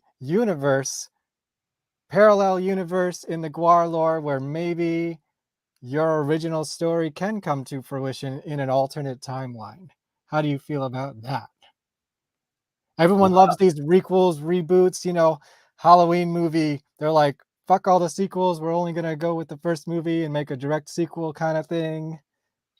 Well, to be honest, I don't think that GWAR, the people that are in GWAR now, really remember very much about the original story. Yeah, I mean, you should make it. My plan is to sort of incorporate all those aspects into a new thing. But I'll tell you That was something else about. great. Yeah. I'll tell you something else about that story, and that is that, and this goes back to sort of the way that Dave and I clashed a little bit. Is one of the things that I wanted to do with GWAR, or one of the ways that I would write things for GWAR, is that I want to show like all the drugs and all the crazy bad stuff, right? You know, but at the same time, I want there to be a little bit of like a repercussion from that. Like for instance, when Techno Destructo attacks GWAR, what allows him to, or what he plans to be able to get over on them, is he wants to attack GWAR while they're too fucked up to fight back. Right, and so that's GWAR kind has of all this fun doing all these drugs, like the radioactive crack. Yeah, exactly. But then, because they did all that shit, something bad happens to them. And but Brocky felt like, no, you've got to be able to be as bad and as crazy as you want to, and always get away with it, you know. So we were like, I was like, kind of, you know, and I always felt like, because me personally, the way I feel about drugs and stuff is that I've been lucky enough in my life that I got to see other people ruin their lives with drugs enough that I don't have to do it myself. Mm-hmm. You know? Yeah. Just smoke the weed, man. That's okay. Yeah. And weed. if you go down that path, it's not that. And that's the funny thing about when I said it's not going to have a happy ending. I think that might have been what I was really talking about. And other members, I mean, it wasn't included in the documentary, but I've heard other members who were in the documentary talk about how it's like, well, anyone who was really into that lifestyle, look what happened to them. They're not around anymore in one way or another. It's the true. truth. It's the truth. You know, there are repercussions to the actions that you take during your life. And if you don't listen to them, fucked up things are going to happen to you. And here's an example of it. How many people out there noticed that a bunch of my front teeth are missing? I noticed. Well, that is one of the real life repercussions. I wish I had a cool story about how somebody knocked my teeth out, and I guess I could make up one if I really wanted to. Oh, you did the bottle opening thing on your YouTube. Yeah, I did that, but that's sort of like, that was sort of me making some lemonade, actually. But the thing I want to tell people about my teeth is that in reality, they are the real repercussion of me ignoring reality and constantly drinking fucking Dr. Pepper all the time, you know? So it rotted my teeth out. And that's what happens, little boys and girls, if you do things anyway, even if you know they're bad for you. You know, that's what happens. I'm not going to lie. I have problems with my teeth too. My teeth will be back, I promise. Me too. I have some similar issues going on right now, but you know, you can't tell what's real or fake right now, and that's the best part about modern technology and dentistry. And if you do any kind of Scumdogs of the Universe movie project, me and my brother can make some music for you if you need it. I don't know if we would go that far. Right now, I'm more interested in writing comics and stuff. I like to make shorts and stuff, but I don't know. To get into a big, full feature-length thing, although having said even shorts. I have a lot of wrestling videos and stuff that I really would like to edit together into some kind of a project. And hey, I got lots of songs lying around. Hit me up. It might be. Background music. What might happen next? So okay, let me just run. I have a bunch of just random shit that I wrote down that and then we'll land this plane. Let's see. Okay. Okay, I did this GWARPod. That's happening. Don't anyone steal my name, even though it's, you know, it's so obvious. I can't believe the GWARcast wasn't the GWARPod. It's like Death Pod, whatever. So I have an idea. I mean, this is just, I'm putting it out there. I'm not actually pitching it to anybody, but this is GWAR is out there, and that's the human story. I think what would make a great documentary is the characters telling the mythos story as a documentary. That would be a lot of fun. So if you want anyone to make that movie, I can do that. You know, that And was it'll be kind of like Spinal Tappy too, you know. That was one of the things that I really liked about the Rendezvous with Ragnarok video that I did. That's similar. Because one thing that I felt about GWAR is that the musicians never get to come across. Their characters never, you know, Dave is always stepping on their lines, or, you know, always standing in front of them, and they don't get to come forward. So when I did the Rendezvous with Ragnarok thing, the way I did it was I would ask them questions about the plot line of the movie, and to get them to try to explain it all, which was really fun because they were, a lot of the questions that I would ask them, they wouldn't really know how to answer it. And then I just cut me out of it, you know, because that doesn't need to be in the movie. So it's just the musicians in character explaining their version of the story. Yeah, you know? I think that would make a great documentary, especially with like all the you know, building Stonehenge and all those kind of mythological things. Oh yeah. You know, and then it's just putting that out there. That would make an awesome alternate GWAR documentary. Well, I hope that I get to do some GWAR comics sometime in the future. I was kind of bummed that they didn't want me to do anything in the new one, but you know, maybe fans could put some pressure on them to get them to let me do something. That would be cool. Well, I'll ask them about that if they come on my show, the GWARPod. Yeah.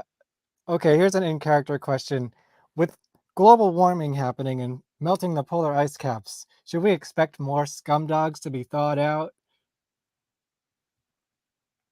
It depends if the current lineup needs to change. If we lose anybody in the current lineup, they're gonna have to find some kind of a replacement. So I imagine that's where they're gonna come from.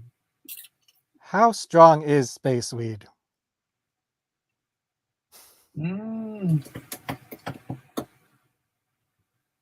Yes.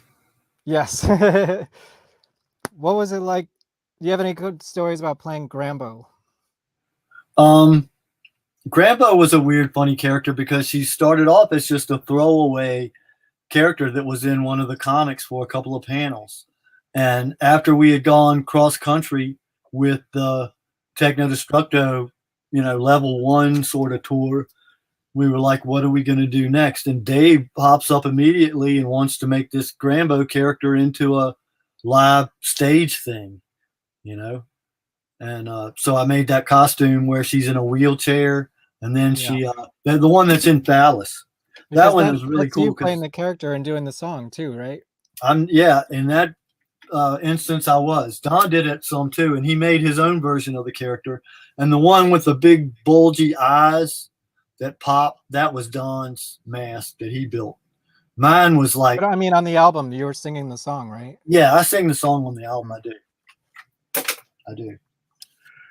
It was weird playing that one live because the costume is actually, you're in sort of a wheelchair costume, and then it has a puppet little old lady sitting in it. Yeah. But it was really fun because the way the wheels are attached, you can really run out and like run over people. You can hold, when you hold your arms up like this, the wheels come all the way up and you can run right over people. And there was an alternate costume for that when you went to Europe, right? Yeah, Don made a different version that had sort of like, he used in Phallus, there was the I think his name was Dr. Debilitated or something like that. I don't remember. And he had like these two crutches that telescoped that Don built. So Don really didn't like the wheelchair costume at all. And so he changed it when he played the character, and he did the one with the two telescoping crutches that would punch people. The Satan skins. Did you have anything to do with that? And how far did that go? Satan skins was that was one of, well, you know, just as GWAR was originally a warm-up band for Death Piggy, Dave had a lot of different offshoot bands that he would do. Yeah, one of them was like the X-Cops, of course. Yeah, there was one called the one that got off the ground. Yeah, X-Cops was GWAR. X-Cops was way later, but in the early days, he would come up with all kinds of. He had one group that was called the Nazi Jews, and and stuff like that. And I had these kids baseball helmets that like have the thing that protects your ear from getting hit by the baseball on one side, but they were for kids. So they were really small, and you could wear them, but they like just sat on the top of your head like that. So he had one band that they all pretended like they were retarded, wearing their safety helmets and stuff, and a whole bunch. I don't even remember the name of that band. Because I know that Satan Skins was something that was in like the comic book or in the Ragnarok album. Yeah, and that was something that Chuck popped up on too. And Satan Skins were like they were almost like a sort of a fantasy rival of GWAR in a way, kind of, because a lot of times GWAR would make fun of skinheads, Yeah, of course. Yeah, Slaughterama, right? Yeah. Oh, here's a piece of Slaughterama trivia that's kind of interesting. Dewey Rowell actually wrote that song and actually came up with the idea to do a theme song. I mean, to a talk show like that, where you kill the contestant. That was Flatus at the time. Yeah, Flatus, and he was the original Flatus, and because he was a vegetarian, and he used to have these hellacious farts, and that's where that came from. Yeah, that's where that came from for sure. And created the Sahara Desert, I hear. Yeah, he created the Sahara Desert after he ate the dinosaurs. But now I completely forgot what I was talking about. The Satan Skins. Oh yeah, Satan Skins. Oh shit. Oh well, I think we basically covered it. Those brain cells are gone now. Do you remember playing the first Danzig show in New Jersey? Oh. Did you know that you guys opened for Danzig the first time he went solo? Oh man, let me tell you the day at the City Gardens. Yeah, City Gardens. Let me tell you the Danzig in Trenton, New Jersey. So, when you remember, I was talking about how we used to go to those conventions in Atlanta, right? So at that time, Glenn Danzig was working at a comic book shop, and his comic book shop had a booth at the Atlanta convention that all of us were at. And I was walking around at the convention selling or giving away those little GWAR comics that I'd made with a Xerox machine that were like 2 pages folded over or something like that. And it had like a brief origin of GWAR story in it. Oh, I think it's in the book. Yeah, it's in there. And so I met Glenn Danzig there. I didn't know who he was. I'd heard the name The Misfits. I knew that they were a punk rock band, but I had never heard their music before. And he like leans across the table and says, "Oh yeah, I'm in a band too." So I talked to him a little bit about GWAR and stuff. That's when I first met him, and I didn't have any idea who he was or anything. And so then from there, later on, somewhere along the line, he remembered that comic book and he wanted us to play with him, and we played with him at City Gardens, and then we played with him the next night in New York. But what venue was that? Do you remember? I think it was at the Ritz. Okay. I think that's Webster Hall now. It might have been called Webster Hall too. I'm not. No, it used to be the Ritz, I think. But I think it was the Ritz. So anyway, Let There Be GWAR. No, that's another Brocky. That's a different one. That's a Brocky story. Oh, I thought it was in here somewhere. Brocky Keep going. Yeah. So City Gardens. They the thing about Danzig though is when we played with him, we warmed up for him, and the crowd started chanting GWAR during his set. There's a bootleg of the show. I'll have to listen for that. And it happened in City Gardens, and then it happened again the next night in New York. And after that, we were off the tour. It was supposed to go further than that? Yeah, we were supposed to do more shows. That's hilarious. Yeah, he didn't want to play with us anymore after that, for sure. Yeah, well, you hurt his fragile ego. I saw this somewhere. I don't remember what it was, but this is, I know, maybe this is the same thing, but there was something called the Bootlegger's Choice video that you guys used to sell. What was that, and is it the same thing as Raw GWAR?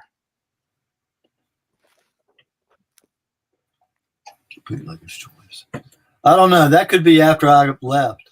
No, this was like early It was an something. early?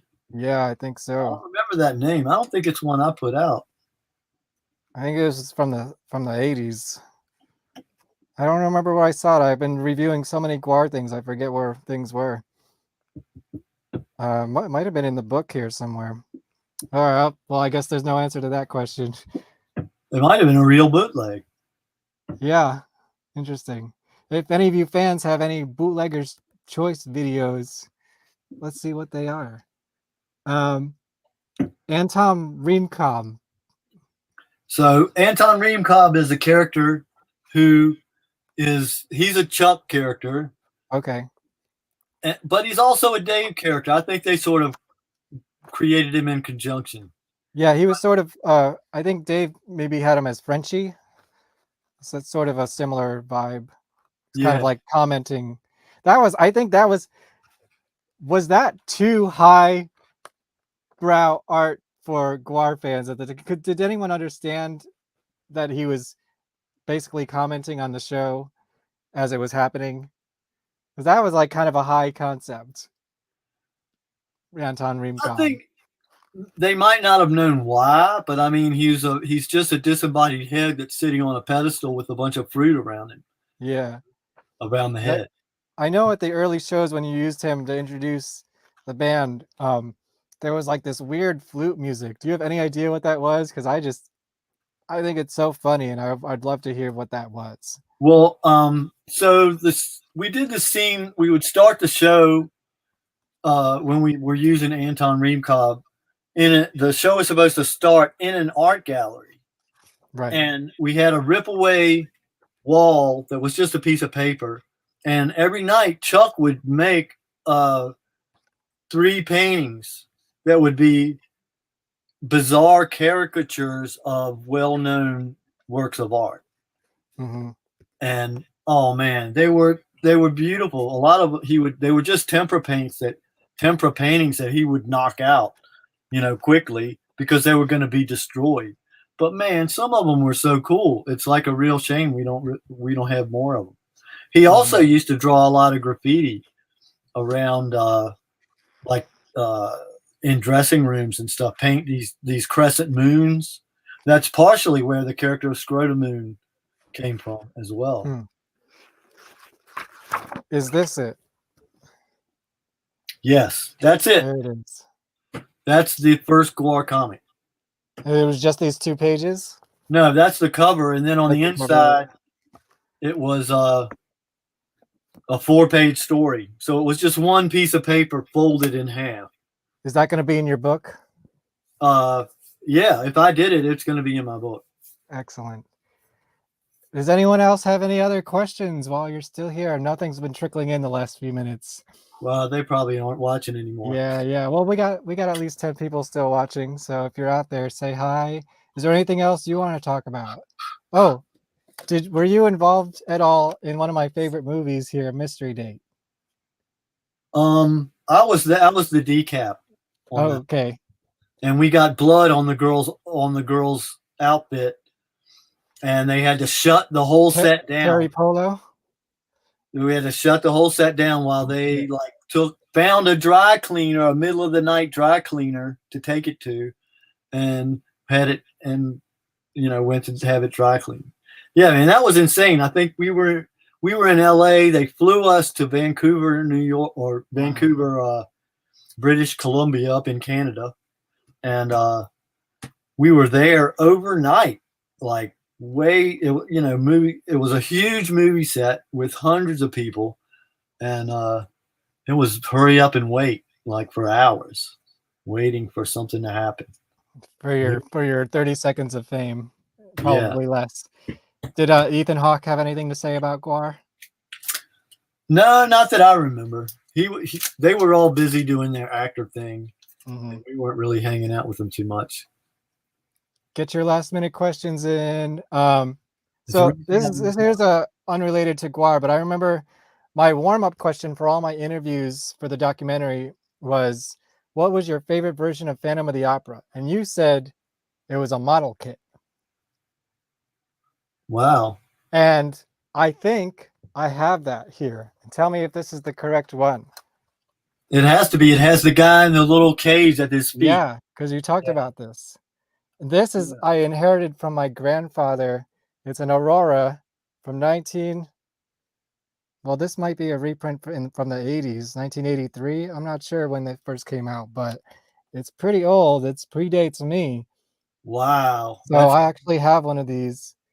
And I love talking about Phantom of the Opera, so I'm going to self-promote. I have another show on Fridays whenever I can called Found a Phantom. And there's no live show tomorrow, but I have a little something that you guys can watch that's coming up. And yeah, I just wanted to show you that I actually have one of these. That is cool. You know, when we were talking about Philadelphia, another thing there, I had taken everything that was there and put it into plastic milk crates. You know, I didn't want to put it in cardboard boxes because I didn't. They would rot. They could decay. You know, it was really damp in that basement, and I didn't want it to, the boxes to fall apart. So I put everything in these plastic milk crates to make sure that it was safe. And it took me forever to collect them all. So then when I come back, it appears that whenever anybody wanted a plastic milk crate, they just went down there and just turned it upside down and took it. And so I had like all of these model kits and stuff of the prehistoric scenes, and the one before that, the monster scenes that had all the torture devices. Yeah, you were talking about those too. Yeah. Yeah, so it had all that. I had all of those, and they were in these milk crates, and people said, "Oh, I need a milk crate, dump." And then by the time I got there to try to get the stuff out, all of those model kits had turned into potato chips from people walking on them. It was a huge tragedy. It was a huge tragedy. Did you want to, I know talking about going to Philly, did you want to say anything more about, you started to tell the story about having your alternate bank account and stuff. Did you want to finish that story, or should we just leave that be? Oh, you mean the way that I was running my department in GWAR? Right. Yeah, if people want to know about that, we can talk about it. It's no problem. Yeah, because I know you started to say that, and then you started doing the commentary on the GWAR video, the GWAR must be destroyed. Did you? Yeah, what do you want to say about that? Well, a big part of my role in GWAR was doing the fan club stuff. And one of my main motivations of being in GWAR was that I wanted to do comics, which is why it kind of sucks that when GWAR gets the opportunity to actually put out a comic, even though I've been doing it for years, the first thing that happens is, oh, what professional comic artist can we get to do this? And it's like, so I knew that if I wanted to do a GWAR comic or comic project, I was going to have to back it myself, because I couldn't approach the musicians and go, "Hey, you guys, I need $5,000 to print this cool comic book I just finished. What do you think they're going to do?" Yeah, that was in the documentary. They're going to laugh and go, "Are you crazy?" So I had to develop my own department, and I did it by selling videotapes and selling comic books and some t-shirts and stuff like that, but it was mostly videos and comics, and then I would very carefully save that money to invest in something else, and I was able to hand over fist build up that bank account until I was able to print 7 full color comic books that were really good quality, Is that the Slave Pit Funnies, or? Yeah, it was all the Slave Pit Funnies. Yeah, there was 7 of those. And so that's where all that money that I had was coming from. And I came to the Slave Pit to say, hey, and I'd been talking to Matt about this. We were going to do an It's Sleazy comic book, just like we did the Skullhead Face one, because I was really excited about that, because I was going to be able to tell stories that had been squished in the making of the video, even though I was the director. Right. So I was finally going to be able to tell this story and all that stuff in the comic book form. And I came to the meeting to talk about it, and it was like, well, they had decided that, we decided that all that money you made selling selling comic books in the parking lot while we were partying really belongs to us, you know? And so that was a big factor of how I got kicked out of GWAR. But there's another thing I kind of want to talk about that keeps popping up, and that is this legendary fight that I had with Dave Brocky. Where the one on the bus that Don had to break up, he said? Yeah. Oh, Don said he broke it up. That's part of it too. That's a new part of the story that's been fabricated. Well, that's in the documentary. Hey, I didn't say that it wasn't in the documentary. But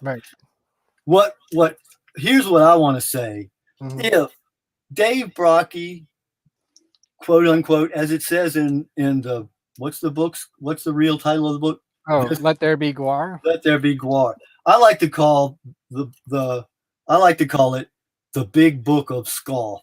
Yeah, I know you sign these and write some things about it, I think. Right? Yeah. I like to call it the Big Book of Scoff, because basically it's sort of like the new artists scoffing and putting down the old guys, you know, and like that. So that's what, when I talk about the book, that's what I call it. But in that book, it actually says that Dave Brocky kicked my ass. It actually says that, you know. And if that really happened, how many teeth did he knock out? How many black eyes did I have? Did he have a black eye? Did he get any of his teeth knocked out? You know, so no. Let's set the story straight. What happened? We were completely unscathed because it was total bullshit. What happened was, at the time I was living in Philadelphia. I was working at the game company. So and part of what I had done to develop the game, I was a fundraiser for the comics that I was working on, like the It's Sleazy comic that was, you know, pending, that I had already done like quite a few pages for. Is that going to be in your book? And everybody, yeah, it is. It is. Awesome. The last comics that I did for GWAR are definitely going to be in the book. And so wait a minute, I lost where I was on my story again. The fight on the bus. Oh yeah, we were talking about the alleged fight on the bus. So I was selling the GWAR game from Philadelphia, and I made a new catalog that had my address in Philadelphia. You know, so that I could, because I had the actual physical goods, the actual miniatures and the books to ship out. And so I was going to do it from there. Plus, I didn't really trust that if I turned all that stuff over to GWAR to sell, that a single penny of it was going to actually go to print the comics. You know, that's why I wanted to sell it myself, so that I could keep track of the money. And so I talked to Dave that morning. I showed him the catalog and I told him what my plan was and everything. And he was cool with it. But then after the show, certain parties that will remain unnamed, and it's not Don, got Dave all riled up after he was drunk after the show and kind of launched him at me. Mm-hmm. I had already gone to bed, and Dave comes in there all, you know, and he grabbed me and kind of yanked me out of my bunk. But at that point, I kind of started laughing. I thought it was funny. Dave like realized that I wasn't scared, you know, so he kind of started laughing too. And then we kind of started hamming it up a little bit because we knew everybody was watching, you know. And yeah, always a performer. Next thing you know, the next day they had like a trial where I think Dave had been bullying some of the other members of the band, you know, and they saw this as the last straw, you know, when in reality, I wasn't threatened by it at all. No blows were exchanged. Nobody was hurt, you know. And when they had the trial, I didn't want to participate in it. I said, it's all bullshit. You know, I wasn't intimidated. I wasn't hurt. Nobody was hurt. Everything's okay, you know.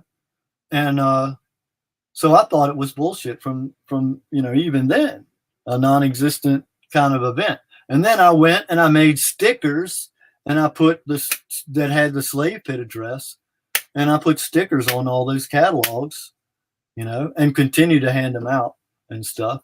But the GWAR game and stuff, when I worked for the game company, I never got paid for any of the GWAR work that I did for them, because they always said, "Oh, while you're working on that work, you're working for GWAR, so you should ask them to pay for you. You should ask them to pay your Demon Blade." Yeah, Demon Blade. And man, that's a whole nother story, because I heard you talk about this. Yeah, the Demon Blade, the company Demon Blade, like, it was these two nasty assholes that wanted to screw each other over, and I ended up sounds like GWAR. I ended up getting caught in the middle. They wanted me to. Each one of them wanted me to testify in their behalf, and I was like, "Fuck you guys! Both of you are assholes. I don't want to have anything to do with it." So the guy that lived in Philadelphia, they were trying to. One of them lived in Philadelphia. One of them lived in Maryland. And what ended up happening after the company collapsed is the guy from Maryland knew that the guy in Philadelphia was going to be out of town. So he came up there and he took everything that belonged to him from Philadelphia, Jeez. But yeah, so they wanted to press charges on him for that and stuff. The guy in Philadelphia was super irate, and he wanted to press charges for the guy, but they couldn't because he lived in Maryland, right? Mm-hmm. So their fucking plan, I was like, oh my God, I'm out of here, So I went in and I cleaned out my office. I took my computer and some furniture that belonged to me and some other shit. So next thing you know, the cops are knocking on my door. And they're like, "We heard you took a computer from down there." And I'm like, "Yeah, it's sitting right over there. There's my computer right there," And they questioned me about some shit and then went away. Next thing you know, I'm walking my dog and I get fucking arrested by the cops and taken to the police station because my asshole boss in Philadelphia thinks that if he charges me with, are you ready for this, burglary, for taking my own shit out of my own office, that it will force his partner to come and testify in my favor to rescue me, right? Drama. Wrong. He didn't do that, he didn't. And I ended up just going into hiding over it, Mm-hmm. But who knows? If you look me up, I may still to this day have a criminal record for burglary. I don't know. Wow. I don't know. But yeah, that actually fucking happened, dude. That actually fucking happened. And then they use some of your doodles in some of their character designs too, or something like that. Yeah, they because I had done a bunch of work. I did a bunch, designed miniatures for them, and did other non-GWAR work. I designed a lot of their packages, the art that went on their packages and shit like that. And then after I left, they continued to put out shit that I'd done for them for a while after that, a couple months after that. And they never fucking gave me a single miniature of the ones they made that I drew, that kind of stuff, except for the GWAR ones. I did get a whole set of the GWAR ones. But so we have a couple questions. I'm going to save them at the end, but I just wanted to follow up on that. In the documentary, Matt says that his perception is that you weren't kicked out of the band. How do you respond to that?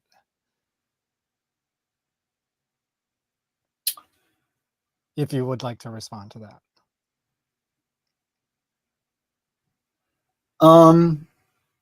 I think a more accurate term would probably be backstabbed. Mm-hmm. Okay, we can leave it at that. I think, yeah, it seemed like a pretty natural progression to part ways at that point. But on the other hand, I don't want to start shit with GWAR. No, exactly. No. And so there are a lot of shit I would like to talk about that I can't, and I haven't. That's fair. So all right, let's lightning round some of these questions, and then we'll end the show. It's been 4.5 hours. Have you seen covers of GWAR songs, and do you like them? And if Greg McMillan's in the house, can I play your song at the end of this episode?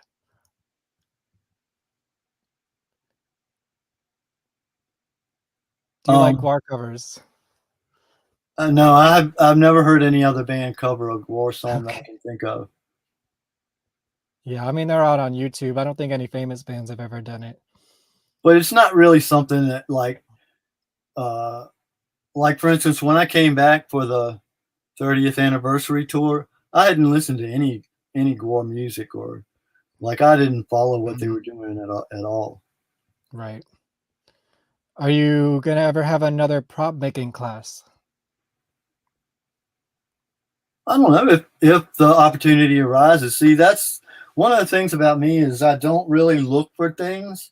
Like if an opportunity comes up for me to do an art gallery show or something, yeah, I'll do it. If somebody like approaches me and says, "Hey, Hunter, will you come and do a wrestling show for my promotion?" You know, yeah, sure. But I don't really go and look for that stuff because I'm busy doing other crap all the time. But if somebody approaches me, usually I'll say yes. So approach him, guys. What do you feel was your greatest personal accomplishment in GWAR, or proudest moment? Wow. I know, that's a tough one. And Anthony bought comics from you in the parking lot. Cool. I hope they didn't get wet in the rain. Yeah. Or from GWAR Blood. I know my poster here, which is great. I want to highlight your art here, and it feels incredible from the last 30th anniversary tour. Finally, your artwork is getting displayed in a giant poster here. And on the back, there's like GWAR blood all over it, because you can't escape a show without getting GWAR blood on it. I think that makes it more authentic. I don't know. If I would have to say, man, I really don't know.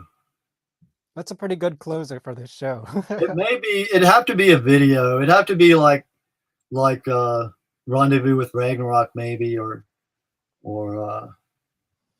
something like that. I don't know, because see, for me, with GWAR, it always seemed like success is just out of your grasp. It's like whatever we would do, it was never quite finished. You know, it was never quite as good as it could have been, you know? And so I always, you know, I don't know. Whenever I finish something, I always look at it and go, oh man, next time I got to do it better, you know? So it's hard for me to say, because I feel like pretty much everything I ever did for GWAR has kind of been complete. So perhaps it's still to come. Yeah, I'll tell you that right now. I know that the best thing I've ever done is still to happen. And one of the things I've been working on for the last while that I've been out of GWAR is I've been writing and drawing comics like crazy. And I've been doing a lot of writing and all kinds of different shit. So I've only got I've got less than 10 years to go, man, before it's over for me. So I've got to get this shit out here. I've got to get this shit out here. Yeah, man, my family, I doubt if I'll make it past 70. And I think it's kind of, with the life I've led, I think it's kind of surprising that I even made it this far. Yeah, that's fair. That's fair. What's this question? I see a question. You created GWAR. Wouldn't that be the biggest accomplishment? Well, there you go, dude. I mean, you're the big bang of GWAR, really. That's the whole point. You're trying to bait me. You're trying to bait me into some bullshit, because I am not the person that created GWAR. Because if anybody, including me, gets up here and tells you that they're the single sole creator of GWAR, they're fucking lying, you know? But you're the co-creator of GWAR. And yeah, I came up with plenty of ideas. I created plenty of characters. I created Gorgor. I was the original creator of Cardinal Sin. You know, I created Techno Destructo and a bunch of other characters and stuff. But I didn't create everything in GWAR. There you go. Any last words before we close it out? And I don't think I'll close it out with a GWAR cover of "Sick of You" that a family friend of mine actually created. But before that, what? Anything else you want to say? This is your first interview since the documentary, and thank you so much for it. Yeah, man. Thank you, Scott, for doing the documentary. And it wasn't an easy task. Oh, I have one last thing, because I know you talked about this yesterday. You want to say anything about this documentary about the mentors? Yeah, I was in the Mentors documentary too. Actually, both of them. We used to hang out with the Mentors a lot, and El Duce was a really crazy, funny character for sure. So, yeah, that documentary is good too. Yeah, and check out the El Duce tapes, because that's really cool. Yeah. And Diana says, don't say that we still have... Well, yeah, he's got at least 10 years, he said. So you got 10... Diana, you're cool. I'm your friend now. Thanks for tuning in, Deanna, and thanks for being such a awesome... Was I saying it wrong the whole time? Paramorg. Hey, with my southern speech impediment, I say almost everything wrong. There you go. Thank you, everybody, for sticking around, or if you're watching this on the replay. Man, 4.5 hours with Hunter Jackson. I'm going to say this is the best interview you've ever done. I'm just going to proclaim it here. Sure. I'll go for that. Sweet, man. Thank you so much. And when I start my GWAR show, maybe we can come back and talk just like, you know, micro topics, because this was just like a whole barrage of shit. Yeah, thanks, man. It was really fun. And I'm glad to be able to talk to people out there and get my message through. And don't forget to support the arts at houseofhuntar.com. And check out my crazy movies at the House of Huntar YouTube page as well. Yes. All the links are in the scroll below. All right. Remember, no show next week. I'm going to be on the road with Green Jelly. And then after that, I don't know. We'll see.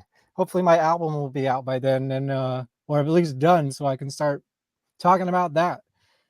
Yeah. So, all right. Thank you so much, Hunter. We're going to close it out with a GWAR cover from Burr McMillan. And I bid you all bon voyage. Did I say that wrong? Oof. Yes, you're my new best friend. Bon Jovage. Okie dokie. Bye. Oh, dude, you didn't do that. What did I do? Dedicated to Dave Brocky. Fuck that. Uh-oh. I'm dedicating this to Hunter Jackson.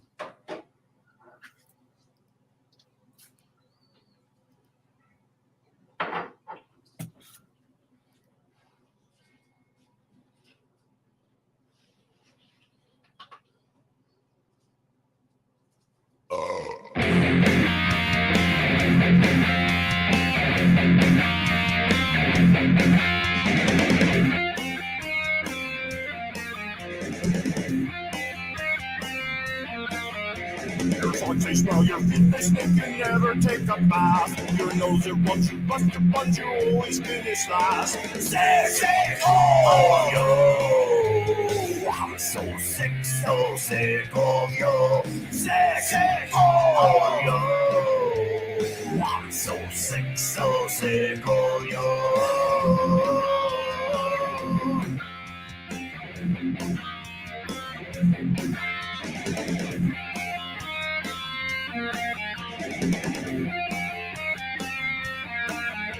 Your face is gross, you eat like toast, you don't know what to do. Adjust your luck, you really suck, that's all, I'm sick of you. Sick, oh, yo. I'm so sick of you. Sick, oh, yo. I'm so sick of you. Bring it down. I said bring it down. Thank you.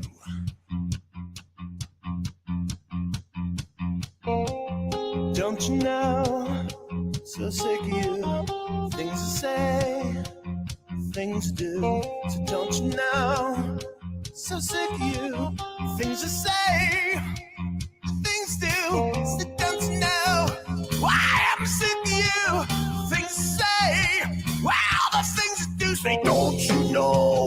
sick of you. All the things you say, and the things you do. Say, don't you know I'm so sick of you? All the things you say and everything that you do. Sick. I'm so sick of you. I'm so sick of you. Sick. I'm so sick of you. I'm so sick of you. Sick of you. Sick. So sick of you. I'm so sick of you. So sick. So sick of you.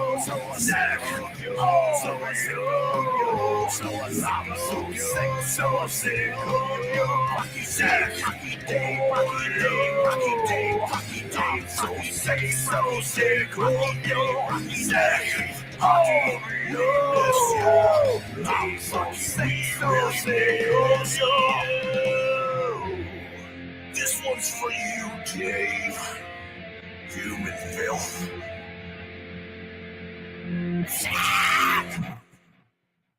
Like, share, subscribe.